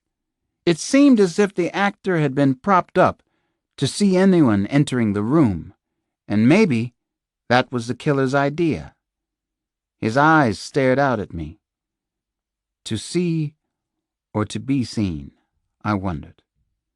He was not a pretty sight. I took note of the lividity. The blood had already pooled in the lowermost parts of his body, which now had an ugly purplish-red color. Another celebrity had been exposed, brought down to earth, punished for some real or imagined sin. What connection was there with Fitzpatrick and Sheehan? Why a senator, a newswoman, and an actor? 3 murders in such a short time. Celebrities are supposed to be safer than the rest of us, more protected at least.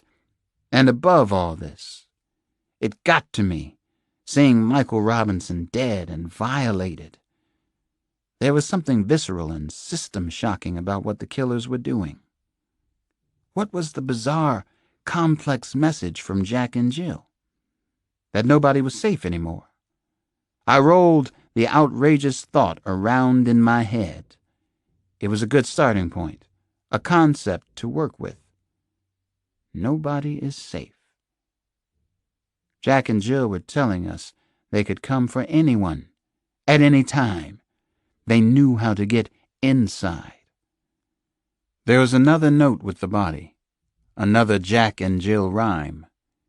It was on the night table, where the weird and ghoulish killers, or killer, had left it for us to find.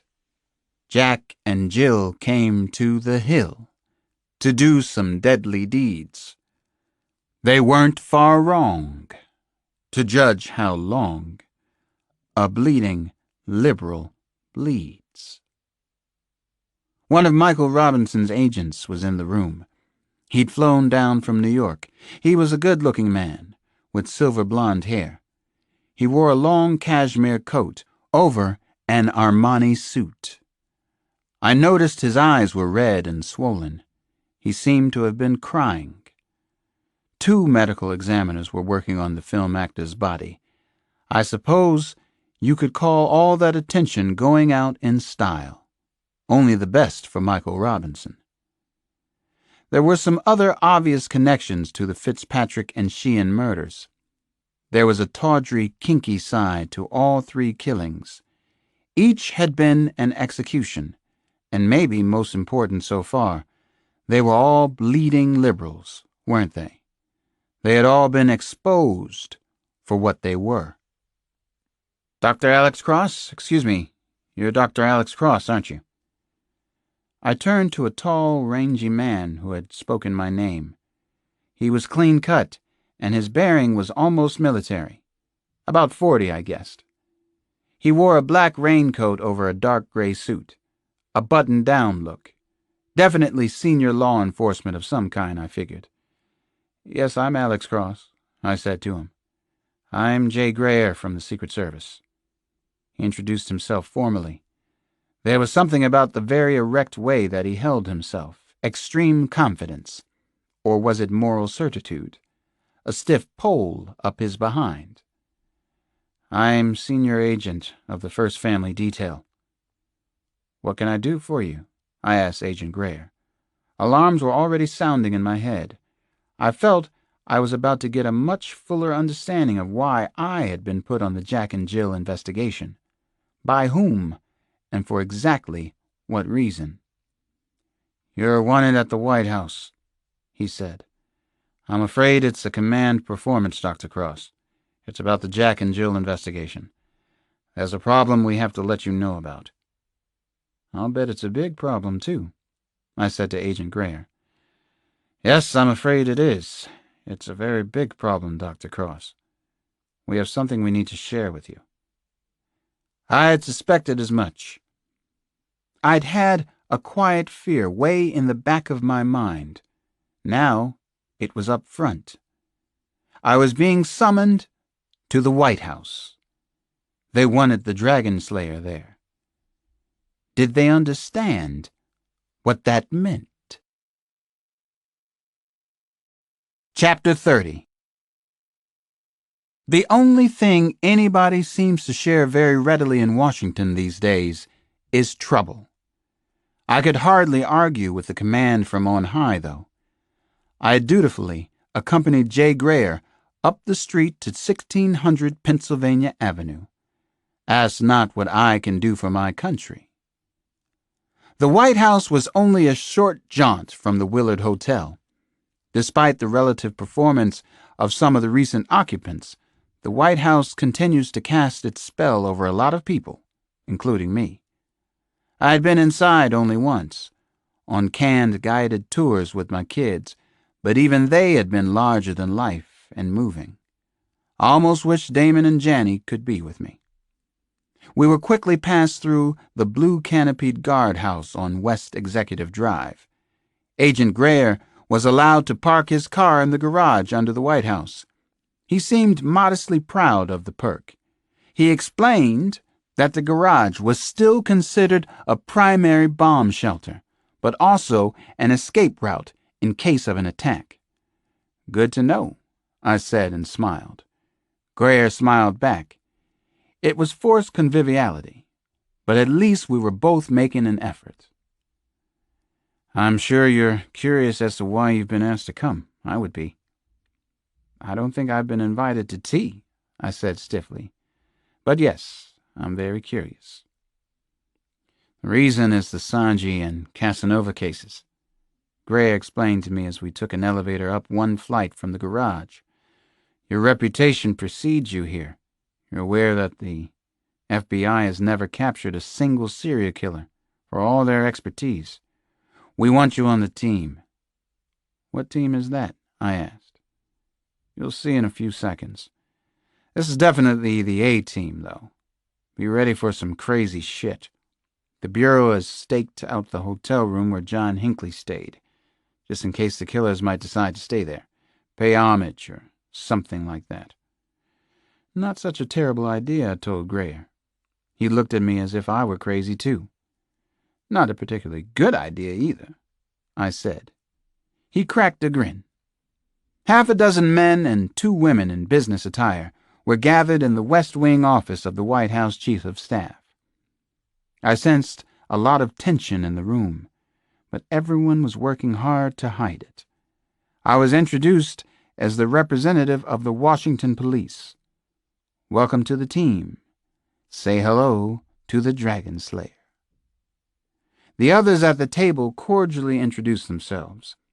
2 more senior agents from the Secret Service, a woman named Ann Roper, and a youngish, good-looking man named Michael Fesco, the Director of Intelligence from the FBI. Robert Hatfield, General Aidan Cornwall from the Joint Chiefs of Staff and the U.S. Army. The National Security Advisor, Michael Caine. The White House Chief of Staff, Don Hamerman. The other woman turned out to be a senior officer in the CIA, the Inspector General. Her name was Jean Sterling. Her presence meant that a foreign power's involvement in Jack and Jill was being considered. There was a twist I hadn't considered before. It was fast company for a homicide detective from Southeast D.C., even for a deputy chief. But I figured I was pretty fast company, too. I had seen nasty things that none of them had, or would ever want to. Let the sharing begin. Listening sweet rolls, butter and ice, and coffee in silver pots had been put out for our unusual breakfast club. It was obvious that some of the others had worked together before. I had learned a long time ago that if you can't spot the pigeon in a poker game, then you're probably it. The National Security Advisor called the gathering to order a minute or so past 10. Don Hamerman was a wiry blond man in his mid-30s who appeared to be tightly strung. That definitely fit the White House staff profile in recent years. Very young and very uptight. On the move. On the make. Get set. Go. I'm going to use overheads for this presentation, folks. That's the way we do it here in the big house, Hamerman said, and managed the thin, forced smile. He had an unsettling kinetic energy. He reminded me of high-flying D.C. public relations types, and even of Michael Robinson's overwrought agent back at the Willard. I gathered from his remark that White House meetings were usually bureaucratic and somewhat formal, rather than loosey-goosey. Everyone seemed to enjoy the small joke anyway. Actually, the forced cordiality disturbed me. I was still flashing on the death mask expression of Michael Robinson. It wasn't an image I liked bringing with me into the White House. Michael Robinson's naked corpse was probably still in the Willard Hotel with the morgue team, ready to be tagged and bagged. I have about an hour's worth of briefing material tops. With full discussion, let's say we're at 2 hours, Hamerman continued. That will take us close to noon, but I believe the unfortunate circumstances warrant a tight briefing up front. What unfortunate circumstances exactly? I wanted to interrupt Hamerman, but I kept my cool. It was neither the time nor the place. Cups of coffee and several cigarette packs were already laid out on the work table. Everyone was prepared for a tough siege. I guessed that was the way it was done at the big house.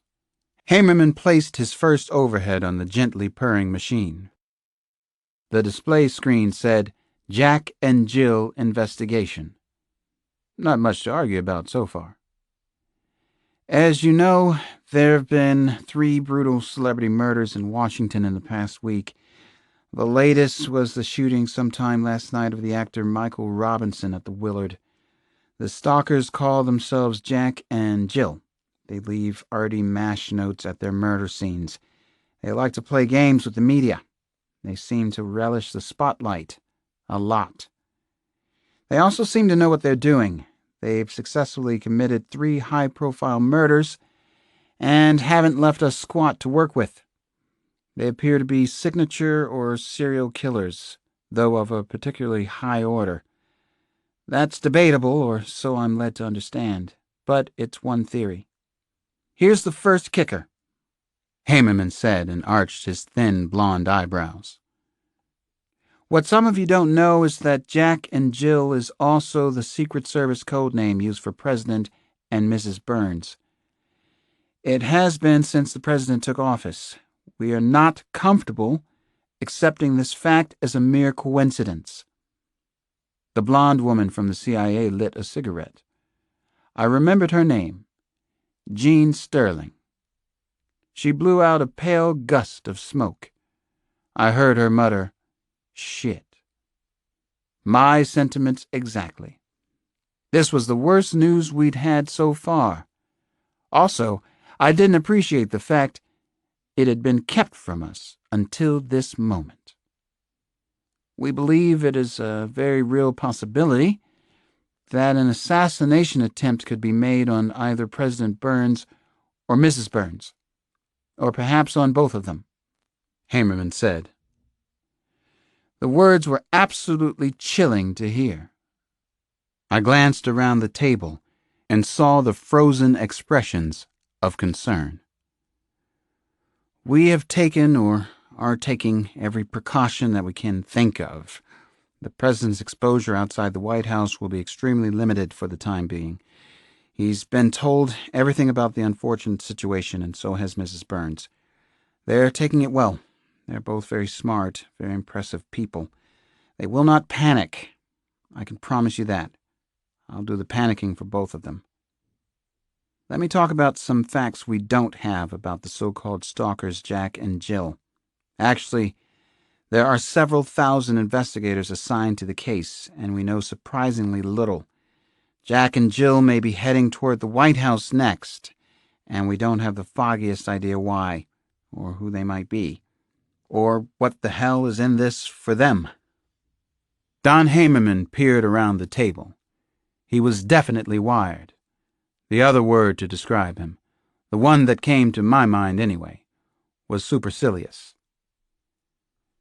Please feel free to correct me on any point I make. Feel free to add any updated information you might have, he said with a tiny sneer. Except for a few sighs, no one spoke. No one seemed to know any more than I did. No one had a worthwhile clue so far. That was the scariest thing of all. The possibility existed that the President and First Lady were the ultimate targets for Jack and Jill. Or maybe not even the ultimate targets. Jack and Jill came to the hill. What in the name of God for? To wipe out all the bleeding liberals? To punish sinners? Was the President a sinner in their minds? Jay, do you want to say something now? Hamerman asked Secret Service Agent Greer. Greer nodded and stood up at the work table. He leaned against it with his hands. He looked a little pale. There's a very tough problem here, he said to us. The danger is real, believe me. This is as scary as anything I've seen in my time at the White House. You see, I was the first one inside Senator Fitzpatrick's apartment after the killing. I was there alone at 6 o'clock that morning. I called the Metro Police. The same is true for Miss Sheehan and for Michael Robinson. Each time Jack and Jill has called the Secret Service first. They've contacted us right here at the White House. They've told us that they're practicing for the big one. Chapter 31. On Friday night, Jack and Jill checked into a high-priced suite at the Four Seasons Hotel, one of the Washington area's best. No one was scheduled to die at the exclusive hotel. Not that they knew of anyway. Actually, the killers were taking the weekend off. While everyone else in Washington, the police geniuses especially, stewed in their own juices. What a fabulous treat the weekend was. What a delicious notion. The $600 a night suite overlooked a corner of Georgetown, and they never left it for a moment. A masseuse came Friday night for a double shiatsu session. Sarah had a facial and a manicure on Saturday morning. Room service sent up a personal chef Saturday night, and he prepared their meal in their room. Sam had also provided for 4 dozen white roses to be delivered when they arrived. It was paradise regained. They felt they deserved it for what they had accomplished so far. This is so unbelievably decadent. It's a postmodern, grossly socially incorrect fairy tale, Sarah said at a luxurious high point late on Sunday night. I love every minute of it. But do you love every inch of it? Sam asked her. Only he could get away with a touchy line like that. And he did. Sarah smiled and felt a rush of heat inside her body. She looked at him with warm and inquiring eyes. As a matter of fact, I do. He was deep inside her, thrusting slowly and gently, and she was wondering if he truly loved her. She wished for it with all her being, but she didn't believe it, couldn't believe it. She was, after all, Sarah the Gimp, Sarah the Drudge, Sarah the Drone. How could he have fallen in love with her? And yet, sometimes it seemed he had. Is this part of the game for him, too? Sarah wondered. Her fingers ran all over his chest, played with individual hairs. She touched him everywhere. His beautiful face, his throat, stomach, buttocks, his dangling testicles, which seemed as large as a bull's. Sarah arched up toward him, wanting to be as close as she possibly could, wanting every inch, yes, wanting everything of him that there was, even his real name, which he wouldn't tell her. "We've earned this weekend," Sam said. "It was also necessary, Sarah. Rest and relaxation are a real part of war, an important part. Jack and Jill is going to get progressively harder from here on. Everything escalates now." Sarah couldn't help smiling as she stared up at Sam's face. God, she loved being with him. Under him, over him, sideways, upside down. She loved his touch, sometimes strong, sometimes so surprisingly gentle. She loved, yes, every inch of him. She'd never felt like this before, never thought that she would. She would have bet anything against its happening. In a way, she had bet everything, hadn't she? For the cause, but also for Sam. For this. Sam was such a closet romantic, too. It was so unexpected from the soldier, from any man she had known before. The suite at the Four Seasons was his idea, just because she had mentioned it once, that it was her favorite hotel in Washington. "Say," she said to him now, whispering during their love-making, "do you want to know my favorite hotel in the whole wide world?" He got the joke. He got all of her humor and twisted ironies. His large blue eyes sparkled. He grinned. He had brilliantly white teeth and such a shy, disarming smile. She thought he was much better looking than Michael Robinson had been. Sam was a real-life action hero. The soldier. In a real war for survival, the most important war of our times. They both believed that to be true. "Please, don't tell me the answer," he said with a laugh. "Don't you dare tell me your favorite hotel in the world. You know I'll have to take you there somehow if you do. Don't tell me, Sarah." "The Cipriani in Venice," she blurted out, laughing. She had never actually been there, but she'd read so much about it. She had read about everything, but experienced so little until recently. Sarah, the hopeless bookworm.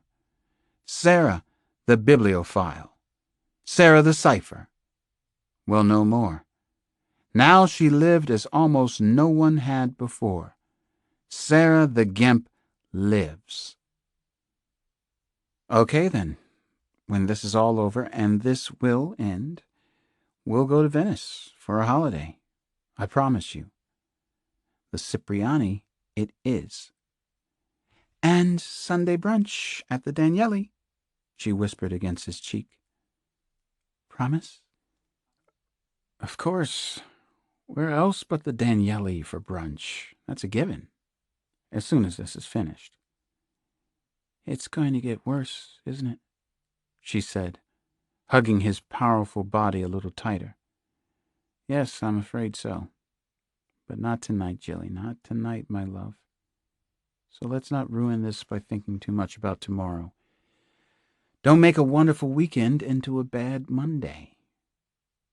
Sam was right, of course. He was a wise man, too. He started to move again on top of her. He flowed like a fast river current over the top of her. He was such a generous and beautiful lover. He was both teacher and student. He knew how to give and take in bed. Most important, Sam knew how to bring her out of herself. God, she had needed that. Forever, it seemed. To get out of herself. Not to be the Gimp anymore. Not ever again. She promised herself that. Sarah pursed her lips tightly. In pleasure? In pain? She wasn't even sure anymore. She shut her eyes, then quickly opened them. She wanted to look. He held himself over her, as if he were pausing during a push-up. "So you've never been to the Cipriani, Monkey Face?" he asked. His cheeks weren't even flushed. He effortlessly held himself over her. His body was so beautiful, strong, and agile, rock solid. Sarah was in good shape also, but Sam was superb. He called her Monkey Face, from Hitchcock's Suspicion. It wasn't really such a great movie, but it had hit the spot for them, hit their spot. Ever since they'd seen it, she'd been the Joan Fontaine character, Lena. He was Johnny, who had been played by Cary Grant. Johnny had called Lena Monkey Face. At the end of the film, Lena and Johnny had driven off into a sunset on an English coast, presumably to live happily ever after. The Hitchcock movie was an elegant, witty, mysterious game, just as this was. Their game. The most exquisite game two people had ever played together. Will we drive off into the sunset after all this? Sarah rose and wondered. Oh, I think not. I don't suppose that we will. What will happen to us then? Oh, what will happen to us? What will become of Jack and Jill? "I've only been to the Cipriani in my dreams," she confessed to Sam. "Only in dreams. But yes, I've been there many, many times." "Is this all a dream, Monkey Face?" Sam asked. His look was serious for a moment. She couldn't help thinking how precious every moment like this was, and how fleeting. She had secretly yearned for this all of her life, for one truly romantic experience. "I think it's a dream, yes. It's like a dream anyway. Please don't wake me though, Sam."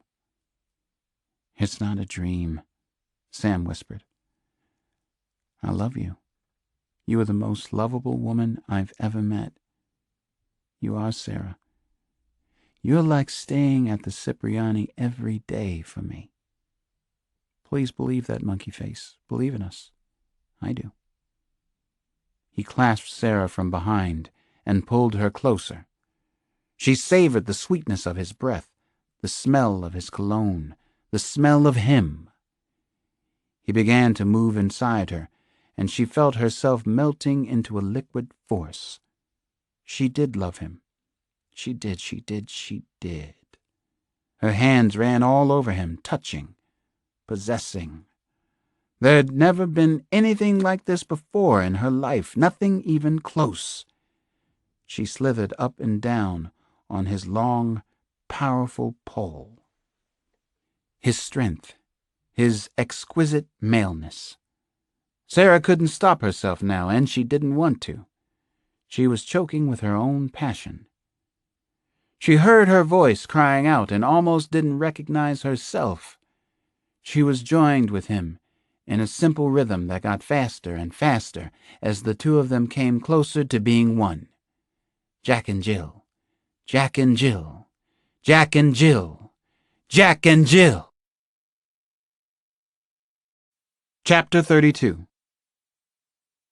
Their fairy tale ended with a quiet, almost disheartening thud, and Sarah felt herself crashing back to earth, tumbling, being rushed along in a powerful tide.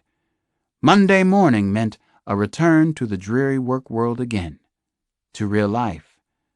Sarah Rosen had held normal, boring jobs around Washington for 14 years, ever since she'd graduated from Hollins College in Virginia. She had a day job now, a perfect job for their purposes, the dreariest and weariest of jobs. That morning, she rose early to get ready. She and Sam had separated on Sunday night at the Four Seasons. She missed him, missed his humor, missed his touch, missed everything about him. Every inch. She had gotten lost in that thought.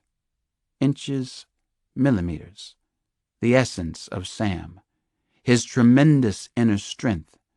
She glanced at the luminescent face of the clock on her bedstand. She groaned out loud. 5:15. Damn it, she was already late. Her bathroom had a yoga corner with a custom-made leather mat. No time for that, though her body and mind ached for the discipline and the release. She took a quick shower and washed her hair with Salon Selective shampoo. She put on a navy Brooks Brothers suit, low pumps, a leather-strapped Raymond Vail watch. She needed to look sharp, look alert, look freshly scrubbed this morning. Somehow she always came out like that anyway, Sarah the freshly starched. She hurried outside, where a grimy yellow cab was already waiting at the curb, wagging a tail of smoke. The wind whooped and howled up and down K Street. At 5:20, the yellow cab pulled up in front of her workplace. The Liberty cab driver smiled and said, "A famous address, my lady. So, are you somebody famous?" She paid the driver and collected change from a $5 bill. "Actually, I might be someday," she said. "You never know." "Yeah, maybe I'm somebody too," the driver said with a crooked smile. "You never know." Sarah rose and climbed out of the cab and felt the early December wind in her face. The pristine building before her looked strangely beautiful and imposing in the early morning light. It appeared to be shining, actually, glowing from the inside out. She showed her ID card, and security let her pass inside. She and the guard even shared a quick laugh about her being a workaholic. And why not? Sarah Rosen had worked inside the White House for 9 years. Part 3. The Photojournalist. Chapter 33. The photojournalist was the last piece in the complex puzzle. He was the final player. He was working in San Francisco on December 8th. Actually, the photojournalist was playing the game in San Francisco, or rather, he was playing around the outer edges of the game. Kevin Hawkins sat in a scooped-out, gray plastic chair at Gate 31. He contentedly played chess with himself on a power book. He was winning. He was losing. He enjoyed it either way. Hawkins loved games, loved chess, and he was close to being one of the better players in the world. It had been that way ever since he'd been a bright, lonely, underachieving boy in Hudson, New York. At 10:45, he got up from his seat to go play another kind of game. This was his favorite game in the world. He was in San Francisco to kill someone. As he walked through the busy airport, Kevin Hawkins snapped off photograph after photograph, all in his mind. The prize-winning photojournalist was outfitted in his usual studied casual manner. Tight black cord jeans with a black t-shirt, tribal bracelets from several trips to Zambia, a diamond stud earring. A Leica camera was looped around his neck on a leather strap decorated with engravings. The photojournalist slipped into a crowded bathroom in Corridor C. He observed a ragged line of men slouched at the urinals. "They're like pigs at a trough," he thought. Like water buffalo, or oxen, taught to stand on their hind legs. His eye composed the shot and snapped it off. A beauty of order and sly wit. The boys at the bowl. The urinal scene reminded him of a clever pickpocket he had once seen operate in Bangkok. The thief, a keen student of human nature, would snatch wallets while gents were in midstream at a urinal and were reluctant or unable to go after him. The photojournalist couldn't forget the comical image whenever he entered an airport men's room. He rarely forgot any image, actually. His mind was a well-run archive, a rival to Kodak's vast storehouses of pictures in Rochester. He peered at his own image, a rather haggard and pasty white face in one of the cloudy bathroom mirrors. Unimpressive in every way, he couldn't help but think. His eyes were war-weary, an almost washed-out blue. Gazing at his eyes depressed him, so much so that he sighed involuntarily. He saw no other mind pictures to take in the mirror. Never ever a picture of himself. He started to cough and couldn't stop. He finally brought up a thick packet of despicable, yellowish paste. His inner core, he thought. His animus was slowly leaking out. Kevin Hawkins was only 43, but he felt like 100. He had lived too hard, especially the last 14 years. His life and times had been so very intense, often flamboyant, and occasionally absurd. He had been burned, he often imagined, from every conceivable angle. He had played the game of life and death too hard, too well, too often. He started to cough again and popped a Halls into his mouth. Kevin Hawkins checked the time on his Seiko Kinetic wristwatch. He quickly finger-combed his lank, grayish-blonde hair and then left the public bathroom. He merged smoothly with the thick corridor traffic rolling past on the killing floor. It was almost time, and he was feeling a nice, out-of-body buzz. He hummed an old, absolutely ridiculous song called Rock the Casbah. He was pulling a dark Delsey suitcase hinged on one of those cheap roller contraptions that was so popular. The walking suitcase made him look like a tourist, like a nobody of the first order. The red-on-black digital clock over the airport passageway read 11:40. A Northwest Airlines jet from Tokyo had landed just a few minutes earlier. It had come into Gate 41 right on schedule. Some people just know how to fly. Wasn't that Northwest's tagline? The gods were smiling down on him. Kevin Hawkins felt a grim, humorless smile of his own. The gods loved the game, too. Life and death. It was their game, actually. He heard the first strains of a noisy commotion coming from the connecting corridor B. The photojournalist kept walking ahead until he was past the point where the two wide corridors connected. That was when he saw the phalanx of bodyguards and well-wishers. He clicked off a shot in his mind. He got a peek at Mr. Tanaka of the Nipre Corporation. He clicked another shot. His adrenaline was flowing like lava from Kilauea in Hawaii, where he'd once shot for Newsweek. Adrenaline.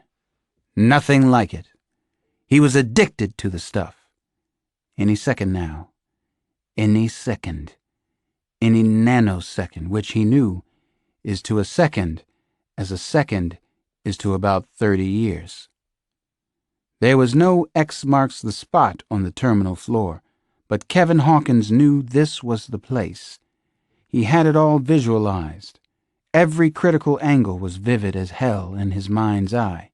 All the intersect points were clear to him. Any second, life and death. There might as well have been a big black X painted on the airport floor. Kevin Hawkins felt like a god. Here we go. Cameras loaded and at the ready. Lock and load. Someone's going to die here. Chapter 34. When the semi-official entourage was approximately 12 feet from the busy corridor crossing, a small bomb detonated. The explosion sent a cloud of gray-black smoke into Corridor A. Screams pierced the air like whining sirens. The bomb had been inside a dark blue suitcase left next to the news and magazine kiosk. Kevin Hawkins had placed the innocent-looking suitcase directly in front of a sign that advised travelers to watch your luggage at all times. The deafening, booming noise and sudden chaos startled the bodyguards surrounding Mr. Tanaka. It made them erratic, and therefore predictable. Security teams, even the best of them, could be fooled if you forced them to improvise. Travelers and airport personnel were screaming, seeking cover where there was none to be had. Men, women, and children pressed themselves to the floor, faces hard against cold marble. People haven't seen real panic until they've witnessed it. In a large airport, where everyone is already close to the edge of primal fears. 2 of the bodyguards covered the corporate chairman, doing a half-decent job, Hawkins saw. He clicked another mind photo, stored it in his photo file for future reference. This was good stuff, valuable as hell. How an excellent security team reacted under stress during an actual attack. Then the efficient, if uninspired, bodyguards began to hurriedly move their protected person out of danger, out of harm's way. They obviously couldn't go forward into the smoky, bombed-out corridor. The security team chose to go back, their only choice, the one Kevin Hawkins knew they would make under duress. They pulled along Mr. Tanaka as if he were a large, ungainly puppet or doll, which he pretty much was. They almost physically carried the important businessman, holding him under his arms so that both his feet left the floor at times. Mind photo of that. Expensive black tasseled loafers skipping across the marble floor. The trained bodyguards had one goal: get the protected person out of there. The photojournalist let them proceed about 30 feet before he pushed the detonator in the shoulder bag housing his camera gear. It was that easy. The best plans were one button simple. Like a camera. Like a camera suitable for a child. A second suitcase he had left alongside the corridor near the men's room exploded with double the thunder and lightning of the first, causing more than twice the damage. It was as if an invisible missile had been guided directly into the center of the airport. The destruction was instantaneous, and it was brutal. Bodies and even body parts flew in every imaginable direction. Tanaka didn't survive. Neither did any of the 4 diligent and highly underpaid bodyguards. The photojournalist was tightly wedged in amidst the rushing wall of men and women trying to escape toward the airport exits. His was just another terrified face in the stormy human sea. And yes, he could look very terrified. He knew more than any of them what fear looked like. He had photographed uncontrolled fear on so many faces. He often saw those awful looks of terror, those silent screams, in his dreams. He held back a tight, grim smile as he turned onto Corridor D and headed toward his own plane. He was going to Washington, D.C. that evening, and hoped the delays caused by the murder wouldn't be massively long. The risk had been a necessary one, actually. This had been a rehearsal, the last rehearsal.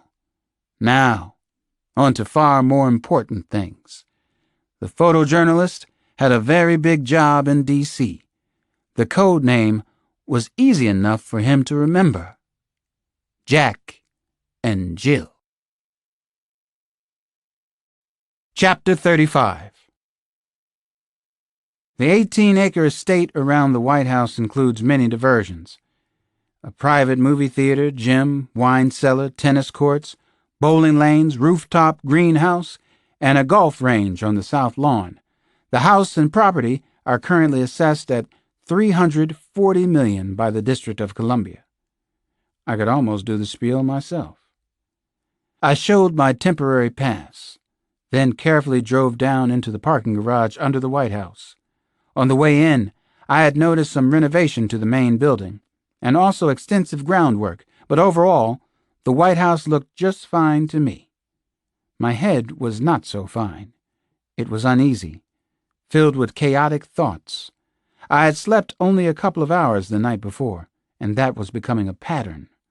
The morning's Washington Post and New York Times lay folded on the car seat beside me. The Post headline asked, "Who's next for Jack and Jill?" It seemed like a question directed right at me. Who's next? I thought about a possible attempt on the life of President Thomas Burns as I walked from the small parking garage to the elevator. A lot of people were extremely high on the president and his programs. Americans had clamored for change for a long time, and President Burns was delivering it in large doses. Of course, what most people want change to mean is more money in their pockets, instantly, without any sacrifice on their part. So who might be angry and crazed enough at the president to want him murdered? I knew that was why I was at the White House. I was here to conduct a homicide investigation in the White House, a search for a couple of killers who could be planning to murder the president. I met Don Hamerman in the West Wing entrance hall.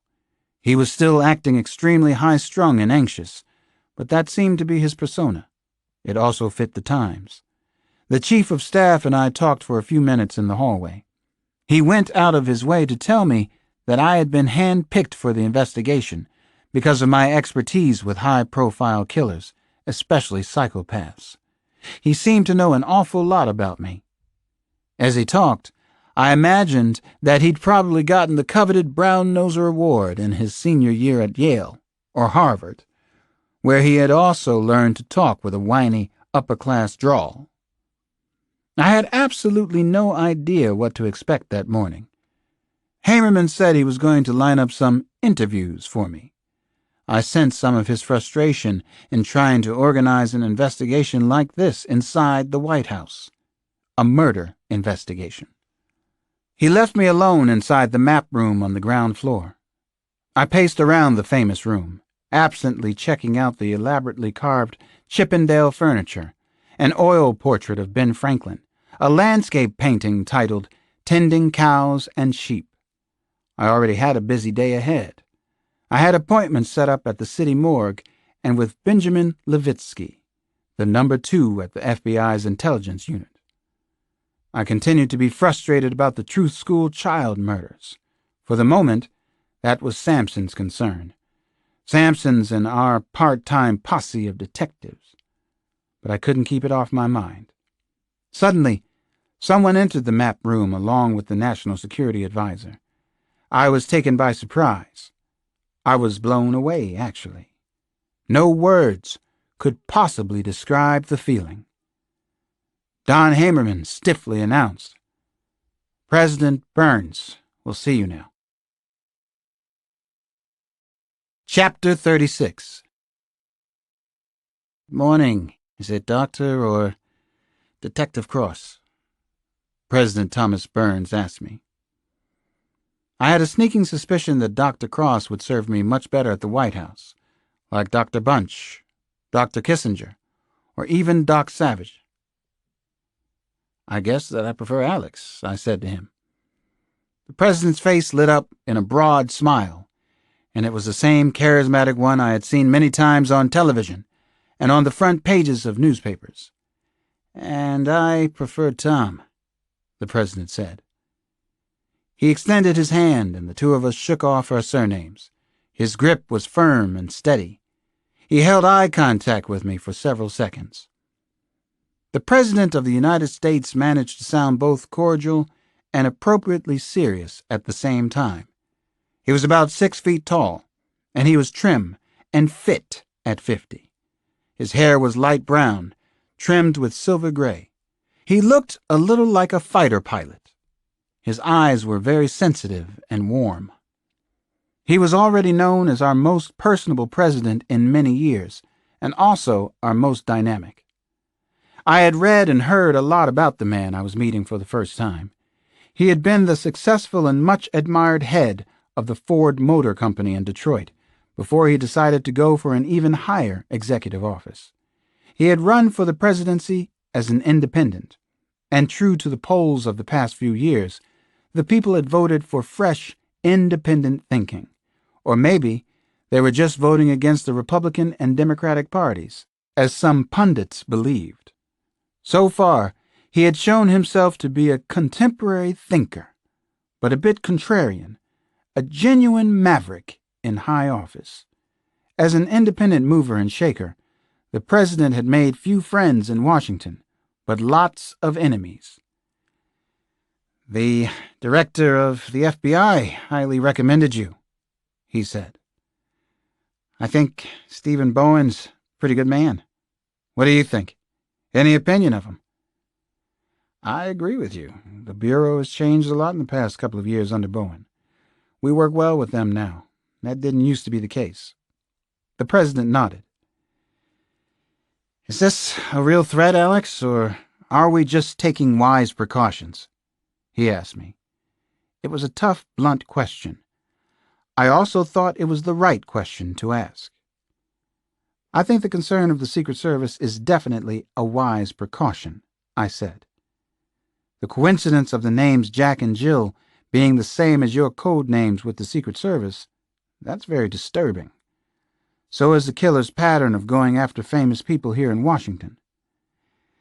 "I guess I fit that damn description. Sad but true." President Burns said and frowned. I had read that he was an intensely private man, and down to earth as well. He seemed that way to me. Midwestern in the best sense. I guess what surprised me the most was the warmth that came from the man. "As you have admitted yourself, you're shaking up the toy box. You've already disturbed a lot of people." "Stay tuned. There are a lot more major disturbances to come. This government badly needs to be re-engineered. It was designed for life in the 1800s. Alex, I'm going to cooperate in any way I can with the police investigation. I don't want anyone else to be hurt, let alone die. I've certainly thought about it, but I'm not ready to die yet. I think Sally and I are decent people. I hope you'll feel that way the more you're around us. We're far from perfect, but we are decent. We're trying to do the right thing." I was already feeling that way about the president. He had quickly struck a good chord with me. At the same time, I wondered how much of what he'd said I could believe.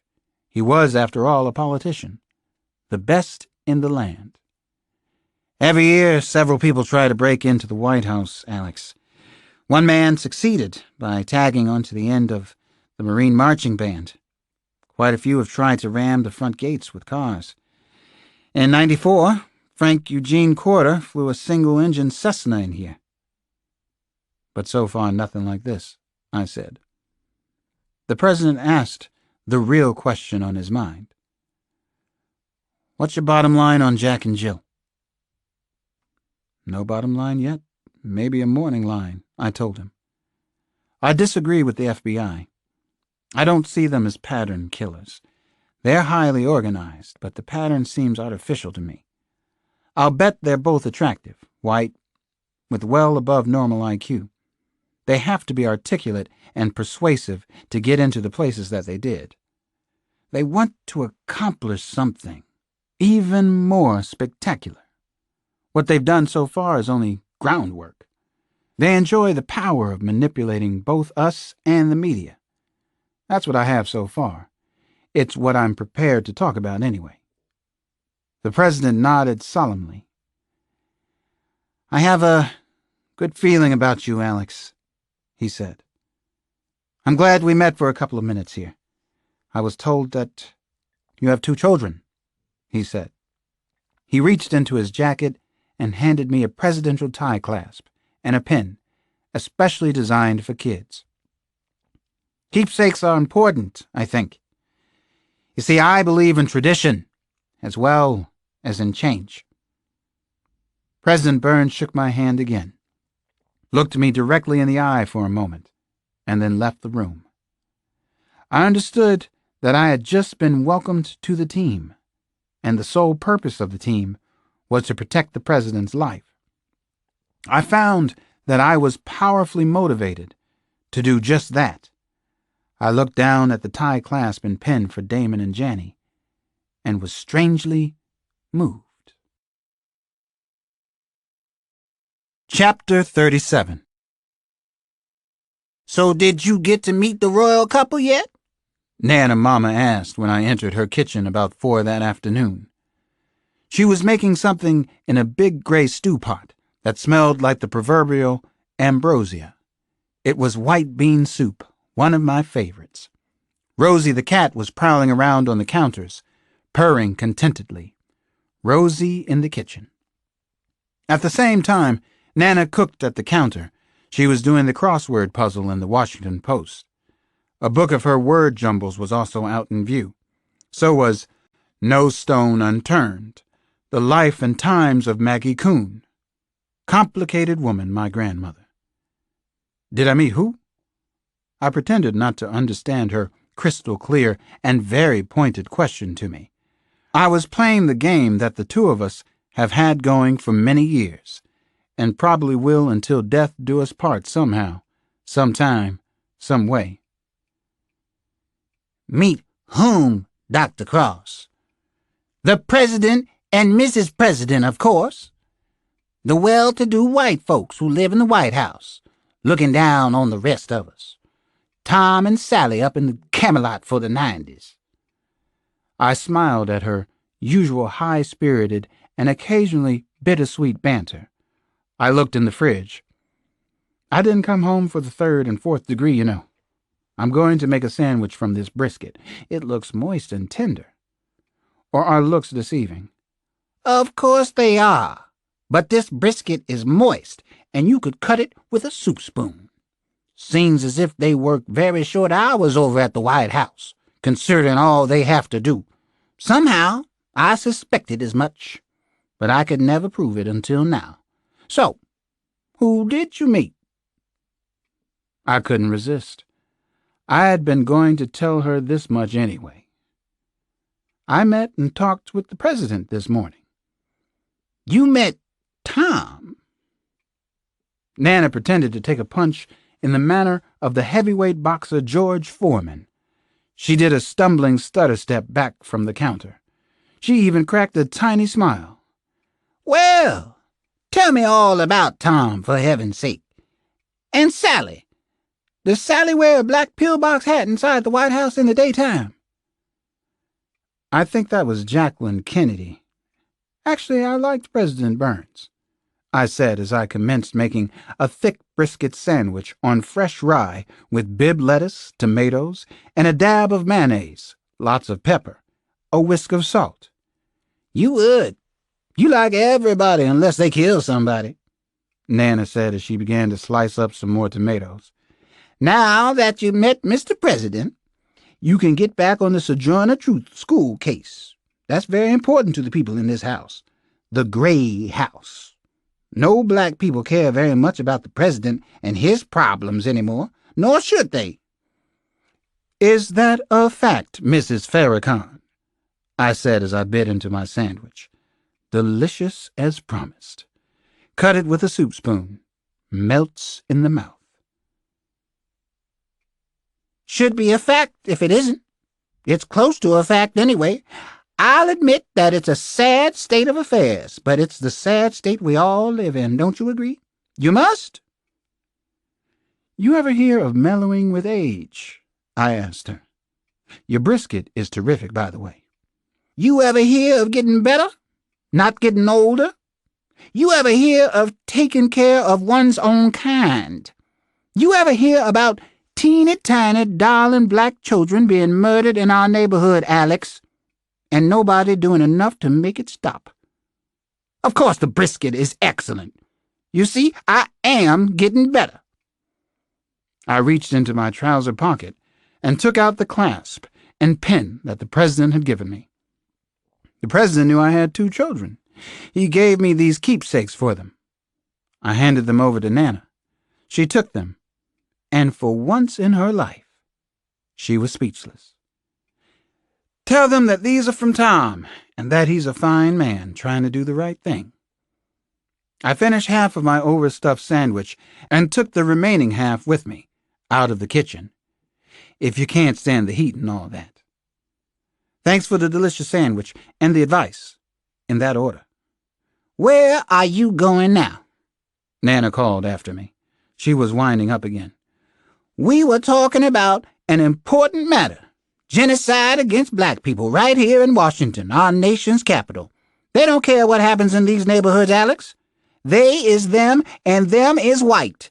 And you're collaborating with the enemy. Actually, I'm going out to put in a few hours on the Truth School murder case, I called back as I continued toward the front door, and blessed escape from the tirade.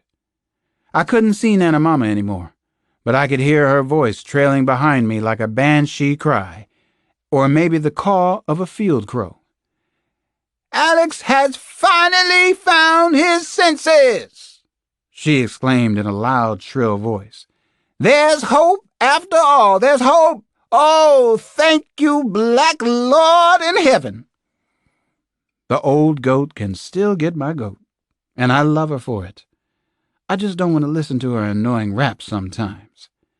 I beeped the car horn of my old Porsche on the way out of the driveway. It's our signal that everything is all right between us. From inside the house, I heard Nana call out, Beep back at ya.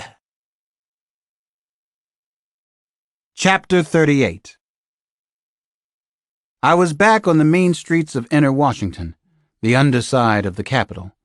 I was a homicide detective again. I loved it with a strange passion, but there were times when I hated it with all my heart. We were doing all that could humanly be done on both cases. I had set up surveillance on the Truth School during the day, and also had day and night surveillance on Chanel Green's gravesite. Often psycho killers showed up at victims' graves. They were ghouls, after all.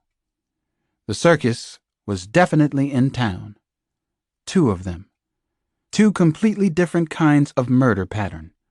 I had never seen anything like it. Nothing even close to this chaos. I didn't need Nana Mama to remind me that I wanted to be out on the street right now. As she had said, someone is killing our children. I was certain that the unspeakable monster was going to kill again. In contrast to Jack and Jill, there was rage and passion in his work. There was a raw, scary craziness, the kind I could almost taste. The killer's probable amateur status wasn't reassuring either. Think like the killer. Walk in the killer's shoes, I reminded myself. That's how it all starts, but it's a lot tougher than it sounds. I was gathering as much information and data as I possibly could. I spent part of the afternoon ambushing several of the local hang-arounds who might have picked up something on the murders. Convivial street people, swooning pipeheads, young runners for the rock and weed dealers, a few low-level rollers themselves, store owners, snitches, Muslims selling newspapers. I gave some of them a tough time, but nobody had anything useful for me. I kept at the job anyway. That's the way it goes most days. You just keep at it, keep your head down and screwed on straight.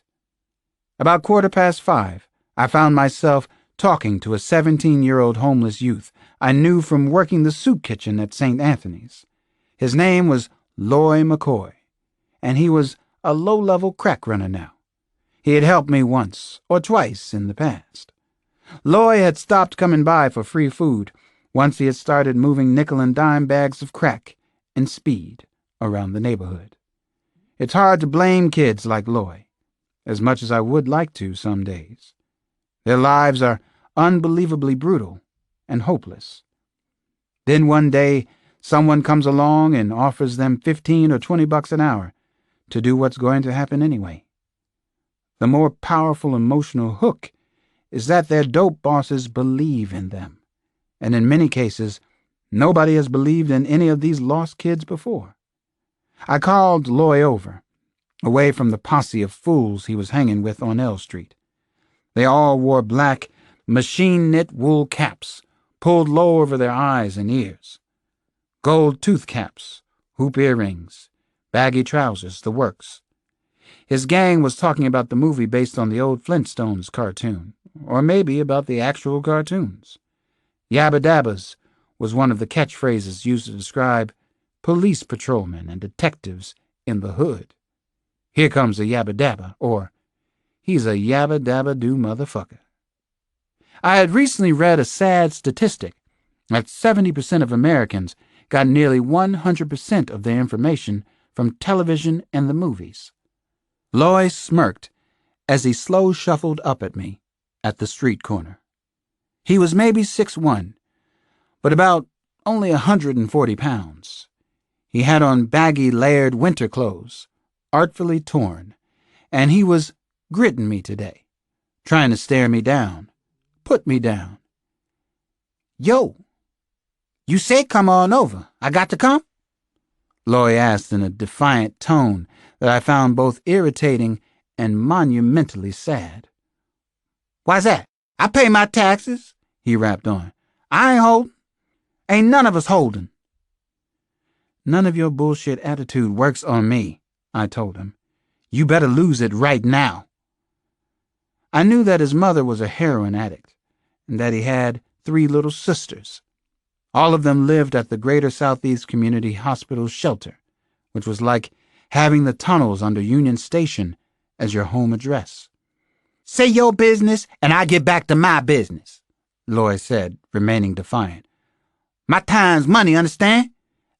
Ask me what you got to ask. Just one question for you, Loy. Then you can go back to your big money business dealings. He kept gritting me, which can get you shot in this neighborhood. Why I have to answer any questions? What's in it for me? What you have to deal? I finally smiled at Loy, and he cracked a half smile himself, showing off his shiny gold caps. You give me something, maybe I'll remember. Then maybe I'll owe you one sometime, I said. Yo, he came right back at me. Want to know a big fat secret, detective? I don't need your markers, and I don't much care about these murdered kids' homicides you looking into. He shrugged as if it were no big deal on the street. I already knew that. I waited for him to finish his little speech, and also to process my offer. The sad thing was that he was bright, crazy smart. That was why the crack boss had hired him. Loy was smart enough, and he probably even had a decent work ethic. I can't talk to you. Don't have to, neither. He finally did a little exasperated spin and threw up both his skinny arms. You think I owe you? 'Cause once upon a time you fed us manhandled soup slop at the poor boy kitchen? Think I owe you? I don't owe you shit. Loy started to strut away. Then he looked back at me, as if he had just one more irritating wisecrack to hurl my way.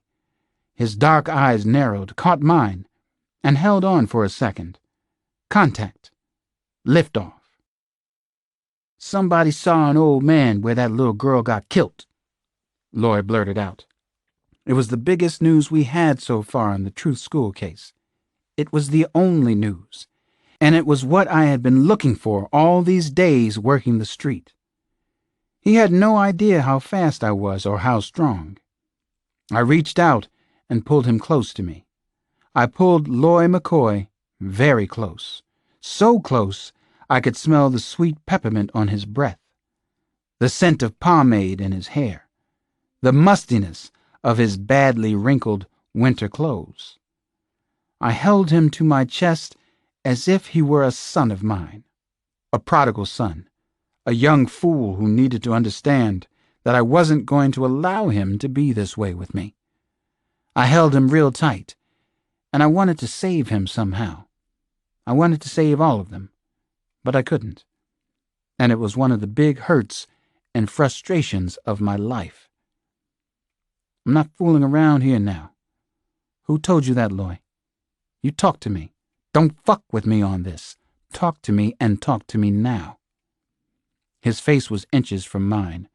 My mouth was almost pressed against his cheek. All of his swagger and the attitude had disappeared. I didn't like being a tough guy with him, but this was important as hell. My hands are large and scarred like a boxer's, and I let him see them. I'm waiting for an answer, I whispered.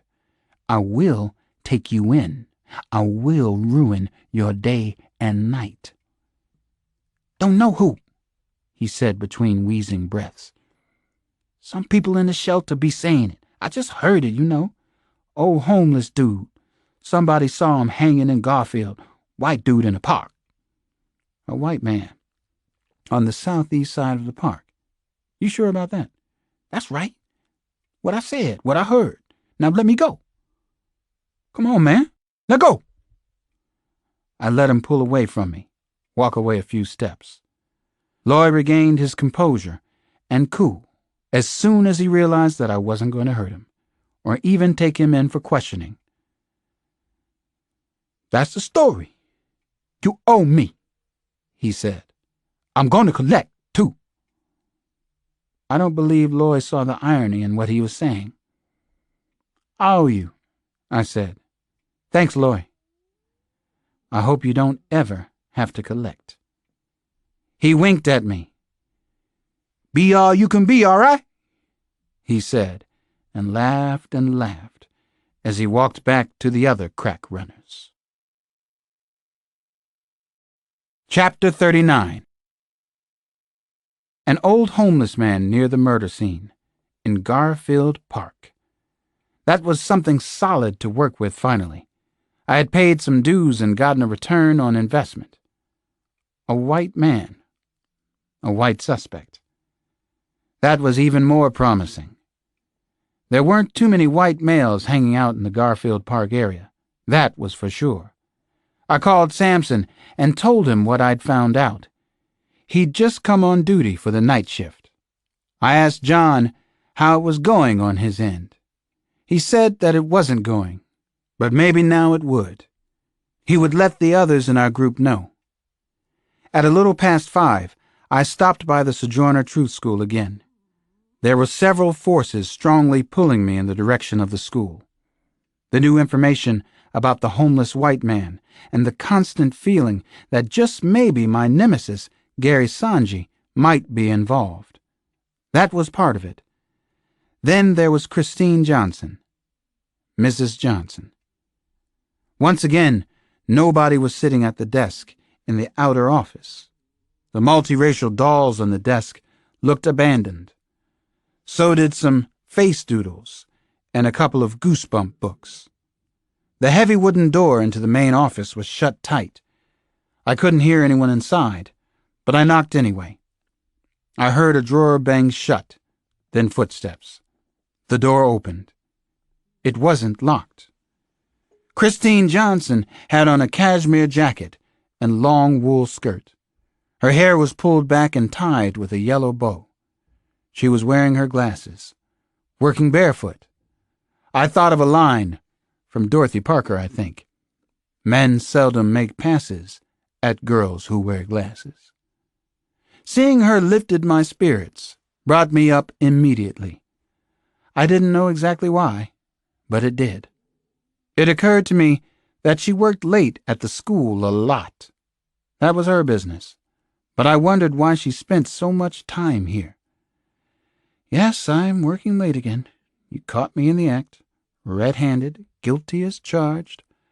A friend of yours dropped by the school this morning, she said. Detective John Sampson.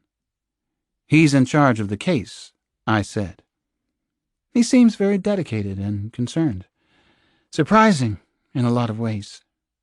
He's reading Camus, she said. I wonder how he had worked that into their conversation. Among other noble pursuits, Sampson is dedicated to meeting interesting and attractive women, like Christine Johnson. It wouldn't bother him that she was married, unless it bothered her. Sampson can be chivalrous to a fault, but only if it's appreciated. Sampson reads a lot, always has since I've known him. My grandmother taught him in school before I met him, actually. He's the original page master. Christine Johnson smiled, showed me all those beautiful teeth of hers. You're familiar with the movie Page Master. I guess you must see them all. I do see them all. Anything the kids have to see, Daddy? We gave Page Master a 6, But we're not as down on Master Macaulay Culkin as some people seem to be." She continued to smile and seemed to be an extremely nice person, smart enough to do many things, patient and concerned enough to do this difficult job in the city. I envied her students. I got right down to the business I had at the school. "The reason I stopped by is that there's a possible ID on the killer. A start, anyway. I heard about it this afternoon, not too long ago." Christine Johnson listened closely to what I had to say. Her brow furrowed deeply. Her brown eyes were intense. She was a good listener, which, if I remembered correctly, was unusual for a school principal. An older man, a white man, was seen in the vicinity of where Chanel Green was originally abducted in Garfield Park. He was described as a street person, possibly a homeless man, not very big, with a full white beard, wearing a brown or black poncho. "Should I tell that to the teachers? What about the children?" she asked as I finished the description. "I'd like to have someone stop by here tomorrow morning to talk to the teachers again," I said. "We don't know if this lead is anything, but it could be important. It's the best thing we have so far." "An ounce of prevention," she said, then smiled. Actually, she laughed at herself. "That's what is known derogatively as teacher talk. You can catch a dose of it when you hang around here too much. Too many cliches. You sometimes find yourself talking to other adults as if they were 5 or 6 years old. It drives my husband crazy." "Is your husband a teacher too?" I asked. It just came out. Shit. She shook her head and seemed amused for some reason. No. George is a lawyer. He's a lobbyist on Capitol Hill, actually. Fortunately, he's only trying to push the interests of energy businesses. Occidental Petroleum, Pepco Energy Company, the Edison Electric Institute. I can live with that." She laughed. "Well, most of the time I can." Her look was innocent but not naive. Maybe just a little conspiratorial.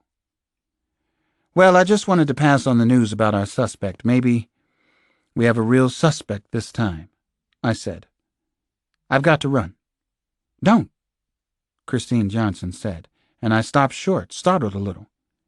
Then she smiled, that knowing smile of hers, quietly dazzling and appealing as could be. "Absolutely no running in the halls." She winked at me. "Gotcha." Cute. I laughed and was on my merry way, back to work, after a brief moment of sweetness and light. I did like her quite a lot. Who wouldn't? Maybe we could be friends somehow, some way, but probably not. Nothing was coming out right. Nothing was working very well.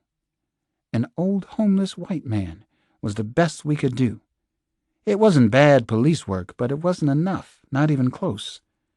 2 impossible cases. Jesus.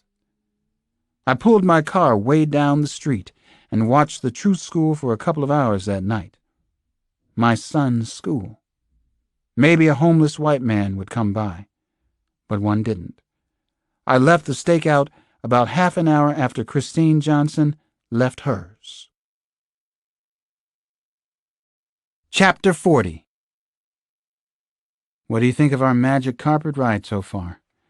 On a scale of 1 to 11. Jack asked Jill. Sam asked Sarah. They were floating high above the Maryland countryside. It's absolutely beautiful. It's as thrilling as can be, unbelievable. The simple joy of flying like a bird. Hard to imagine that this is work. But it is, Monkey Face. This could be important for us, for everything we're doing, for the game. I know that, Sam. I'm paying attention. I know you are. Always so diligent.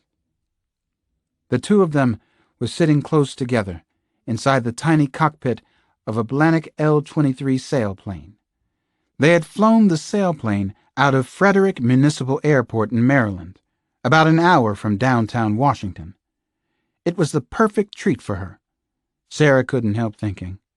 The perfect metaphor. The gimp was flying. Unbelievable. Her entire life was that way now. Down below, she could see Frederick, with its many examples of German colonial architecture. She could actually make out several of the cutesy-pie shops on Antique Walk in town. The sky was filled with cumulus, like cotton balls moving lightly over a calm sea. Sarah had told Sam that she'd gone up in a sailplane once, and it was just about the best thing I've ever done. He'd said, "We'll go tomorrow afternoon. I know just the place, Monkey Face. Perfect. I want to fly over Camp David, where the president goes to stay. I want to look down on President Burns' retreat. I want to drop an imaginary bomb on his ass." Sam Harrison already knew a great deal about Camp David, but the view from the air could be useful anyhow. An attack on the presidential retreat was a very real possibility in the future, especially if the Secret Service continued to keep President Burns tightly under wraps, as they had for the past few days. Everything about Jack and Jill was so much harder now, but he had expected that. It was why they had several plans, not just one. The President of the United States was going to die. It was just a matter of when and where. The how had already been decided. Soon, the when and where would be taken care of as well. "Isn't this risky, flying so close to Camp David?" Sarah asked. He smiled at the question. He knew that she had been biting her tongue as they floated north from Frederick, inching closer and closer to the presidential outpost, closer and closer to danger, maybe even disaster.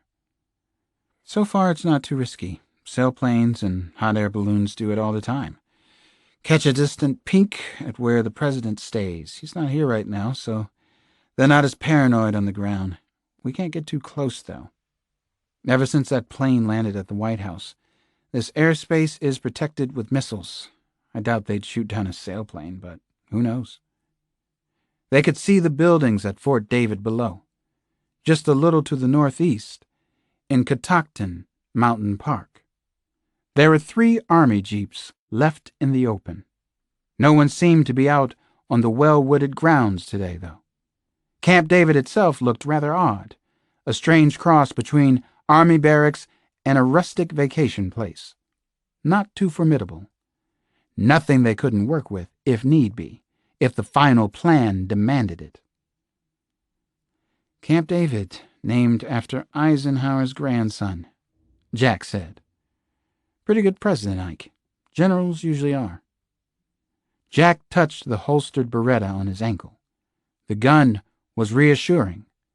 But nothing was going to happen to the president right now, or to Jack and Jill. No, the game was about to go off in another direction. That was the beauty of it. No one could predict where it would go.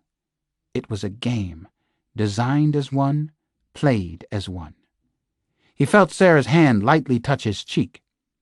"How much longer do we have?" she asked. He suspected that she didn't want the sailplane ride to end. "They'll never catch us," he said and smiled. "No, the ride, silly." She laughed and patted his arm. "How much longer do we have up here?" "You're not bored already? We're nowhere near the world's altitude record, about 49,000 feet, if I recall. Need a hell of a wave lift for that." Suddenly he seemed concerned that she might not be having a good time. That was just like Sam. "No, no," she laughed and put her arm around his neck. Sarah held him tightly. "I love it up here. Love flying. Love being with you. Thank you for everything."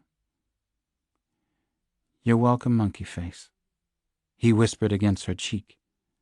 2 incredible killers, Jack and Jill, flying over the president's famous retreat at Camp David. "See you soon, Mr. President. There's nothing you can do to stop this from happening. Nowhere you can hide from us. Trust us on that. Haven't we kept all of our promises so far. Chapter 41. On the hour-long drive back to Washington, Sam seemed distracted and distant. Sarah cautiously watched him out of the corner of her eye. It was as if he were still up in the sailplane. His brow was furrowed. His deep blue eyes set on the road ahead. He could get like this sometimes, but then again, so could she. Sarah the worrier, Sarah the drudge. They both understood and mostly accepted the good and the bad points about each other. The game of Jack and Jill was getting much tougher now for both of them. Every move was chancy and fraught with danger. They could be caught before the mission was completed. The hunters were literally all over the place. One of the largest manhunts in history was underway, not only in Washington, D.C., but everywhere around the world. I was just thinking about the game and how it's going. An honest evaluation. I was considering a game inside our game. Sam finally said. Something more sophisticated, completely unexpected by our trackers. Sarah watched him detaching from his reverie, coming away from it, coming back to her. Yes, I could see that you were somewhere other than here, on the Beltway with me and all of these commuters. That much was pretty obvious. Sam grinned. Sorry, you probably smelled the wood burning too. He was incredibly self-effacing, something else she enjoyed about him. He didn't seem to realize that he was something special, or if he did, he kept it to himself. God, it was so easy when they were together, so hard when they were apart. Sarah wondered how she had survived before she met Sam. The answer was, basically, she hadn't. She had been alive, but she didn't have a life. Now she did. You're concerned about the progress of the game from here on, the exact sequence, she said. It's furrowed your brow, poor dear Sam. What's your idea? He smiled and shook his head. He often told her how perceptive and intelligent she was. Not many men had ever said that to Sarah Rosen. Practically none, in fact. Her intelligence scared most men. Even worse, she was verbal. So men usually needed to keep her down, to put her down constantly, to belittle anything she said that they weren't entirely 100% comfortable with. Sam wasn't that way. He seemed to understand exactly what she needed. Is that part of the game, too? She wondered. Part of his game. There's going to be tremendous heat from the police and FBI coming our way soon, he said, staring straight ahead at the gray ribbons of roadway. What's gone before was nothing, Sarah. Absolutely nothing. The manhunt will increase exponentially from here on. They want to capture us badly. The FBI is assembling the best team possible, and make no mistake, it will be an impressive group. Sooner or later, they'll find something on us. It's inevitable that they will. Sarah nodded in agreement. Still, he had frightened her. I know that. I'm ready for it, at least I think I am. You have an idea how to deal with this blistering heat that's coming our way? Yes, I think I do. It's something I've been thinking about for a while, but I believe I've solved it. Let me try this one out on you. Tell me what you think. See? He did want her opinions. Always. He was so different from the others. He looked over at her, made eye contact. It's so simple, really. We need perfect alibis. I have an idea how to accomplish that. It involves a slight change in our game plan, but I think it's worth it. She tried to keep the concern out of her voice. What kind of change? You don't want to go after the target we already agreed on. I want to change the next target, yes, but I want to change something else as well. I want to get someone else to do the next kill. That way we'll both have airtight alibis. I think it's a powerful twist. I think it could be the clincher for us. If anyone is onto either of us, this will throw them off completely. They were coming down Wisconsin Avenue and into Washington. The city looked like a J.M.W. Turner painting. Sarah decided. Hazy light, caught just right. I like your thinking a lot. It's a good plan. Who would you get? She asked. I've already made a contact, Sam said. I think I have the perfect person for this little twist. He thinks the way we do, believes in the cause. He happens to be right here in Washington. Chapter 42. A Secret Service agent named James McLean, one of J. Greer's lieutenants, walked me around the White House. More than 1 million visitors come here every year, but this was the show none of them got. This was the real deal. Instead of the usual tour of library, east, blue, green, and red rooms, I got to see the private family quarters on the second and third floors. I requested a viewing of the president's offices in the West Wing, as well as Vice President Mahoney's in the Executive Office Building. As the two of us wandered through the impressive center hall, with its bright yellow color scheme, I half expected either ruffles and flourishes or "Hail to the Chief" to suddenly ring out. Agent McLean was filling me in on details about security at the White House. The grounds were covered by audio and pressure sensors, electronic eyes, and infrared. A SWAT team was on the roof at all times now. Helicopters were less than 2.5 minutes away. Somehow I wasn't comforted by the tight security. What do you think of all this? McLean asked me as he led me into the cabinet room. It was dominated by serious-looking leather chairs, each bearing a brass plaque with the cabinet member's title. A very impressive place to visit. What I'm thinking is that every person working here has to be checked out, I said. They've all been checked, Alex. I know that. They haven't been checked by me, though. We need to check them all over again. I'd like each of them run against any interest in poetry or literature, even college degrees in literature, any kind of filmmaking experience, painting, sculpting, any endeavor requiring creativity. I'd like to know what magazines they subscribe to. Also their charitable contributions. If McLean had an opinion on all that, he kept it to himself. Anything else? He asked. We were looking out over the rose garden. I could see office buildings off in the distance, so I assumed they could see us. I didn't like that too much. Yeah, I'm afraid so, I went on. While we're doing those background checks, we need to look at everyone in the crisis group. You can start with me. Agent James McLean stared at me for a long moment.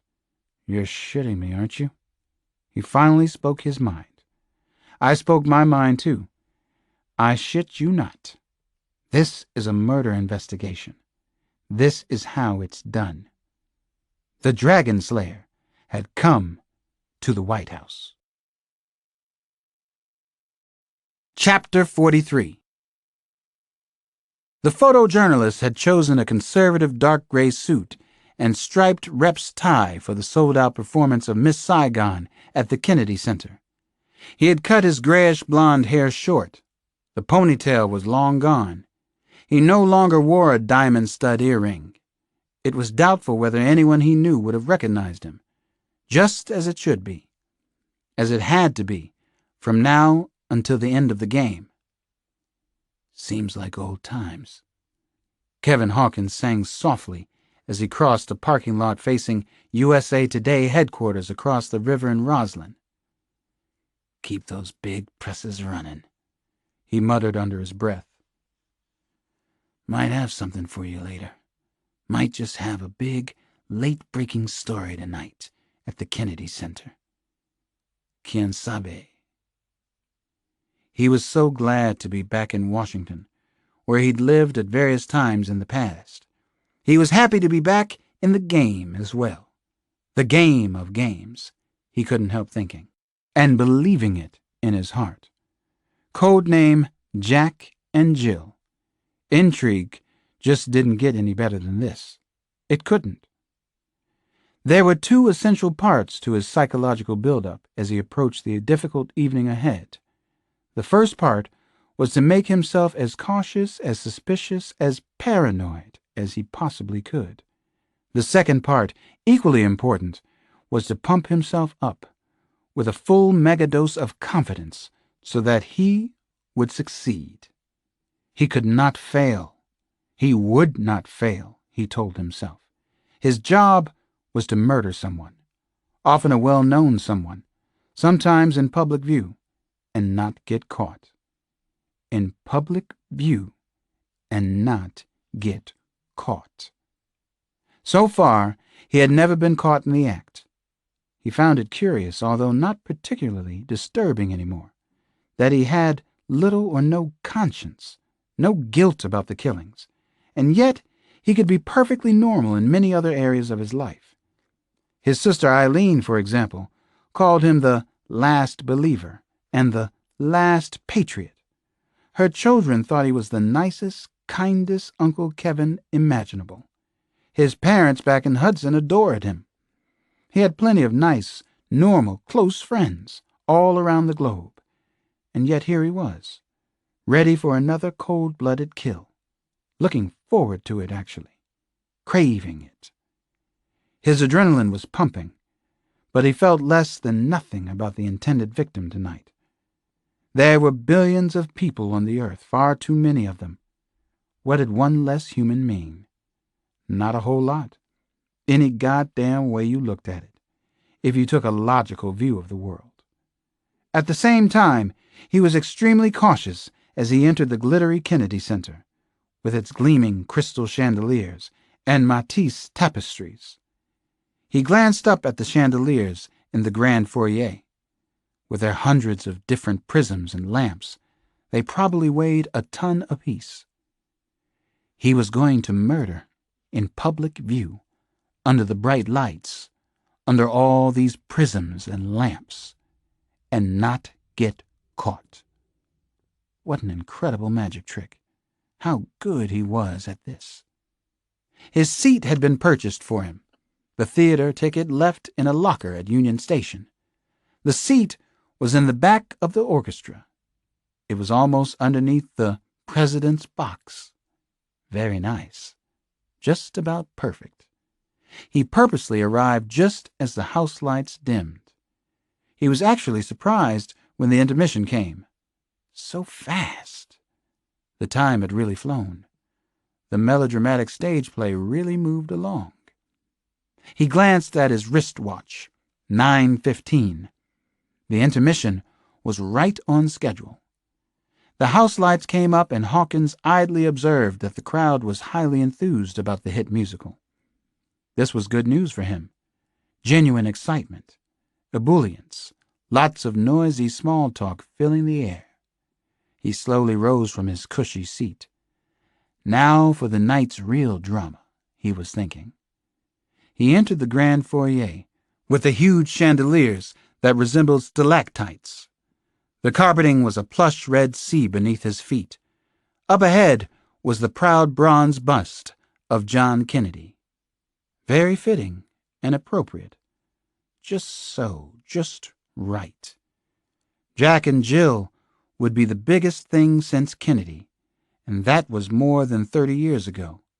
He was happy to be a part of it. Thrilled, actually. He felt honored. For tonight's performance, the part of Jack will be played by Kevin Hawkins. Watch closely now, theater fans. This act will be unforgettable. Chapter 44. The grand foyer of the Kennedy Center was mobbed with uppity Washingtonian assholes. Theater people, Jesus. It was mostly an older crowd, seasoned subscribers. Tables were set up selling junky T-shirts and high-priced programs. A woman with a gaudy red umbrella was guiding a tour of high school kids through the intermission crowd. There was a very nasty and difficult trick to this killing, Kevin Hawkins knew. He had to get unbelievably close to the victim, physically close, before he actually committed the murder. That bothered him a lot, but there was no way around it. He had to get right on top of the target, and he could not fail at this part of the job. The photojournalist was thinking about it as he successfully blended into the noisily buzzing theater crowd. He eventually spotted Supreme Court Justice Thomas Henry Franklin. Franklin was the youngest member of the current court. He was an African American. He looked haughty, which fitted his reputation around Washington. He was not a likable man. Not that it mattered. Snapshot. Kevin Hawkins took a mind photo of Thomas Henry Franklin. On the justice's left arm was a 23-year-old woman. Snapshot. Snapshot. Hawkins had done his homework on Charlotte Kinsey, too. He knew her name, of course. He knew that she was a second-year law student at Georgetown. He knew other dark secrets about Charlotte Kinsey and Justice Franklin as well. He had watched the two of them together in bed. He took another moment to observe Thomas Franklin and the college girl as they talked in the grand foyer. They were as animated and bubbly as any of the other couples there, even more so. What great fun the theater could be. He took several more mind photos. He would never forget the image of the two of them talking together like that. Snapshot. And that. Snapshot. They laughed very naturally and spontaneously, and appeared to like each other's company. Hawkins found himself frowning. He had two nieces in Silver Spring. The thought of the young law student with this middle-aged phony irked the hell out of him. The irony of his harsh judgment brought a sudden smile to his lips. The morality of a stone-cold killer. How droll. How insane. How very cool. He watched the two of them move onto the large terrace off the lobby. He followed several paces behind.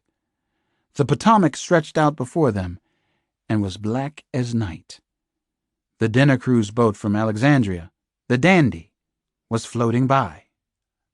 The sheer curtains between the lobby and terrace flapped dramatically in the crisp river wind. Kevin Hawkins carefully moved toward the Supreme Court Justice and his beautiful date. He took more mind photos of the two of them. He noted that Justice Franklin's white shirt was a size too small, grabbing at his neck. The yellow silk tie was too loud for his subdued gray suit. Charlotte Kinsey had a quick, sweet smile that was irresistible. She had lovely, rounded breasts. Her long black hair swirled in the river breeze. He physically brushed against the two of them. He got that close to Charlotte and Thomas. He actually touched the law student's long, shiny hair. He could smell her perfume. Opium or Shalimar. Snapshot. He was right there. So close. He was practically on top of them, in every sense of the phrase. His mind's eye continued to snap off photo after photo of the two of them. He would never forget any of this, not a single frame of the intimate murder scene. He could see, hear, touch, smell, and yet he couldn't feel a thing. Kevin Hawkins resisted all human impulses now. No pity, no guilt, no shame, and no mercy. The law student carried a leather bag on her left shoulder. It was slightly open. Just a sliver, just enough. Ah, carefree, casual, careless youth. The photojournalist was good with his hands. Still good. Still steady. Still very quick. Still one of the best. He slid something into her bag. C'est ça. That was it. Success. The first of the night. Neither she nor Justice Franklin noticed the fleeting movement, or him, as he passed by in the crowd.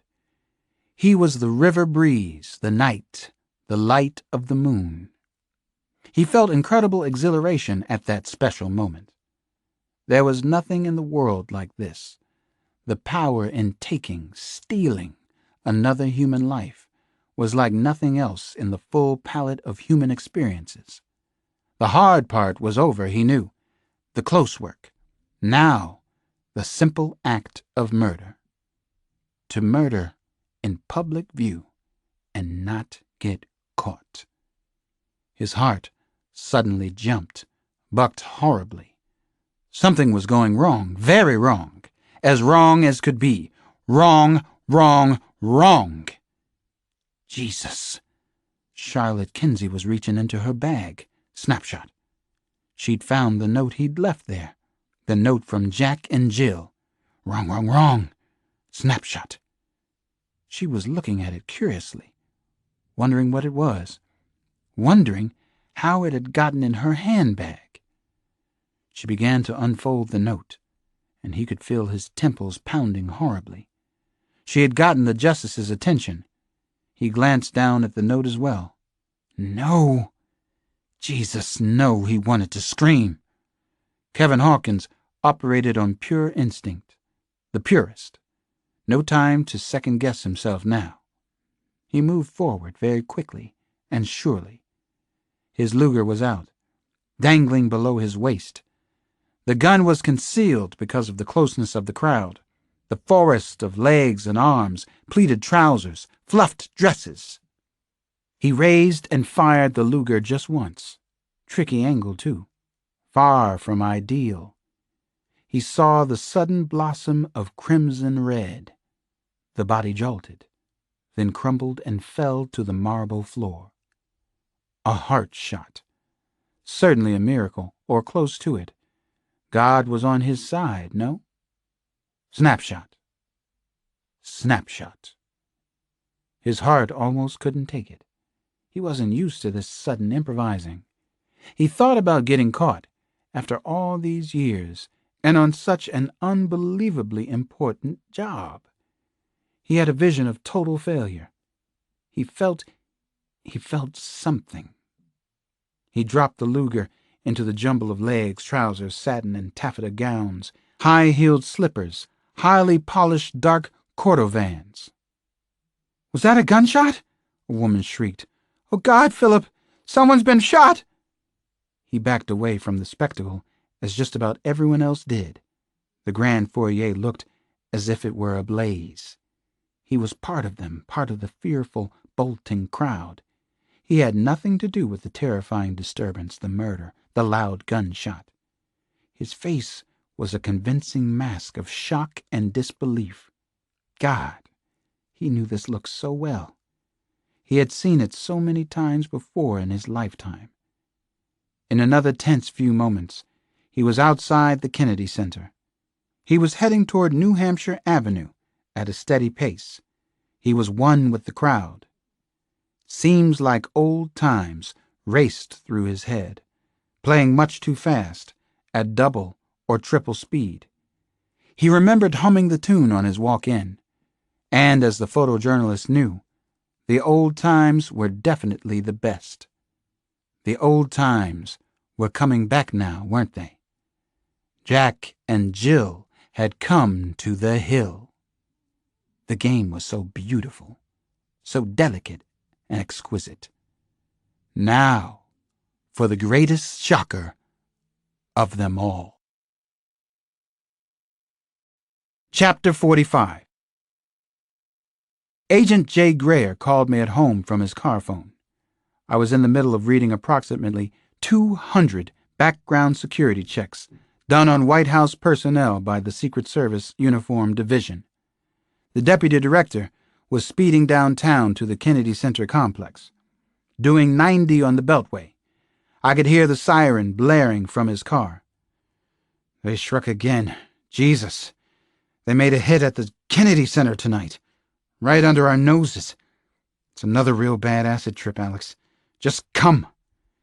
He definitely sounded out of control. Just come. They hit during the intermission of Miss Saigon. I'll meet you there, Alex. I'm 7 to 10 minutes away. Who was it this time? I asked the $64,000 question. I almost didn't want to hear the answer. No, not almost. I didn't want to hear the victim's name. That's part of the problem. This whole thing is nuts. It wasn't really anybody, Alex. What do you mean it wasn't really anybody? That doesn't make sense to me, Jay. It was a law student from Georgetown University, a young woman named Charlotte Kinsey. She was only 23 years old. They left one of their notes again. It's them for sure. I don't get this. I do not get this, I muttered over the phone. God damn it. Neither do I. The girl might have caught a bullet meant for somebody else. She was out with a Supreme Court Justice, Alex, Thomas Henry Franklin. Maybe the bullet was meant for him. That would fit the celebrity pattern. Maybe they finally made a mistake. I'm on my way, I told Jay Grayer. I'll meet you inside the Kennedy Center. Maybe they finally made a mistake. I didn't think so. Chapter 46. It wasn't really anybody, Alex. How the hell could that be? A 23-year-old law student from Georgetown was dead. Christ. It didn't make sense to me. Didn't track at all. It changed everything. It seemed to blow the pattern. I drove from our home to the Kennedy Center in record time. Jay Grayer wasn't the only one partly out of control. I stuck a flasher on the roof of my car and rode like hell on wheels. The second half of Miss Saigon had been canceled. The murder had taken place less than an hour before, and there were still hundreds of onlookers at the crime scene. I heard Jack and Jill mumbled several times as I made my way to the grand foyer. Fear was a tangible, almost physical presence in the crowd. A lot of elements of the murder at the Kennedy Center were torturing me when I arrived at the crime scene at 10:15. There were some similarities with the other Jack and Jill killings. A rhyming note had been left. The job had been done coldly and professionally. A single shot. But there were huge differences this time. They seemed to have destroyed their pattern. Copycat killer? Maybe, but I didn't think so. Yet nothing could or should be dismissed.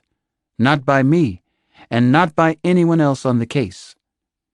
The new twists nagged at me as I pushed my way through the curious, horrified, even dumbstruck crowd on New Hampshire Avenue. The law student hadn't been a national figure. So why had she been killed? Jay Grayer had called her a nobody. Grayer said she wasn't the daughter of anybody famous either. She had been out to the theater with Supreme Court Justice Thomas Henry Franklin, but that didn't seem to count as a celebrity stalk and kill. Charlotte Kinsey had been a nobody. The killing just didn't fit the pattern. Jack and Jill had taken a huge risk committing the murder in such a public place. The other killings had been private affairs, safer and more controllable. Shit. What were they up to now? Was this whole thing changing, escalating? Why had they varied their pattern? Were the killers moving into another, more random phase? Had I missed their original point? Had we all missed the real pattern they were creating? Or had they made a mistake at the Kennedy Center? Maybe they finally made a mistake. That was our best hope. It would show that they weren't invincible. Let this be a goddamn mistake. Please let it be there first. Just the same, whoever it was made a clever escape. The 600-foot-long lobby had been emptied of all but police officials, the medical examiner's staff, and the morgue crew. I saw Agent Grayer and walked over to him. Jay looked as if he hadn't slept in weeks. as if he might never be able to sleep again. "Alex, thanks for getting down here so quickly," the Secret Service agent said. "I liked working with him so far. He was smart and usually even-tempered, with absolutely no bullshit about him. He had an old-fashioned dedication to his job, and especially to the president, both the office and the man." "Anything worthwhile turn up yet?" I asked him. "Besides another corpse." "The poem." Greer rolled his eyes toward the glittering chandeliers hanging above us. "Oh yeah. Definitely, Alex. We found out some more about the murdered student. Charlotte Kinsey was just starting her second year at Georgetown Law. She was bright as hell, apparently. Did her undergraduate at New York University. However, she only had average grades as a Hoya, so she didn't make law review." "How does a law student fit into the pattern? Unless they were shooting at Justice Franklin and actually missed. I've been trying to make some connection on the way over. Nothing comes to mind, except that maybe Jack and Jill are playing with us." Greer nodded. "They're definitely playing with us. For one thing, your illicit sex theory is still intact. We know why Charlotte Kinsey didn't excel at Georgetown. She was spending quality time with some very important men here in town. Very pretty girl, as you'll see in a second. Shiny black hair down to her waist. Great shape. Questionable morals. She'd have made a terrific attorney." The two of us walked over to the dead woman's body. The law student was lying facing away from us. Beside the body was a bag she had been carrying. I couldn't see the bullet hole, and Charlotte Kinsey didn't even appear to be hurt. She looked as if she'd just decided to take a nap on the floor of the terrace at the Kennedy Center. Her mouth was open slightly, as if she wanted one last breath of the river air. "Go ahead. Tell me now," I said to Jay Greer. I knew that he had something more in the murder. "Who is she?" "Oh, she's somebody after all. The girl was President Burns' mistress," he said. "She was seeing the president, too. He skipped out of the White House and saw her the other night. That's why they killed her. Bingo, Alex. Right in our face." My chest felt seriously constricted as I bent over the dead woman. Claustrophobia again. She was very pretty, 23 years old, prime of her life. One shot to the heart had ended that. I read the note they had left in the law student's handbag. "Jack and Jill came to the hill. Your mistress had no clue, sir. She was a pawn, but now she's gone, and soon we'll get to you, sir." The poetry seemed to be getting a little better. Certainly it was bolder, and so were Jack and Jill. God help us all, but especially President Thomas Burns. "And soon we'll get to you, sir." Chapter 47. The morning after the murder, I drove 8 miles down to Langley, Virginia. I wanted to spend some time with Gene Sterling, the CIA's Inspector General and the agency's representative on the crisis team. Don Hamerman had made it clear to me that the agency was involved because there was the possibility a foreign power might be behind Jack and Jill. Even if it were a long shot, it had to be checked. Somehow I suspected there might be more to the CIA's involvement than just that. This was my chance to find out. Supposedly, the agency had a lead that was worth checking out.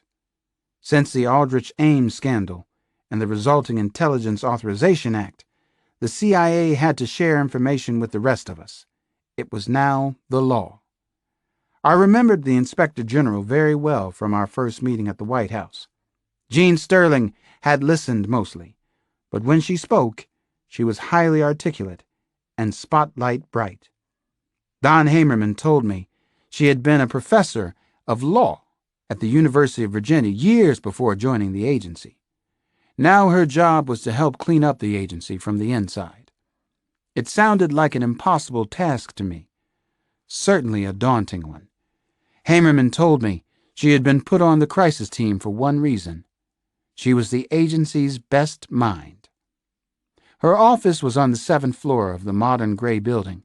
That was the hub of CIA headquarters. I checked out the agency's interior design. Lots of extremely narrow halls, green-hued fluorescent lighting everywhere, cipher locks on most of the office doors. Here it was in all its glory, the CIA, the avenging angel of U.S. foreign policy. Jean Sterling met me in the gray-carpeted hallway outside her office. "Dr. Cross, thank you for coming down here.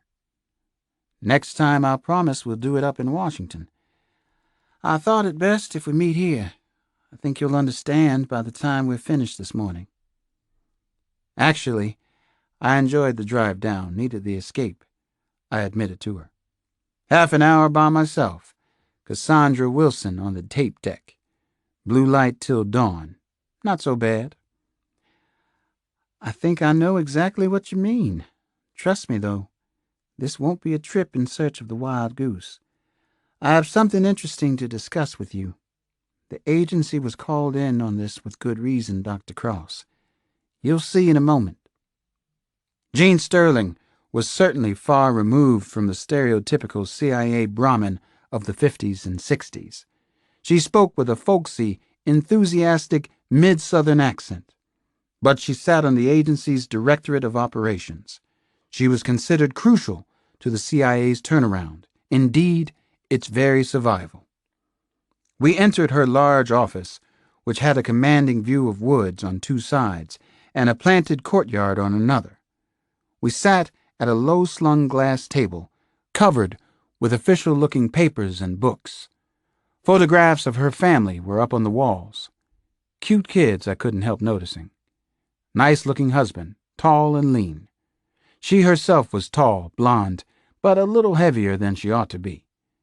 She had a friendly smile with a slight overbite, and just a hint of the farmer's daughter about her. "Something important has come up," she said. "But before I get into it, I just heard that the gun used at the Kennedy Center wasn't the same one used for the previous murders. That raises a question or two. At least in my mind it does. Could the Kennedy Center murder have been a copycat killing?" "I don't think so," I said. "Not unless the copycat and Jack or Jill happen to have the same handwriting. No, the latest rhyme was definitely from them. I also think it qualifies as a celebrity stalking." "One more question," Jean Sterling said. "This one is completely off the beaten track, Alex, so bear with me. Our analysts have been searching, but we're not aware of any useful psychological study that's looked at professional assassins. I'm talking about studies on the contract killers used by the Army, the DEA, the agency. Are you aware of anything? Even we don't have a comprehensive study on the subject." I had a feeling we were easing into what Jean Sterling wanted to discuss. Maybe that was also why the head of internal affairs for the agency was involved with the crisis team. Contract killers for the Army and CIA. I knew that they existed, and that a few lived in the area surrounding Washington. I also knew they were registered somewhere, but not with the D.C. police. Perhaps for that reason, they were sometimes referred to as ghosts. "There's not much written about homicide in any of the psych journals," I told Jean Sterling. "A few years back, a professor I know at Georgetown ran an interesting search. He found several thousand references to suicide, but less than 50 homicide references in the journals he sampled. I've read a couple of student papers written at John Jay and Quantico. There isn't very much on assassins, not that I'm aware of. I guess it's hard to get subjects to interview." "I could get a subject for you to interview," Jean Sterling said. "I think it might be important to Jack and Jill." "Where are you going with this?" I had a lot of questions for her suddenly. Familiar alarms were sounding inside my head. A soft, pained look drifted across her face. She inhaled very slowly before she spoke again. We've done extensive psychological testing on our lethal agents, Alex. So has the Army, I've been assured. I've even read some of the test reports myself. My stomach continued to tighten. So did my neck and shoulders.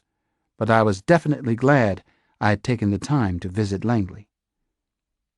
Since I've been in this job about 11 months, I've had to open a number of dark, eerie closets here at Langley and elsewhere. I did over 300 in-depth interviews on Aldrich Ames alone. You can imagine the cover-ups that we've had over the years. Well, you probably can't. I couldn't have myself, and I was working here. I still wasn't sure where Jean Sterling was going with this. She had my full attention, though. We think one of our former contract killers might be out of control. Actually, we're pretty sure of it, Alex. That's why the CIA is on the crisis team. We think one of ours might be Jack. Chapter 48. Jean Sterling and I went for a ride through the surrounding countryside. The CIA Inspector General had a new station wagon, a dark blue Volvo that she drove like a race car. Brahms was playing softly on the radio as we headed for Chevy Chase, one of Washington's small, affluent bedroom communities. I was about to meet a ghost, a professional killer, one of ours. Oh, brother. Oh, shit. Plot and counterplot, ruse and treachery, true agent, double agent, false agent. Didn't Churchill describe your business something like that? Jean Sterling cracked a wide smile, her large teeth suddenly very prominent. She was a very serious person, but she had a quick sense of humor, too. The Inspector General. We're trying to change from the past, both the perception and the reality. Either the agency does that or somebody will pull the plug. That's why I invited the FBI and the Washington police in on this. I don't want the usual internal investigation and then charges of a cover-up.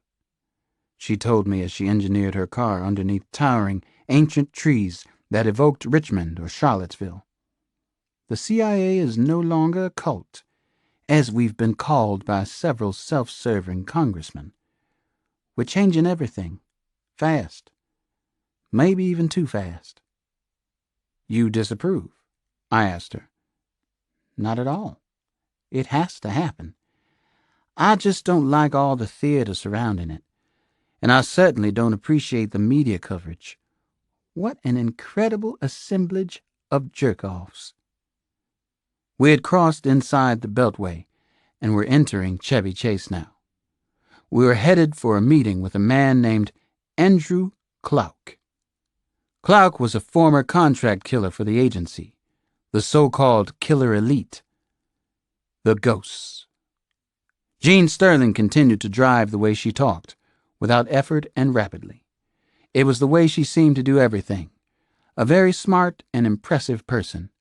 I guess she needed to be. Internal affairs at the CIA had to be extremely demanding.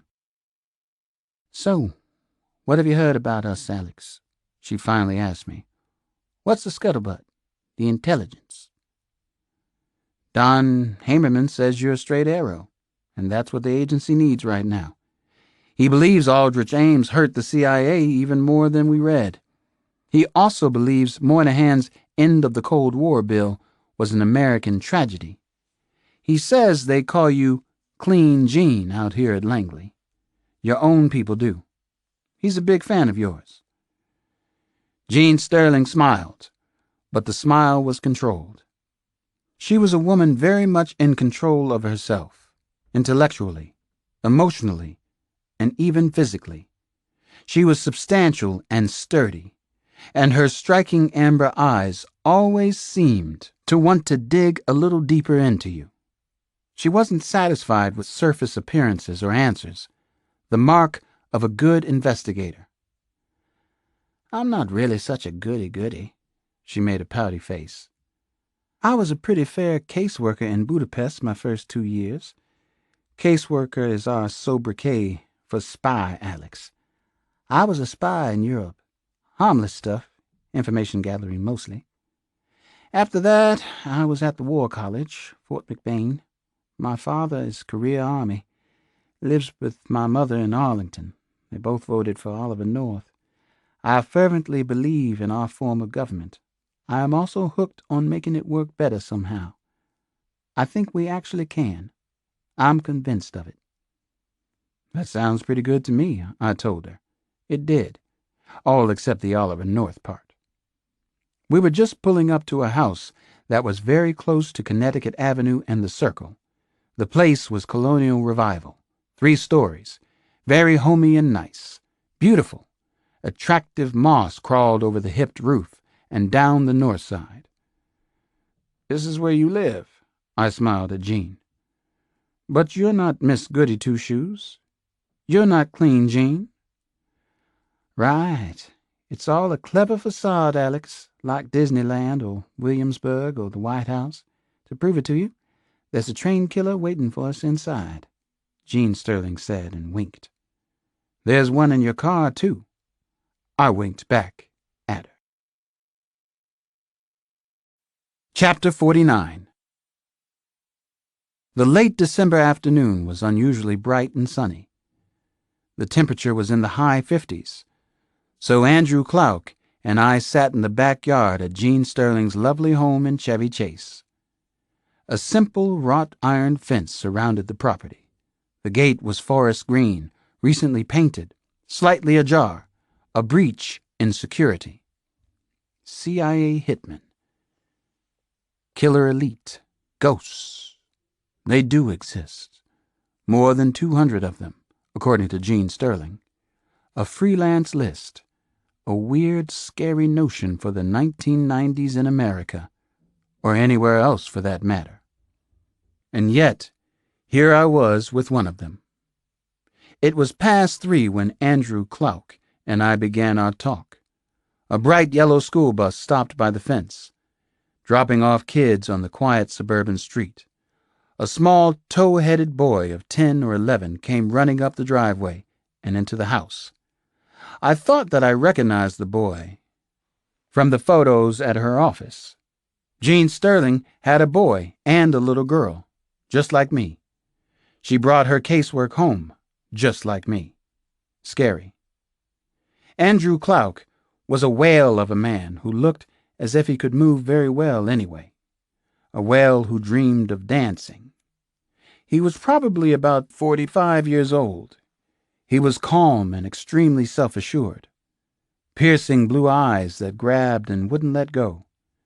Penetrated deeply. He wore a shapeless gray suit with an open-neck white shirt that was wrinkled and dingy. Brown Italian leather shoes. Another kind of killer, but a killer all the same, I was thinking. Jean Sterling had raised a very provocative question for me on our drive. What was the difference between the serial killers I had pursued in the past and the contract killers used by the CIA and Army? Did I think one of these sanctioned killers could actually be Jack of Jack and Jill? She did. She was certain that it was a possibility that needed to be checked out, and not just by her own people. I studied Clouk, as the two of us talked in a casual, sometimes even light-hearted manner. It wasn't the first time I'd conversed like that with a man who'd murdered for a living, with a mass murderer, so to speak. This killer, however, was allowed to go home nights to his family in Falls Church and lead what he described as a normal, rather guilt-free life. As Andrew Clouk told me at one point, "I've never committed a crime in my life, Dr. Cross. Never got a speeding ticket." Then he laughed, a bit inappropriately, I thought. He laughed a little too hard. "What's so funny?" I asked him. "Did I miss something?" "You're what, 200 pounds, 6'4"? That about right?" "Pretty close," I told him. 6'3". A little under 200. But who's counting? Obviously, I am, Detective. I'm grossly overweight and look out of shape. But I could take you out right here on the patio, he informed me. It was a disturbing observation on his part, provocatively stated. Whether or not he could do it, he needed to tell me. That was the way his mind worked. Good to know. He'd succeeded in shaking me up, a little just the same, in making me extra cautious. You might be surprised, I said to him, but I'm not sure if I get the point you're trying to make. He laughed again, a tiny, unpleasant nose snort. Scary guy to drink lemonade with. That's the point. I could, and I would, if it was asked of me by our country. That's what you don't get about the agency, and especially about men and women in my position, he said. Help me to get it, I said. I don't mean you should try to kill me right here in the Sterling's backyard, but keep talking. His tight smile turned to a wide-open grin. Nice try. Trust me on that one. He was a truly scary man. He reminded me a little of a psychopathic killer named Gary Sanji. I had talked to Sanji just like this. Neither of them had much affect in their faces, just this cold, fixed glare that wouldn't go away, then sudden bursts of laughter. My skin was crawling. I wanted to get up from the table and leave. Clark stared at me for a long moment before he went on. I could hear Gene Sterling's kids inside the house, the refrigerator door opening and closing, ice tinkling against glass, birds whooping and twittering in the background trees. It was a strange, strange scene, indescribably eerie for me. There's one basic proposition in covert action, in subversion, sabotage, being better at it than the other guy. We can do anything we want. Cloud said it very, very slowly, word by word. And we often do. You're a psychologist and a homicide detective, right? What's your objective take on this? What are you hearing from me? No rules, I said to him. That's what you're telling me. You live, you work in a closed world that virtually isn't governed. You could say that your world is completely antisocial. He snorted a laugh again. I was a decent student, I guess. Not a fucking one of them. Once we're commissioned for a job, there are no rules. Not a one. Think about it. I definitely would think about it. I started right then and there. I considered the idea of Clark trying to kill me, if our country asked him to. No rules. A world peopled by ghosts. And even scarier was that I could sense he believed every word he'd said. After I finished with Clark, for that afternoon at least, I talked with Gene Sterling for a while more. We sat in an idyllic, multi-windowed sunroom that looked out on the idyllic backyard. The subject of conversation continued to be murder. I hadn't come down yet from my talk with the assassin, the ghost. What did you think of our Mr. Clark? Gene asked me. Disturbed me, irritated me, scared the hell out of me, I admitted to her. He's really unpleasant, not nice. He's a jerk, too. An incredible asshole, she agreed. Then she didn't say anything for a couple of seconds. Alex, somebody inside the agency has killed at least 3 of our agents. That's one of the skeletons I've dug up so far in my time as inspector. It's an unsolved crime.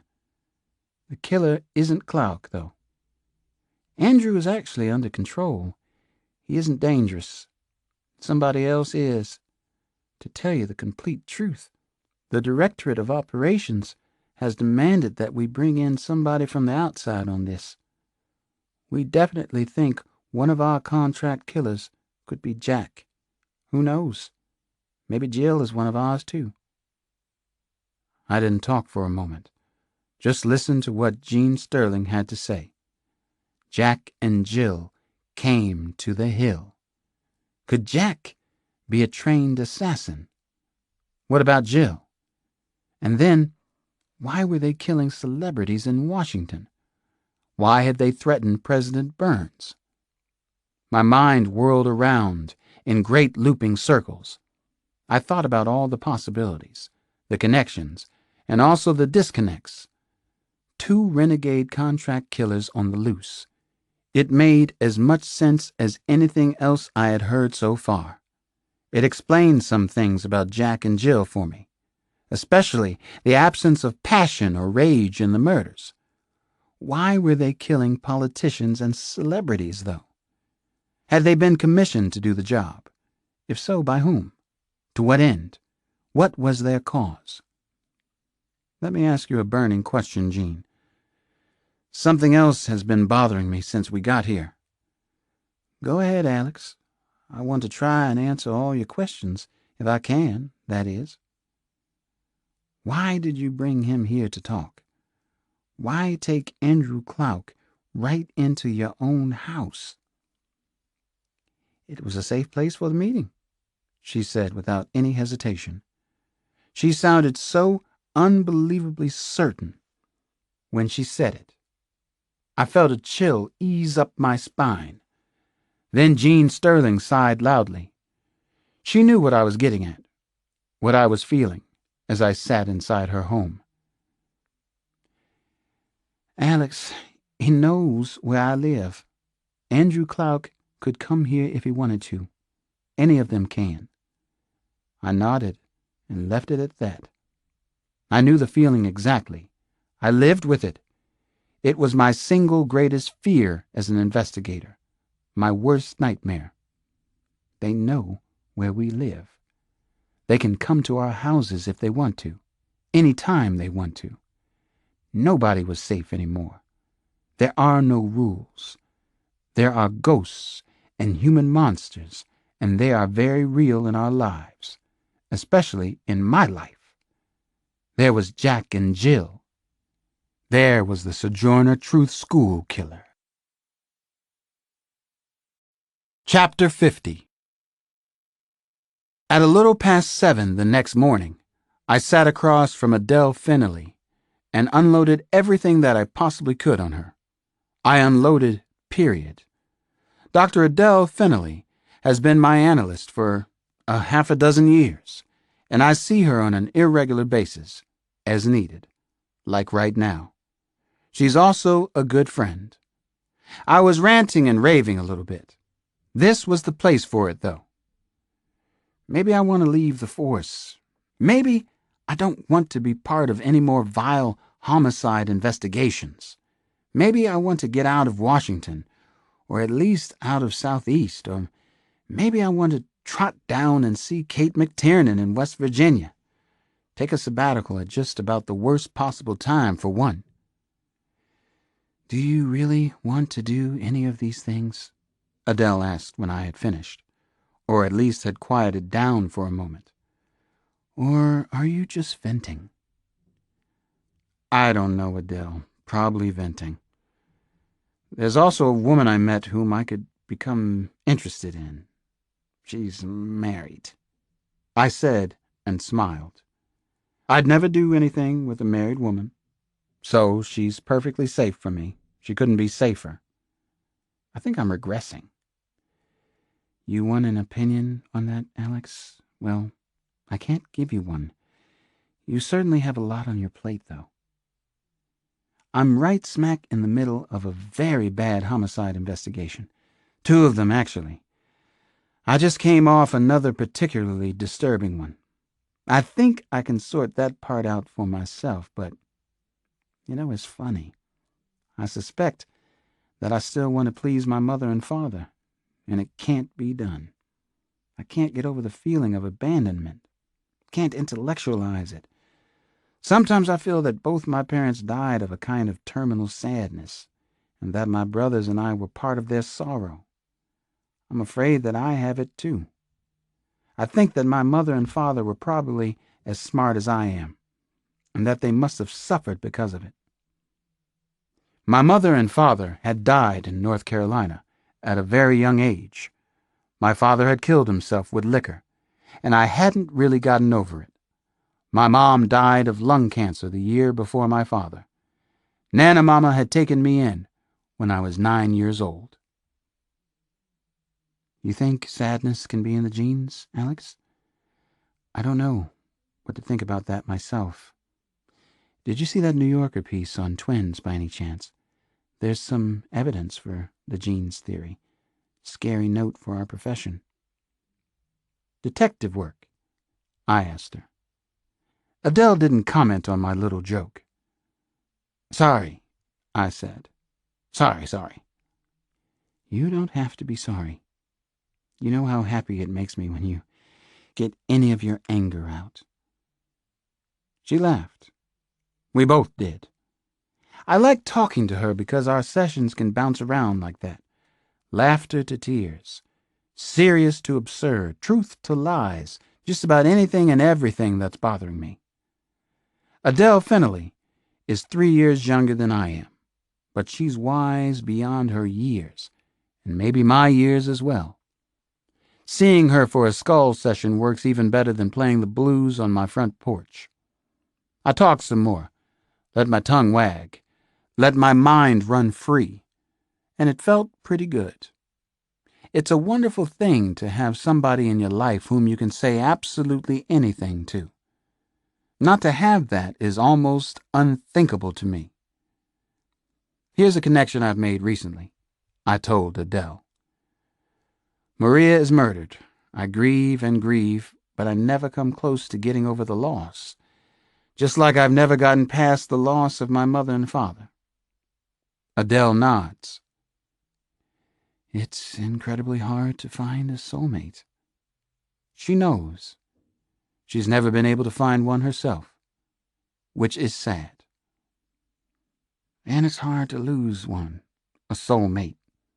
So, of course, now I'm petrified about losing anyone else whom I care deeply for. I shy away from relationships because they might end in loss. I don't leave my job with the police because that would be kind of a loss too. But you're thinking about these things a lot now. All the time, Adele. Something's going to happen. Something has.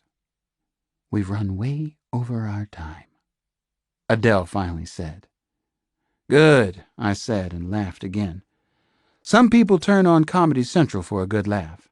I go to my shrink. Lots of hostility. How nice for you. I don't think you're regressing, Alex. I think you're doing beautifully. God, I love talking to you, I told her. Let's do this in a month or so, when I'm really screwed up again. I can't wait, Adele said and rubbed her small, thin hands together greedily. In the meantime, as Bart Simpson has said many times, don't have a cow, man. Chapter 51. Detective John Sampson couldn't remember working so many brutal, absolutely shitty days in a row. He couldn't remember it ever being so god-awful, goddamn bad. He had an overload of really bad homicides, and he had the Sojourner Truth School killer case, which didn't seem to be going anywhere. On the morning after the Kennedy Center killing, Sampson worked the upscale side of Garfield Park, the West Bank. He was keeping his eyes out for Alex's homeless suspect, who'd been spotted the afternoon of Chanel Green's murder, though not since, so even that lead was growing cold. Alex had a simple formula for thinking about complex cases like this one. First, you had to answer the question that everybody had. What kind of person would do something like this? What kind of a nutcase? He had decided to visit the Theodore Roosevelt School on his street campus. The exclusive military academy used Garfield Park for its athletics and some paramilitary maneuvers. There was a slim possibility that a sharp-eyed cadet had seen something.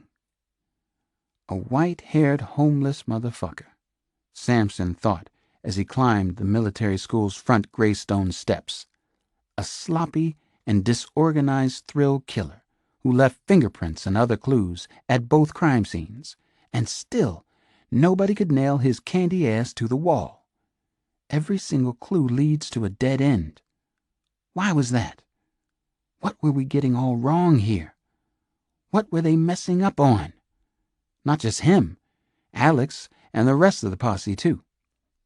Sampson went looking for the commandant at the school, the man in charge. The detective had served 4 years in the Army, 2 of them in Vietnam, and the pristine school brought to mind ROTC lieutenants in the war. Most of them had been white.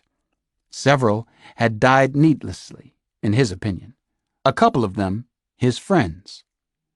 The Theodore Roosevelt School consisted of 4 extremely well-kept red brick buildings with steep, slate-shingle roofs. 2 of the roofs had chimneys spouting soft curls of gray smoke. Everything about the place shouted structure, order, and dead white Louis to him. Imagine something like this school, only in the southeast around the projects, he thought as he continued his solitary walk around the school. The image made him smile. He could almost see 500 or so homies, resplendent in their royal blue dress uniforms, their spit-shine boots, their plumed dress hats. Really something to contemplate. Might even do some good. "Sir, can I help you?" A scrawny, tow-headed cadet came up to him as he started down what looked to be an academic hall in one of the buildings. "You on guard here?" Sampson asked in a soft drawl that was the last vestige of a mother who'd grown up in Alabama. The toy soldier shook his head. "No, sir, but can I help you anyway?" "Washington Police," Sampson said. "I need to speak with whoever's in charge. You arranged that, soldier?" "Yes, sir." The cadet saluted him, of all people, and Sampson had to fight back the day's first, and maybe only, smile. Chapter 52. More than 300 scrubbed and steam-pressed cadets from the middle school and the academy's high school were crammed into Lee Hall at 9 o'clock in the morning. The cadets wore their regular school uniform, loose-fitting gray pants, black shirt and tie, gray waist jacket. From his stiff wooden seat in the school auditorium, the Sojourner Truth school killer saw the towering black man entering Lee Hall. He recognized him instantly. That sucker was Detective John Sampson. He was Alex Cross's friend and partner. This was not a good thing. This was very bad, in fact. The killer immediately began to panic, to experience the outer edges of fear. He wondered if the Metro Police were coming for him right now. Did they know who he was? He wanted to run, but there was no way out of here now. He had to sit this one out, to gut it out. The killer's initial reaction was to feel shame. He thought he was going to be sick, throw up or something. He wanted to put his head between his legs. He felt like such a chump to get caught like this. He was seated about 20 yards from where that stuffed shirt Colonel Wilson and the detective were standing around as if something incredibly fucking important were about to happen. Every passing cadet saluted the adults, like the robotic morons that they were. A buzz of apprehension began to fill the room. Was something earth-shattering going to happen? The thought screaming inside the killer's head. Were the police about to arrest him in front of the entire school? Had he been caught? How could they have traced anything to him, though? It didn't make sense. That thought calmed him somewhat. A false calm, a false sense of security. He wondered and lowered himself slightly in the stiff wooden seat, wishing that somehow he could disappear. Then he sat straight up in his seat again. Oh, shit. Here we go.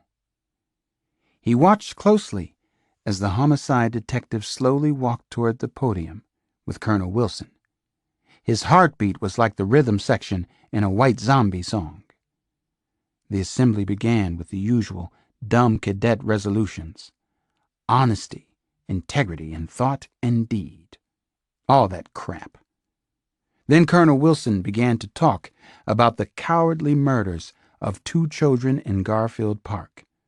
Wilson went on. The Metro Police are canvassing the park and surrounding environs. Maybe a cadet at Theodore Roosevelt has unwittingly seen something that might help the police with their investigation. Maybe one of you can help the police in some way. So that was why the imposing homicide detective was here.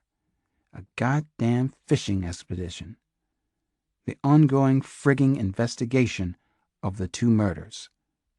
The killer was still holding his breath, though. His eyes were very large and riveted to the stage as Sampson went over to the podium mic.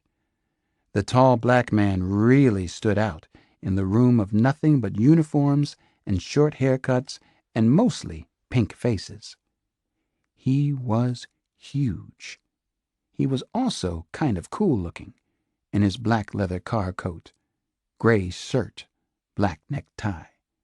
He towered over the podium, which had seemed just the right height for Colonel Wilson.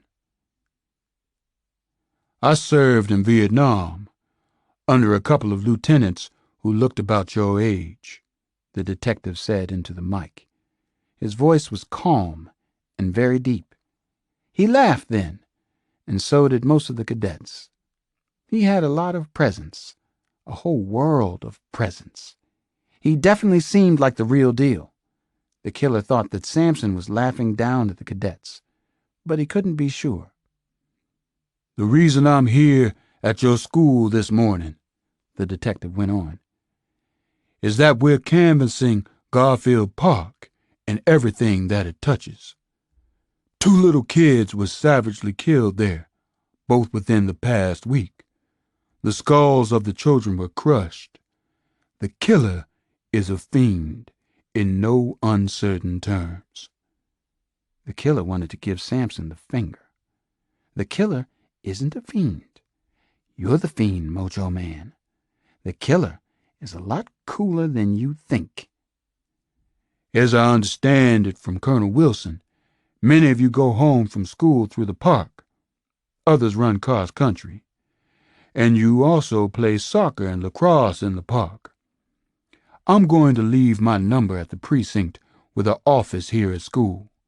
You can contact me at any time, day or night, at the number if you've seen anything that could be helpful to us.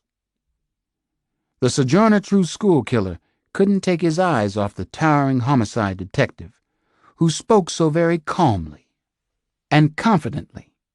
He wondered if he could possibly be a match for this one, not to mention mother-humping Detective Alex Cross, who reminded him of his own real father, a cop. He thought that he could be a match for them. Does anybody have any questions? Sampson asked from the stage. Any questions at all? This is the time for it. This is the place. Speak up, young man. The killer wanted to shout from his seat. He had an overwhelming impulse to throw his right arm high in the air and volunteer some real help. He finally sat on his hands, right on his fingers. I unwittingly saw something in Garfield Park, sir. I might just know who killed those 2 kids with an 18-inch tape-reinforced baseball bat. Actually, to be truthful, I killed them, sir. I'm the child killer, you feeble asshole. Catch me if you can. You're bigger. You're much bigger. But I'm so much smarter than you could ever be.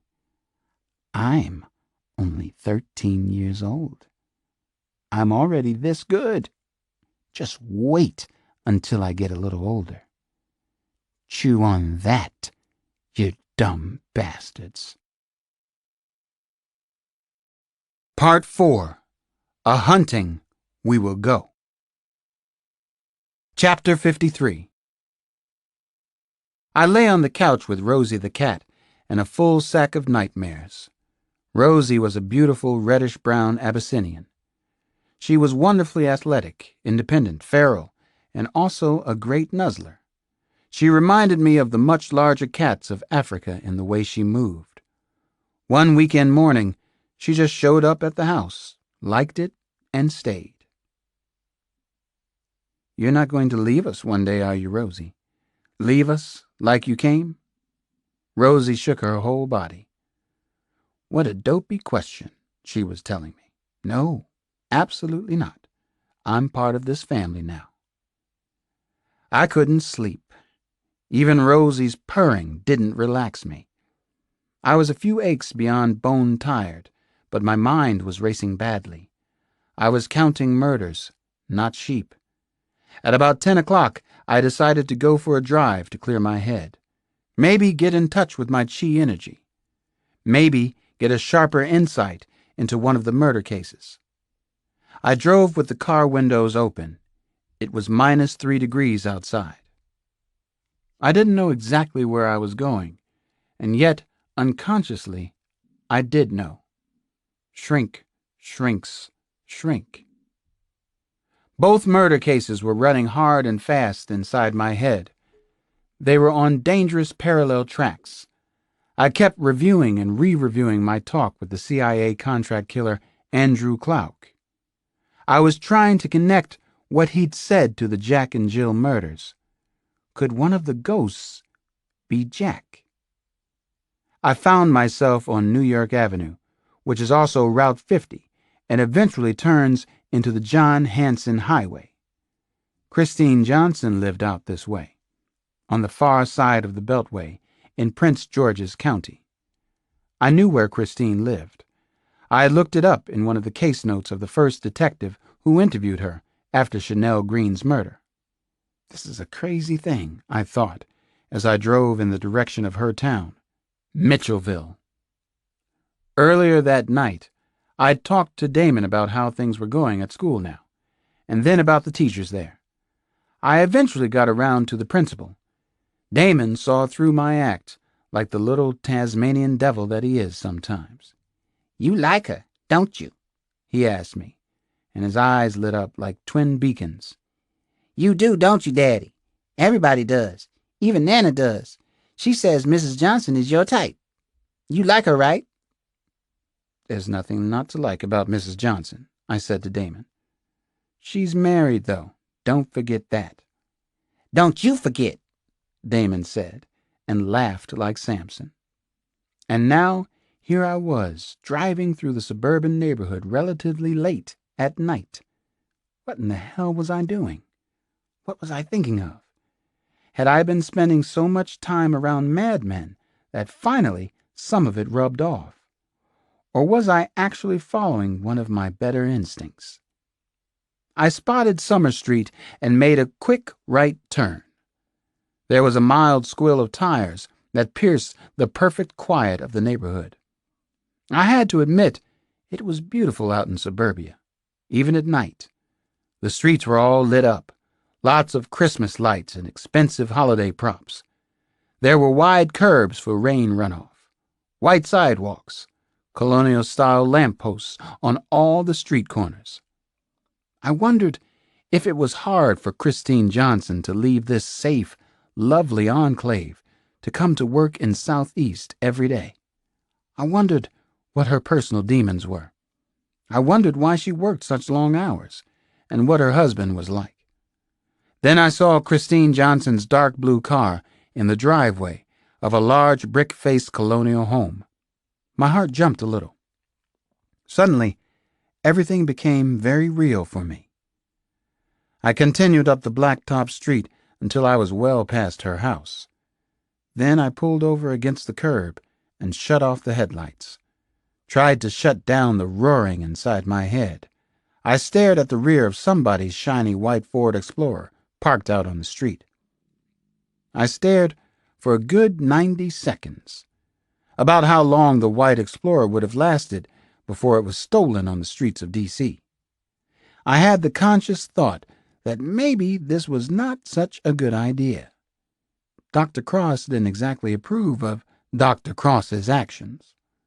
This was real close to being inappropriate behavior.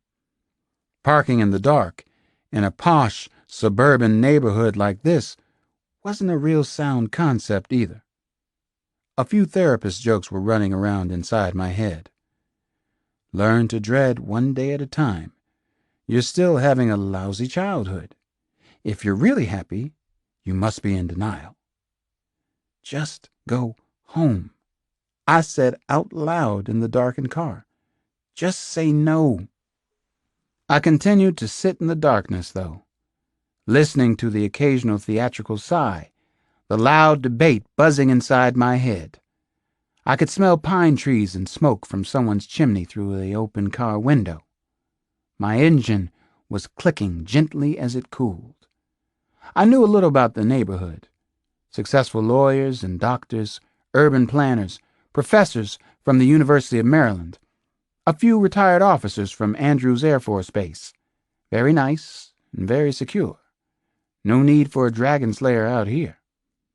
All right, then, go see her. Go see both of them, Christine and her husband. I suppose that I could bluff my way through some trumped-up reason why I had come out to Mitchellville. I had the gift of gab when I needed it. I started the car again, the old Porsche. I didn't know what I was going to do, which way this was going to lead. I took my foot off the brake, and the automobile crept along on its own. Slowly, I crept.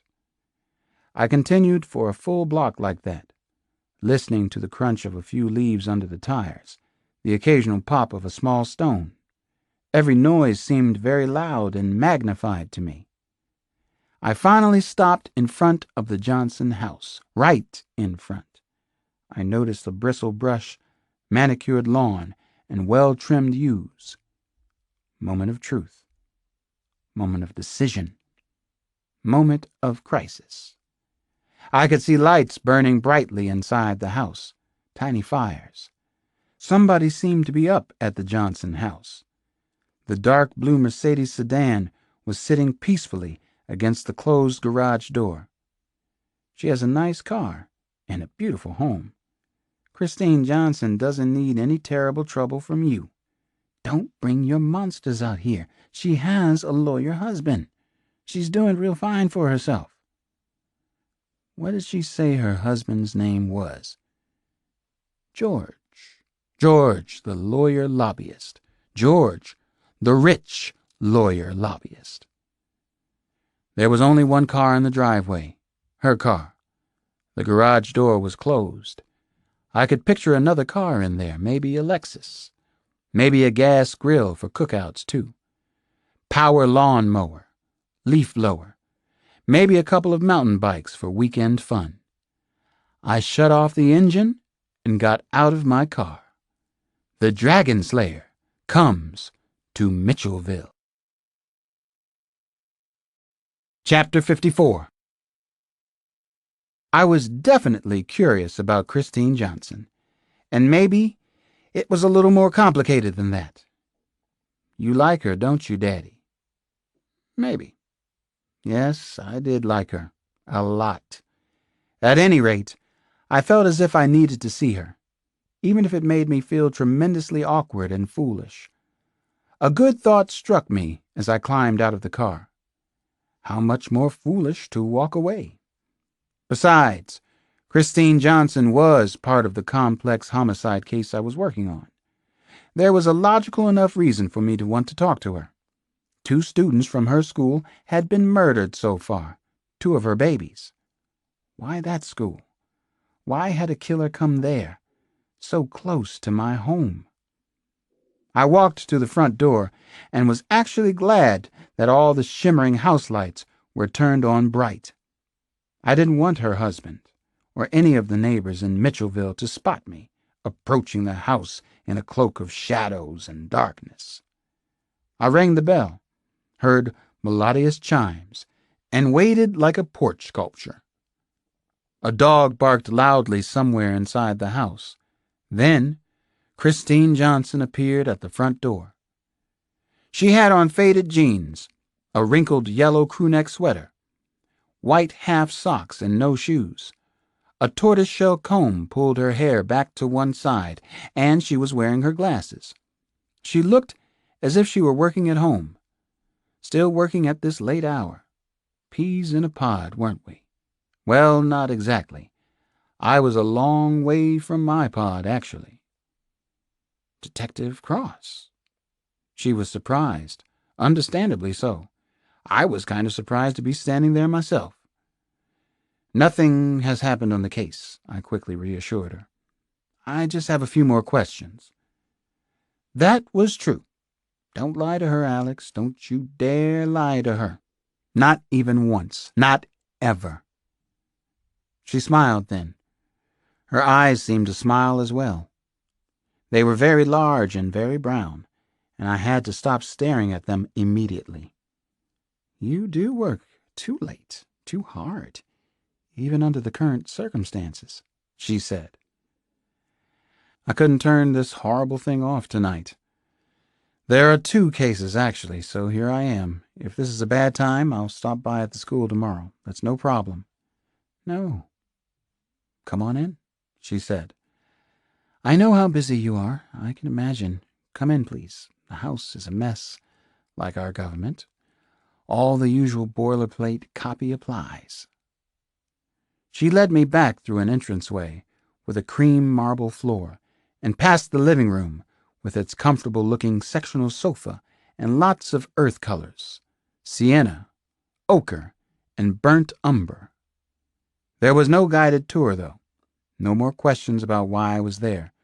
A little too much silence suddenly. My chi energy was draining off somewhere. She took me into the huge kitchen. She went to the refrigerator, a big double-door jobby that opened with a loud whoosh. Let me see. We've got beer, Diet Cola, sun tea. I can make coffee or hot tea if you'd like. You do work too hard, that's for sure. She sounded a little like a teacher now, understanding but gently reminding me that I might have areas of improvement. A beer sounds pretty good, I told her. I glanced around the kitchen, which was easily twice the size of ours at home. There were rows of white custom cabinets, a skylight in the ceiling. A flyer on the fridge promoted a walk for the homeless. She had a very nice home. She and George did. I noted an embroidered cloth on a wall stretcher. Swahili words, Kwindi Mzuri. It's a farewell that means go well. A gentle hint? Word to the wise. I'm glad to hear you'll have a beer, she said, smiling. That would mean you're at least close to knocking off for the day. It's almost 10:30. Did you know that? What time is it on your clock? Is it that late? I'm real sorry, I said to her. We can do this tomorrow. Christine brought me a Heineken and iced tea for herself. She sat across from me at an island counter that subdivided the kitchen. The house was far from being the mess she'd warned me about when I came in. It was nicely lived in. There was a sweet, charming display of drawings from the Truth School on one wall. A beautiful mud cloth on a stretcher also grabbed my eye. So, what's up, Doc? She asked. What brings you outside the Beltway? Honestly, I couldn't sleep.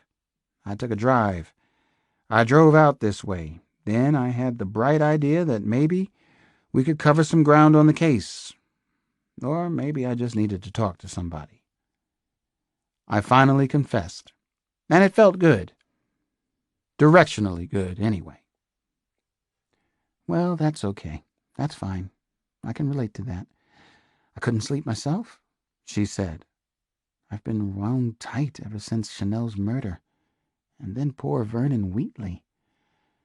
I was pruning the plants with ER on the television for background noise.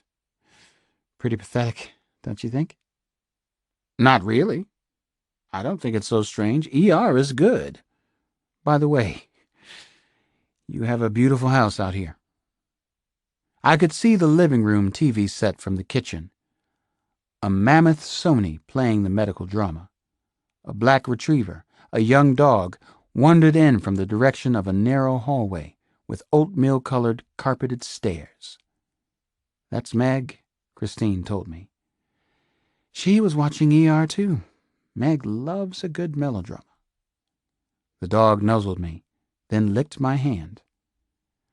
I don't know why I wanted to tell her, but I did. I play the piano at night sometimes. There's a sun porch in our house, so the awful racket doesn't bother the kids too much. Either that or they've learned to sleep right through it, I said.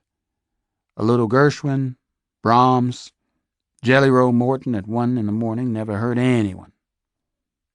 Christine Johnson smiled and seemed at ease with this kind of talk. She was a very self-assured person, very centered. I'd noticed that right from the first night. I had sensed it about her. Damon has mentioned your nocturnal piano playing a few times at school. You know, he occasionally brags about you to the teachers. He's a very nice boy, in addition to being a brainiac. We like him tremendously. Thank you. I like him a lot myself. He's lucky we have the Sojourner Truth School nearby. Yes, I think he is, Christine agreed. A lot of D.C. schools are a complete disgrace and so sad. The truth is a small miracle for the children who attend. Your miracle? I asked her. No. A lot of people are responsible, least of all me. My husband's law firm has contributed some guilt money. I just help to keep the miracle going. I believe in miracles, though. How long has it been since your wife died, Alex? She suddenly changed gears. But Christine Johnson made the question conversational and low-key and very natural to ask, even if it wasn't. Still, it took me by surprise. I sensed I didn't have to answer if I didn't want to.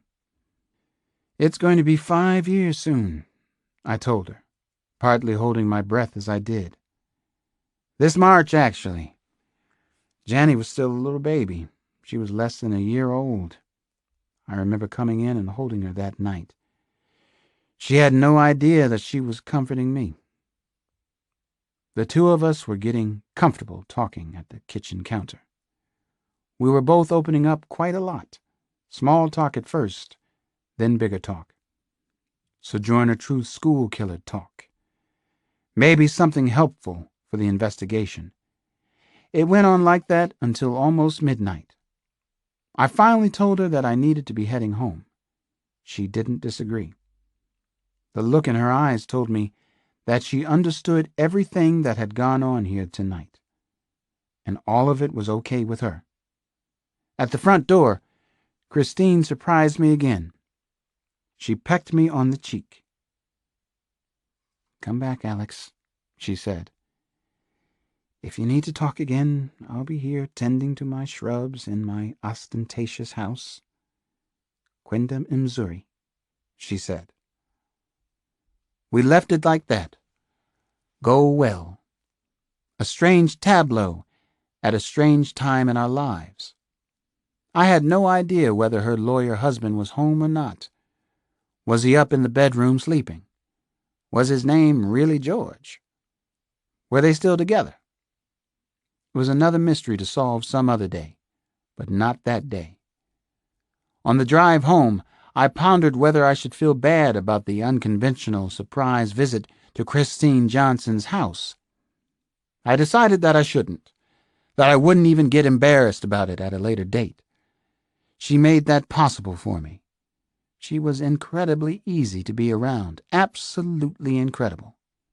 It was painful in a way. When I got home, I played the piano for another hour or so. Beethoven, then Mozart. Classical felt right to me. I went up and peeked in on Damon and Janny. I gently pecked their cheeks, as Christine Johnson had pecked mine. I finally fell asleep on the downstairs couch. I didn't feel sorry for myself there, but I did feel very alone. I slept until several shrill rings of the phone woke me, shooting adrenaline through my body like electric current. It was Jack and Jill again. Chapter 55. Tyson's Galleria in Tyson's Corner was, along with the neighboring Tyson's Corner Mall, one of the largest shopping complexes in the United States, maybe in the world.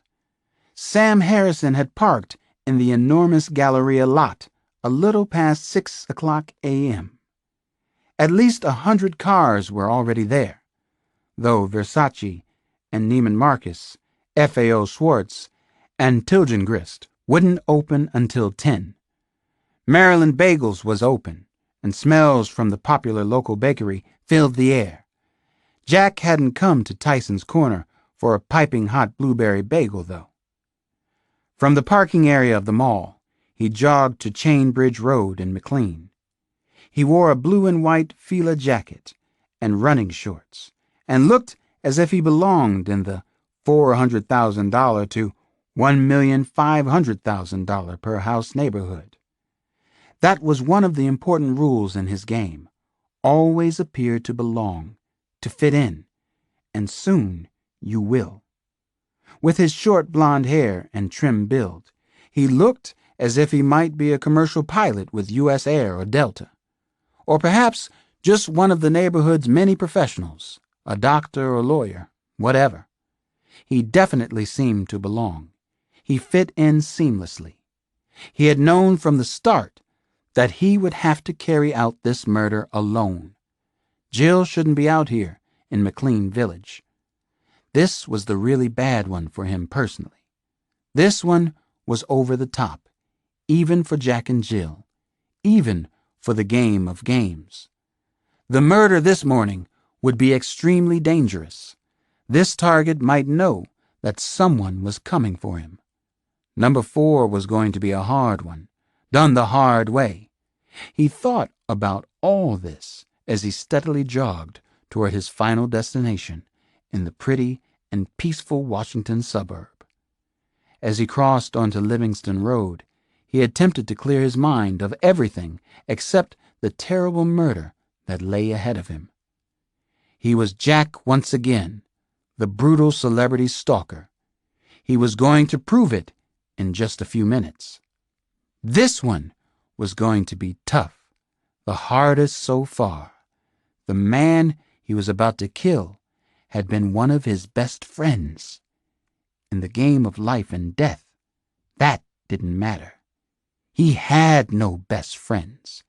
He had no friends at all. Chapter 56. I am Sam. Sam I am, he was thinking as he ran. But he wasn't really Sam Harrison. He didn't have blonde hair or wear trendy jogging suits with logos on the breast pocket either. Who in the hell am I? What am I becoming? He asked himself as his feet struck the pavement hard. He knew that the house at 31 Livingston Road was guarded by a sophisticated security system. He would have expected nothing less.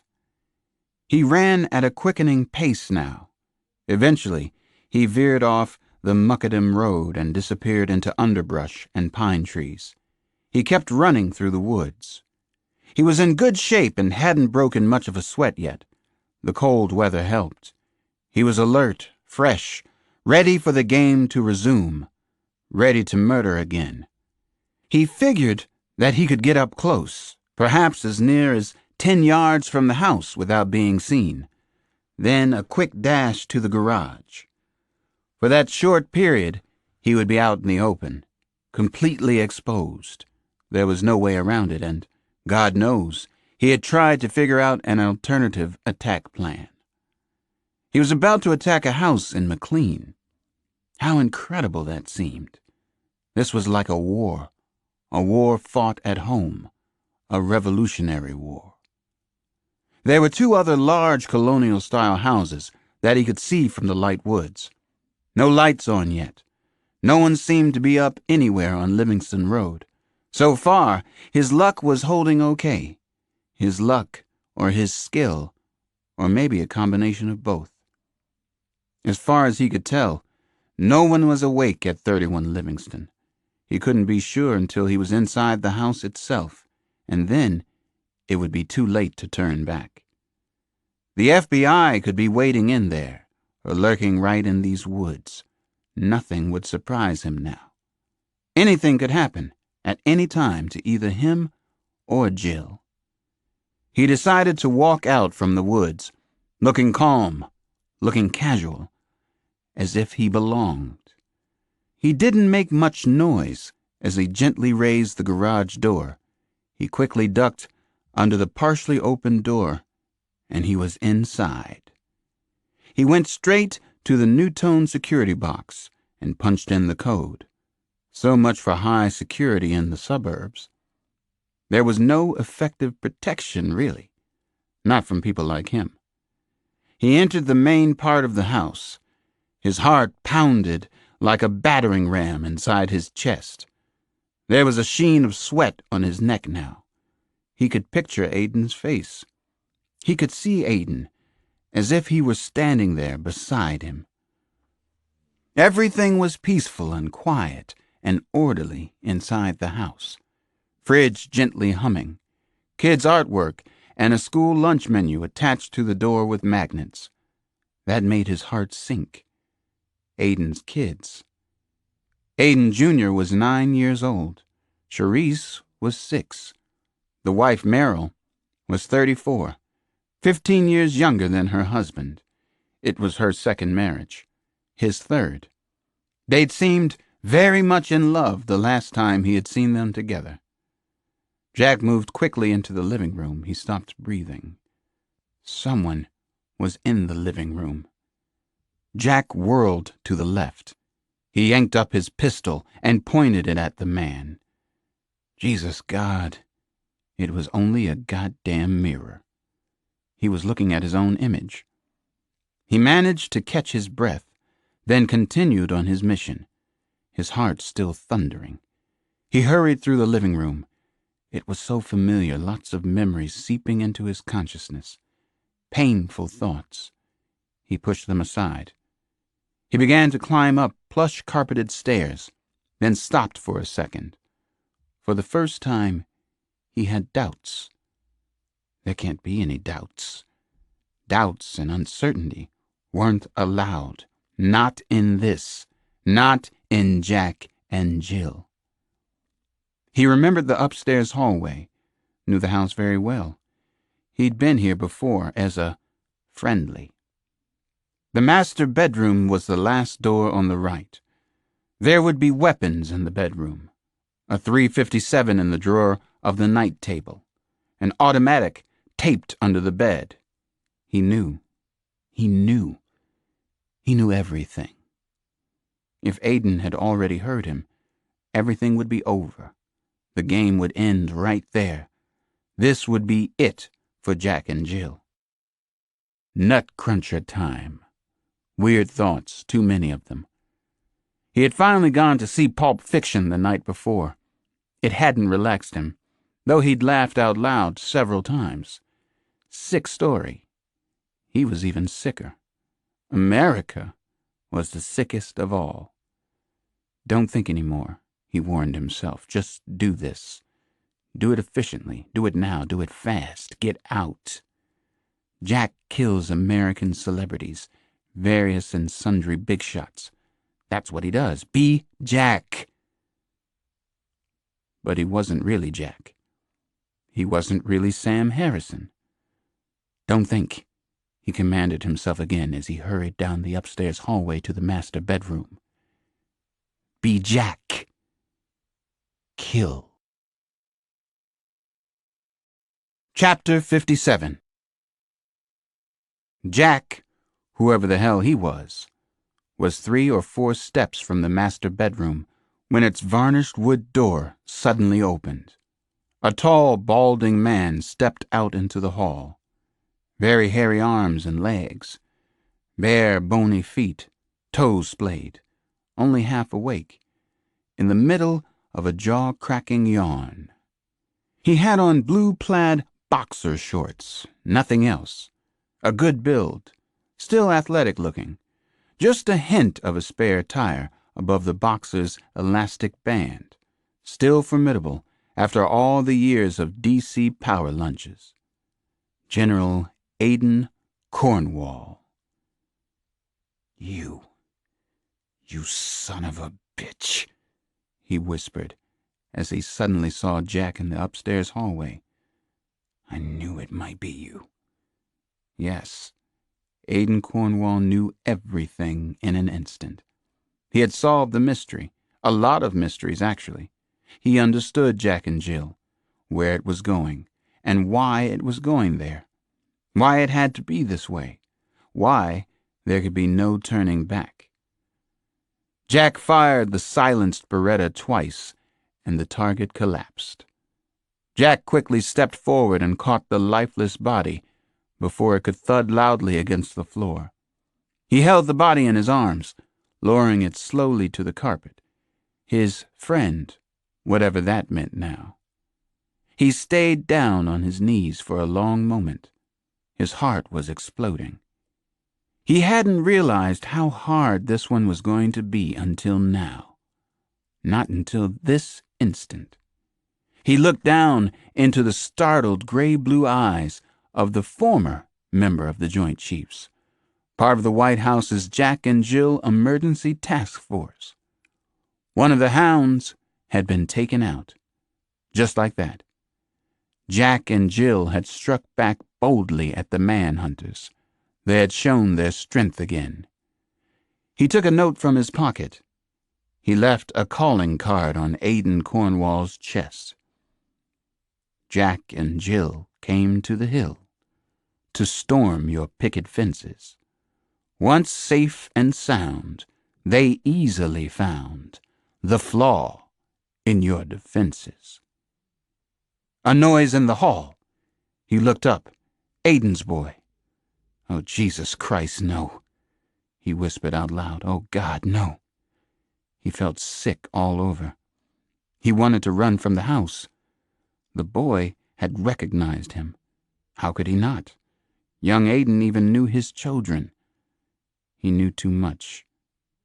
Dear God, have mercy on me. Please have mercy. Jack fired the Beretta again. This was war. Chapter 58. I was called to an emergency crisis team meeting at the White House at 8 a.m. on December 10th.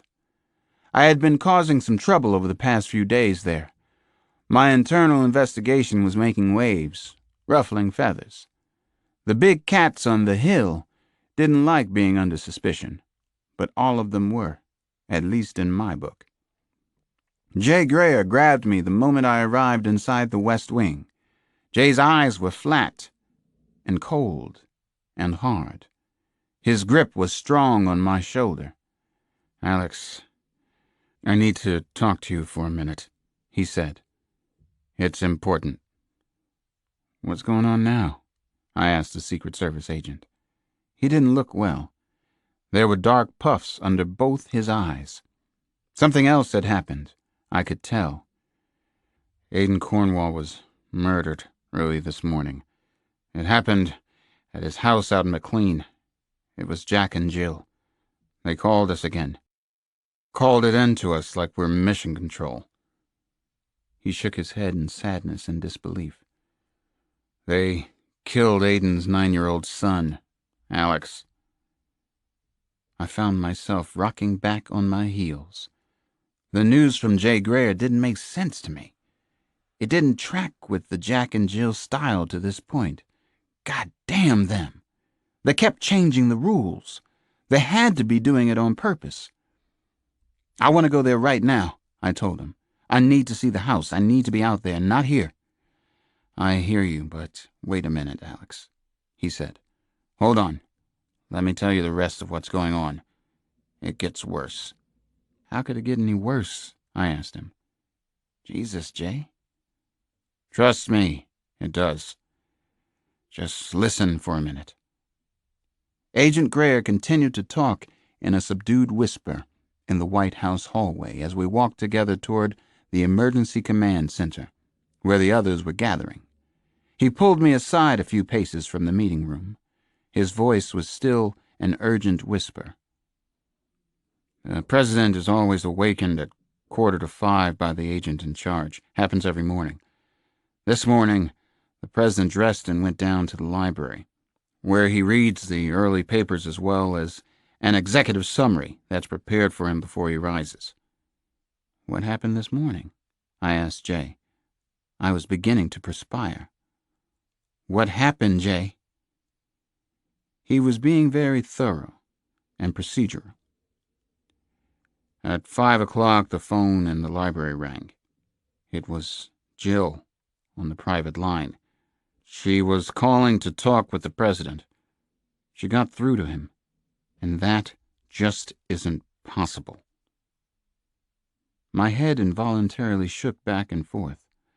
I agreed with Jay Greer. This couldn't be happening. The idea, the concept of the president as a murder target was a hugely disturbing one. The fact that, so far, we were helpless to stop it was much, much worse. I think I understand why the call couldn't happen, but tell me anyway, I said. I needed to hear it from him. Every call to the White House goes through a private switchboard. Then the call is monitored by a second operator in White House communications, which is actually part of our intelligence division. Every call, except this one. The call completely bypassed the control system. Nobody knows how the hell it happened. But it happened. This phone call that couldn't have happened, was it recorded? I asked Greer. Yes, of course it was. It's already being processed at FBI headquarters and also at Bell Atlantic out in White Oak. Jill used another filtering device to modify her voice, but there might be ways to get around that. We've got half the Baby Bell's high-tech lab on it. I shook my head again. I'd heard it, but I couldn't believe any of this. What did Jill have to say? She began by identifying herself. She said, "Hi, this is Jill speaking." I'm sure that got the president's attention better than his usual cup of joe in the morning. Then she said, "Mr. President, are you ready to die?" Chapter 59. I needed to see the house. I needed to be inside the place where General Cornwall and his son had been murdered. I needed to feel everything about the killers, their modus operandi. I got my wish.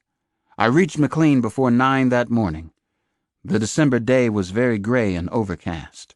The Cornwall house looked surreal, stark, and cold as I approached and then entered through the front door. It was cold on the inside, too. Either the Cornwall family was denying that winter was coming, or they were saving money on heat. The double murders had been committed on the second floor. General Aidan Cornwall and his 9-year-old son still lay on their backs in the upstairs hallway. It was a cold, calculated, very professional killing. The grisly murder scene looked like something from a casebook, maybe even one of my notebooks. It was forensic textbook stuff, almost too much so. FBI technicians and medical examiners were all over the house. There were probably 20 people inside. It began raining hard just after I arrived at the house. The cars and TV news trucks that came after me all had their headlights on. It was eerie as hell. Gene Sterling found me in the upstairs hallway. For the first time, the CIA Inspector General seemed rattled. The severe, constant pressure was getting to all of us. Some people were after the President of the United States, and they were very good at this. They were extremely brutal as well.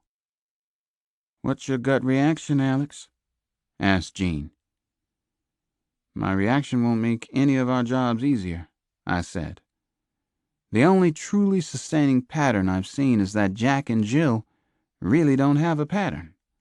Other than the notes, the poems. There certainly doesn't seem to be any sexual angle to these two murders. Also, from what I understand, Aidan Cornwall was a conservative, not a liberal like the other victims. That's a shift that might knock down a whole lot of theories about Jack and Jill." As I was talking to Gene Sterling, I had another insight into the notes Jack and Jill had left. The poetry might be telling us something important. The FBI linguistic agents hadn't found anything yet, but I didn't care. Whoever was writing the rhymes, probably Jill, wanted us to know something. Was there a definite order to what they were doing? The desire to create instead of destroy. The poetry had to mean something. I was almost sure of it. "How about on your end, Jean? Anything?" Jean shook her head and bit her lower lip with her big teeth. "Not a thing." Chapter 60. It had been a very long day, and it was still going strong and hard. At 10 o'clock that night, I arrived at the FBI offices on Pennsylvania Avenue. My mind was running way too fast as I rode the elevator up to 12.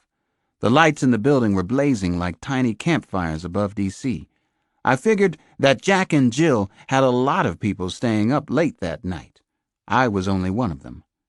I'd come to the FBI offices to listen to the phone message Jill had sent to the president early that morning. All the important evidence was being made available to me. I was being let inside.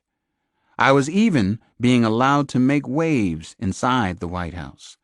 I knew all about horrible multiple killers. Most of the rest of the team hadn't had that pleasure. No rules. I was brought by security to an audio electronics office on 12. An NEC tape machine was waiting for me. A copy of Jill's voice tape was already in.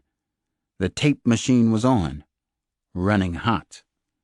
"This is a dupe, Dr. Cross, but it's close enough for your listening purposes," I was told. An FBI techie, long hair and all, went on to inform me they were certain that the voice on the tape had been altered or filtered electronically. The FBI experts didn't believe the caller could possibly be identified from the tape. Once again, Jack and Jill had carefully covered their trail. "I talked to a contact at Bell Labs," I said. "He told me the same thing. Couple more experts confirmed that, and I'll believe it." The nonconformist-looking FBI technician finally left me alone with the taped phone call. I wanted it that way. For a while, I just sat in the office and stared out at the Justice Department across Pennsylvania Avenue. Jill was right there with me. She had something about herself to reveal, something she needed to tell us, her deep, dark secret. The tape had been queued up. Her voice startled me in the silent, lonely office. Jill spoke. "Good morning, Mr. President. It's December 10, exactly 5 a.m. Please don't hang up on me. This is Jill. Yes, the Jill. I wanted to speak to you, to make this situation very personal for you. Are we okay so far?" "It's way past personal." President Burns spoke calmly to her. "Why are you murdering innocent people? Why do you want to kill me, Jill?" "Oh, there's a very good reason. A fully satisfactory explanation for all our actions. Maybe we just like the power trip of frightening the so-called most powerful people in the world. Maybe we like sending you a message from all the little people you've frightened with your command decisions and almighty mandates from on high. At any rate, no one who's been killed was innocent, Mr. President. They all deserve to die, for one reason or another." Then Jill laughed. The sound of the electronically altered voice was almost childlike. I thought of Aidan Cornwall's young son. Why did a 9-year-old boy deserve to die? At that moment, I hated Jill, whoever she was, whatever her motives. President Burns didn't back down. The president's voice was measured, calm. "Let me make one thing clear to you. You don't frighten me. Maybe you ought to be afraid, Jill. You and Jack. We're getting close to you now. There's nowhere on Earth you can hide. There isn't one safe spot on the globe. Not anymore." "We'll certainly keep that in mind. Thanks so much for the warning. Very sporting of you. And you please keep this in mind. You're a dead man, Mr. President. Your assassination is already a done deal." That was the end of the tape. Jill's final words to President Burns, spoken so coolly, so brazenly. Jill, the morning DJ. Jill, the poet. Who are you, Jill? Your assassination is already a done deal. I wanted to interview President Burns again. I wanted to talk with him right now. I needed him in this office listening to the sick, threatening tape with me. Maybe the president knew things that he wasn't telling any of us. Someone must. I played the frightening taped message several more times. I don't know how long I sat in the FBI office, staring out over the becalmed lights of Washington, D.C. They were somewhere out there. Jack and Jill were out there, possibly planning an assassination. But maybe not. Maybe that wasn't it at all. You're a dead man, Mr. President. Your assassination is already a done deal. Why were they warning us? Why warn us about what they planned to do?